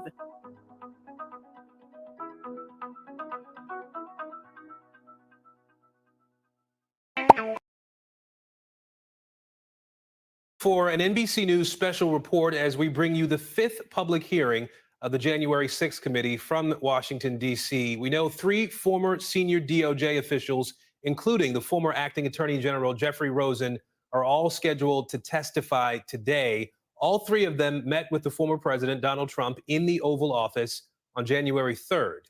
NBC Nightly News anchor Lester Holt picks up our coverage right now. This is an NBC News special report. The results of a year-long investigation into the January 6th attack. Day 5 of the unprecedented congressional hearings. Today, testimony from Justice Department officials whom President Trump tried to force out over his false election fraud claims. He's become detached from reality if he really believes this stuff. As the committee tries to prove that the former president was responsible for the assault on the Capitol. President Trump summoned the mob, assembled the mob, and lit the flame of this attack. New evidence set to be revealed today as the January 6th committee makes its case to the American people. Here now is Lester Holt. Good day, everyone. Did former President Trump pressure the nation's top law enforcement agency to help overturn the 2020 election? That's the focus of today's hearing of the January 6th committee. Out of the microscope, the Department of Justice and whether Donald Trump, along with a high-ranking DOJ member, plotted to get some states to decertify votes. We'll hear testimony about that and a potential scheme to shake up staffing within the department in order to advance Trump's fraudulent claims about winning the election. And just when we thought the committee would be wrapping up these hearings in a matter of days, a stunning development with so much new information being uncovered, the committee chairman says he's pressing pause, delaying the next 2 hearings until sometime next month. Why? It's to sift through what one panel member calls a mountain of new information, centered on how the former president directed protesters toward the Capitol on January 6th and failed to control the violent mob. We'll be discussing that new evidence, which includes never-before-seen film footage of interviews with the First Family and Vice President Pence. We'll tell you where it came from and what it could mean for building a case against the former president. We'll get to all that, but first we focus on what lies ahead today, and that's a lot. We begin with NBC News senior Capitol Hill correspondent Garrett Haake. Garrett, Tuesday's testimony focused on how election officials were harassed and even threatened in some states. Tell us more about what to expect as the focus now shifts to the Department of Justice.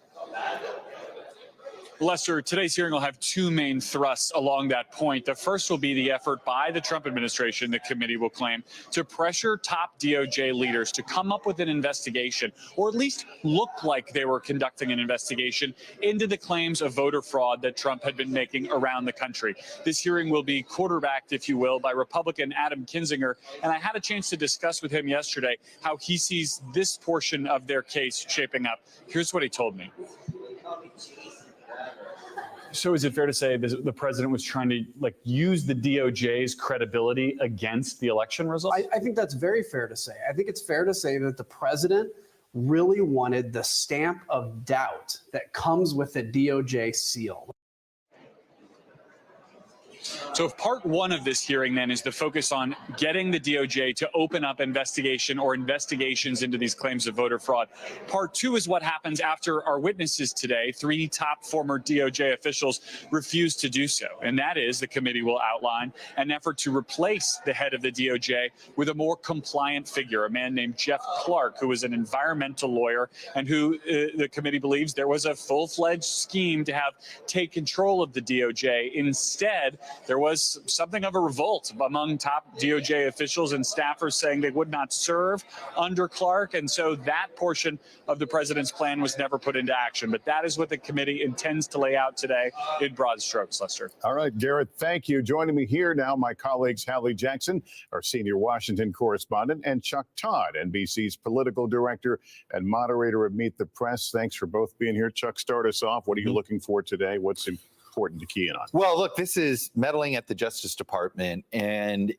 if we talk about all the parallels to Watergate, this is probably the most direct parallel to Watergate in the infamous Saturday Night Massacre, where then President Nixon essentially wanted the people investigating him fired, and he needed an attorney general to be compliant. So obviously it was a different thing he was looking for, but this was a case where it looks like this is what Donald Trump's going to do. And there had been there's no laws here that say a president can, they work for the president. He could have done this. He was within his constitutional rights, but there's been this accepted practice post-Watergate that you don't meddle. Bill Clinton wanted to fire his special prosecutor a bunch of times, but he didn't. Politically, you wouldn't touch Janet Reno at that time, and it didn't happen. So today, I think this is how he tried to essentially use the government and the credibility of the Justice Department to give more credibility to these claims. I mean, you'll hear in some of these snippets, we've seen the reporting, he simply wanted the announcement.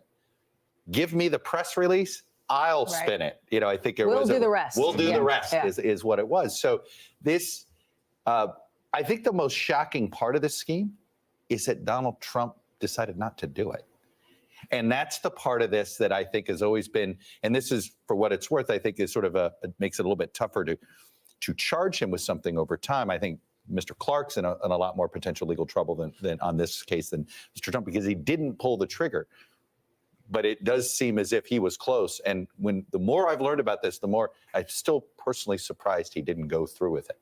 Well, Hallie, all these hearings have really been a story of a president who was walking at least right up to the line. Yeah.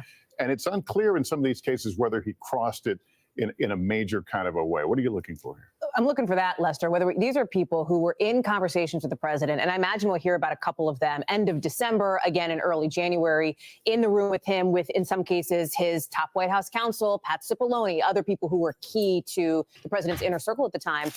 At any point, did Donald Trump acknowledge to them that what he was doing, he knew would violate the law in the way that they were describing, right? So I think that's one of the key pieces we have to watch for here. I think when you look broadly at this, a lot of the conversations that we're going to hear have been reported, frankly, by our outlet, by the New York Times, the Washington Post, others, right? But what I think is going to be critical here is listening to the storyline as it weaves together. Think about for lack of a better word, the characters that we're going to meet today. In some ways, this is a tale of two Jeffs, Jeffrey Clark and Jeffrey Rosen, right? Jeffrey Clark, this environmental lawyer, that was his background, who was introduced to the president, connected through the president, reportedly through a Republican member of Congress, who I think we'll hear more about and who we'll talk more about, who backed the president's lies of election fraud, essentially, was sympathetic to that, to the point where Jeffrey Clark even wrote a letter, a 5-page letter, describing ways that he thought that Donald Trump could, in the state of Georgia, for example, push back against the legitimate election results. Jeffrey Rosen and the other witnesses we're going to hear from, Richard Donahue and Stephen Engel,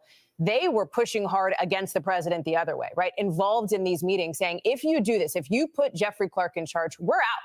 We're done, we quit, right? And these people are interesting. We've talked a lot about Jeff Rosen, right? The one-time acting attorney general who was only in that job for about a month after Bill Barr resigned. That is a mystery, and we're not solving, but Bill Barr has never given us the full explanation of why he decided to quit early. I think we all have an idea. He didn't want to have to tell the president no.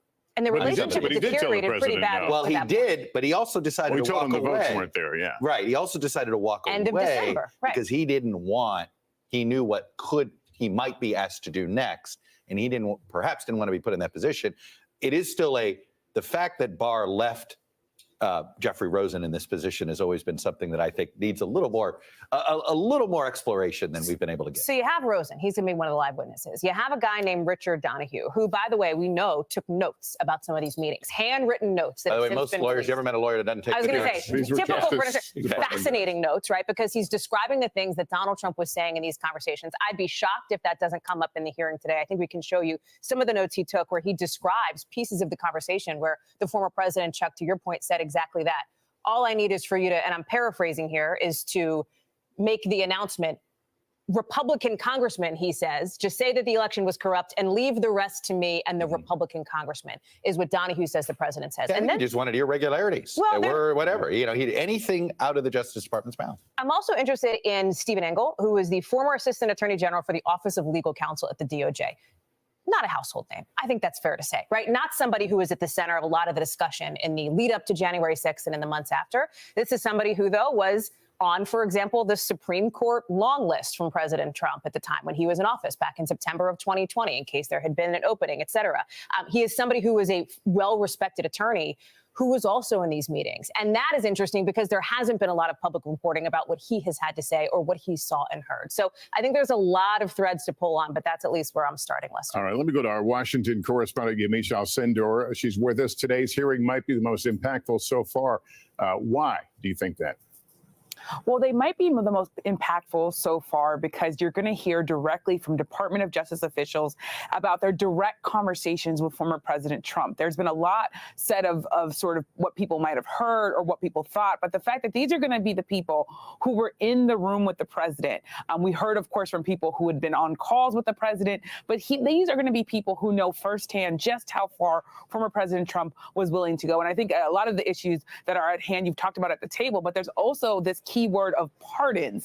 Representative Scott Perry and a number of Republican lawmakers were accused, and lawmakers say, of trying to seek pardons after January 6th and even in some cases in the days before January 6th, because they were worried about the activities that they had taken part in. So I think it's going to be very interesting to learn sort of, was there a pardon list? Did former President Trump talk about that? What role possibly could the Department of Justice have had in that? I also think, of course, Jeffrey Clark is going to be fascinating to hear about, because we heard, of course, about his involvement in the 5-page letter that he wrote, a draft letter about what the DOJ could do and how it could possibly tell states not to continue counting votes or to possibly overturn the 2020 election. But also, Jeffrey Clark was someone who had this sort of really dramatic meeting in the Oval Office where his bosses, one of them not even being able to wear a suit, he was out walking as apparently Richard Donahue, and had to run to the White House to try to convince former President Trump not to put Jeffrey Clark in charge. One other thing, the politics of this are going to be something that I'm going to be watching, because we know now that the Biden administration is under a lot of pressure to really be more aggressive, rather, with Merrick Garland, the Attorney General, in trying to push him to prosecute more people in connection with the January 6th investigation. And there are some Democrats who have told me, frankly, they want the DOJ to be doing more. But the White House has said over and over again that they're not going to be pressured into doing what they think their predecessors did, which was treating the DOJ as their personal legal arm. Instead, President Biden has said, I'm going to allow the DOJ to be very, very independent of me. I think that's the politics of this is going to be really interesting to see because of the juxtaposition of these two administrations. All right, Yamiche, thank you. I want to bring in our NBC News legal analyst and criminal defense attorney, Danny Savalas. Danny, we have heard a lot about Bill Barr. He's had a lot of airtime, if you will, in these hearings. We're going to talk about him probably again today. He has been kind of positioned as the guy that stood up early and said, Mr. President, these votes aren't here. These fraudulent votes aren't here. What should we know as we continue to watch him use in these hearings? For the last week, Bill Barr has gotten a kind of a pass, and it's probably because he may have the most memorable line to date in these proceedings. And I won't repeat it here, Lester, don't worry. With a B, yeah. But it starts with a B, and it went around the world. And people saw that as Bill Barr standing up to Trump. And that is held for about a week. I think that's going to change today, and I'll tell you why. Because we are probably going to hear about things like a memorandum that Bill Barr issued that we reported on back when it came out, that essentially said, look, if there's some real obvious indications of election fraud, then you, DOJ, can investigate it, which many people in the DOJ, in the public integrity, they pushed back. People did not agree with this memorandum. Now, I think Bill Barr positions it in the very language of the memo as if he's slow walking it, as if he's doing the bare minimum. Well, look, I probably shouldn't look into this, but I'll just issue a memo that says, hey, if you see something glaring, look into it, but otherwise, don't do much. In the Georgia situation with the suitcases of votes, conduct some interviews, talk to some people, and then do that and then be done with it. So Bill Barr may position this as, hey, I just did the bare minimum. I wasn't really carrying out Trump's orders. But I think today we're going to hear a slightly different story, and it will be really the ones who stood up are going to be folks like Rosen and Donahue, who apparently, according to the evidence, stood up the entire time, never gave an inch. And when it came to things like sending out letters about canceling out electors, they said, heck no, we're not doing that. No chance. And to Chuck's point, the president didn't go through. He didn't go through it. So Which, I by the wonder way, how much. his allies will say often, right? Yeah. I mean, that is something you hear from those close to him. So where does intent, if you're looking at this through a purely legal lens, where does intent play? In the law, we have a thing called inchoate or incomplete crimes. That's crimes like attempt or conspiracy, where the actual eventual crime may not even be carried out. But as a matter of public policy, we punish the effort to complete a crime just as much often as we do the completed crime itself. You don't want to reward people for being really lousy at committing crimes or maybe changing their mind at the very end. So to me, what I'm going to be looking for is the requisite intent, not whether or not this was actually completed.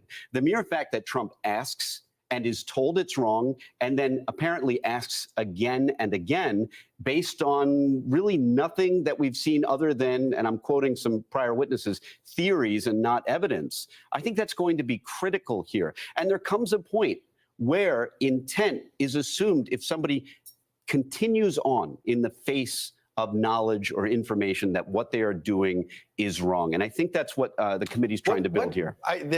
I guess the question I have is what did he do illegally in this situation? Because he had the authority to hire and fire everybody that was in that Oval Office with him.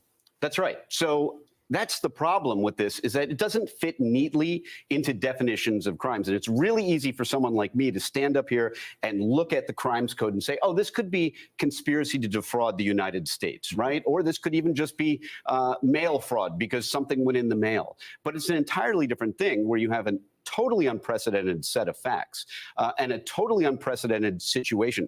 I think this is quite different. It reminds us of the Saturday Night Massacre, but it is factually a lot different. I would argue that the efforts are even more documented and more severe than they were in the case of the Saturday Night Massacre. And of course, as you pointed out, you don't have DOJ officials actually leaving. They're just threatening to leave. And you have this Jeffrey Clark figure who's going to be like an Iago figure today, scheming behind the scenes to get the job and going at some point to Jeffrey Rosen and saying, look, it's a real nice job you have at the DOJ. If you want to keep it, if you send out these letters, then maybe I don't want the job so much. Janie, do you think we'll have a better idea of why Barr left early? No, and I think that's something everybody wants to know. Why, and why at that moment? Why so close to the end, and why just essentially moments before all these other things happen? With our family. Sure, we all want to spend more time with our family. That's a fine enough reason. But why not finish it out? Why leave when he did? Will we ever get an answer to that? I don't think we knew will today. what was happening. He knew the entire time. He knew what was going to be. He had already dealt with some of it. I find this to be there's a lot of little unsolved side mysteries. This is one that it feels like I didn't feel like we got a great explanation even in this book. Well, and I just remember I was covering the White House at the time, and I was talking to people who were close to Bill Barr at the time when the speculation was, is he going to leave? Is he going to leave? And these folks would tell me things like, well, he feels like he can do his job right now. His relationship was obviously deteriorating with Donald Trump at the time. But Chuck, this is a guy, Lester, you interviewed him. He wrote a book about the experience. He's talked extensively in multiple interviews about that experience. And that is still one of those outstanding questions. Yeah, let me go to NBC News national security correspondent Ken Delaney, and he's live at the Justice Department. Ken, we're going to hear a lot more about Jeffrey Clark today. We probably won't hear anything, though, about the visit that he received from federal agents. That's right, Lester. You've been talking about how Jeffrey Clark and his activities will be, in many ways, the centerpiece of this hearing we're about to watch. Well, we learned a few hours ago that Jeffrey Clark's home was visited yesterday by a number of federal law enforcement agents. The government is being rather circumspect about what exactly happened. An official just said there was some law enforcement activity at Jeffrey Clark's Virginia home. But Jeffrey Clark's boss, who is a former Trump administration official, has said in a statement that this was essentially a pre-dawn raid. by a dozen federal agents who took Jeffrey Clark out of his home in his pajamas and seized his electronic devices. Now, if that characterization is correct, Lester, it suggests these agents had obtained a search warrant, which means they convinced the judge that there was probable cause to believe that a crime was occurring. Now, often a search warrant in such cases would be served if they believe a subject is concealing evidence or destroying evidence that otherwise could have been obtained by a subpoena. And this is a huge development in this investigation, this parallel investigation that is being run by the Justice Department out of that building behind me into what happened here in terms of efforts to overturn the election. Doubly significant because, as we're going to hear today, almost everything that Jeffrey Clark was doing and talking about in terms of scheming to overturn this election, he was discussing with the then president of the United States, Donald Trump.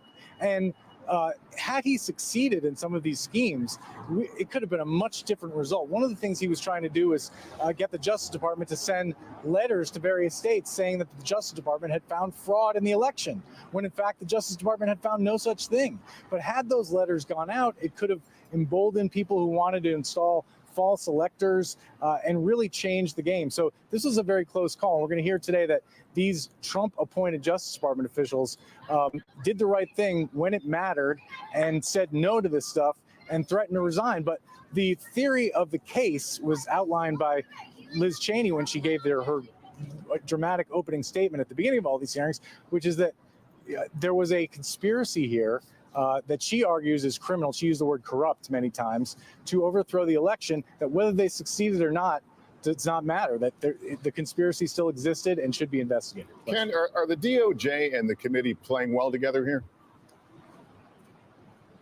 Well, there were some reports in recent days that, the DOJ was asking for transcripts that the committee of committee witness testimony that the committee did not want to hand over. But my understanding is that they are playing well together. There are a lot of federal prosecutors working for this, former federal prosecutors working for this January 6th committee, people who have worked in this building behind me, who know how this works. They want to conduct a thorough investigation, but they don't appear to intend in any way to be hiding anything or keeping anything from the Justice Department. There are logistical issues, but those can be worked out. Ken, thanks very much. And Chuck, there seems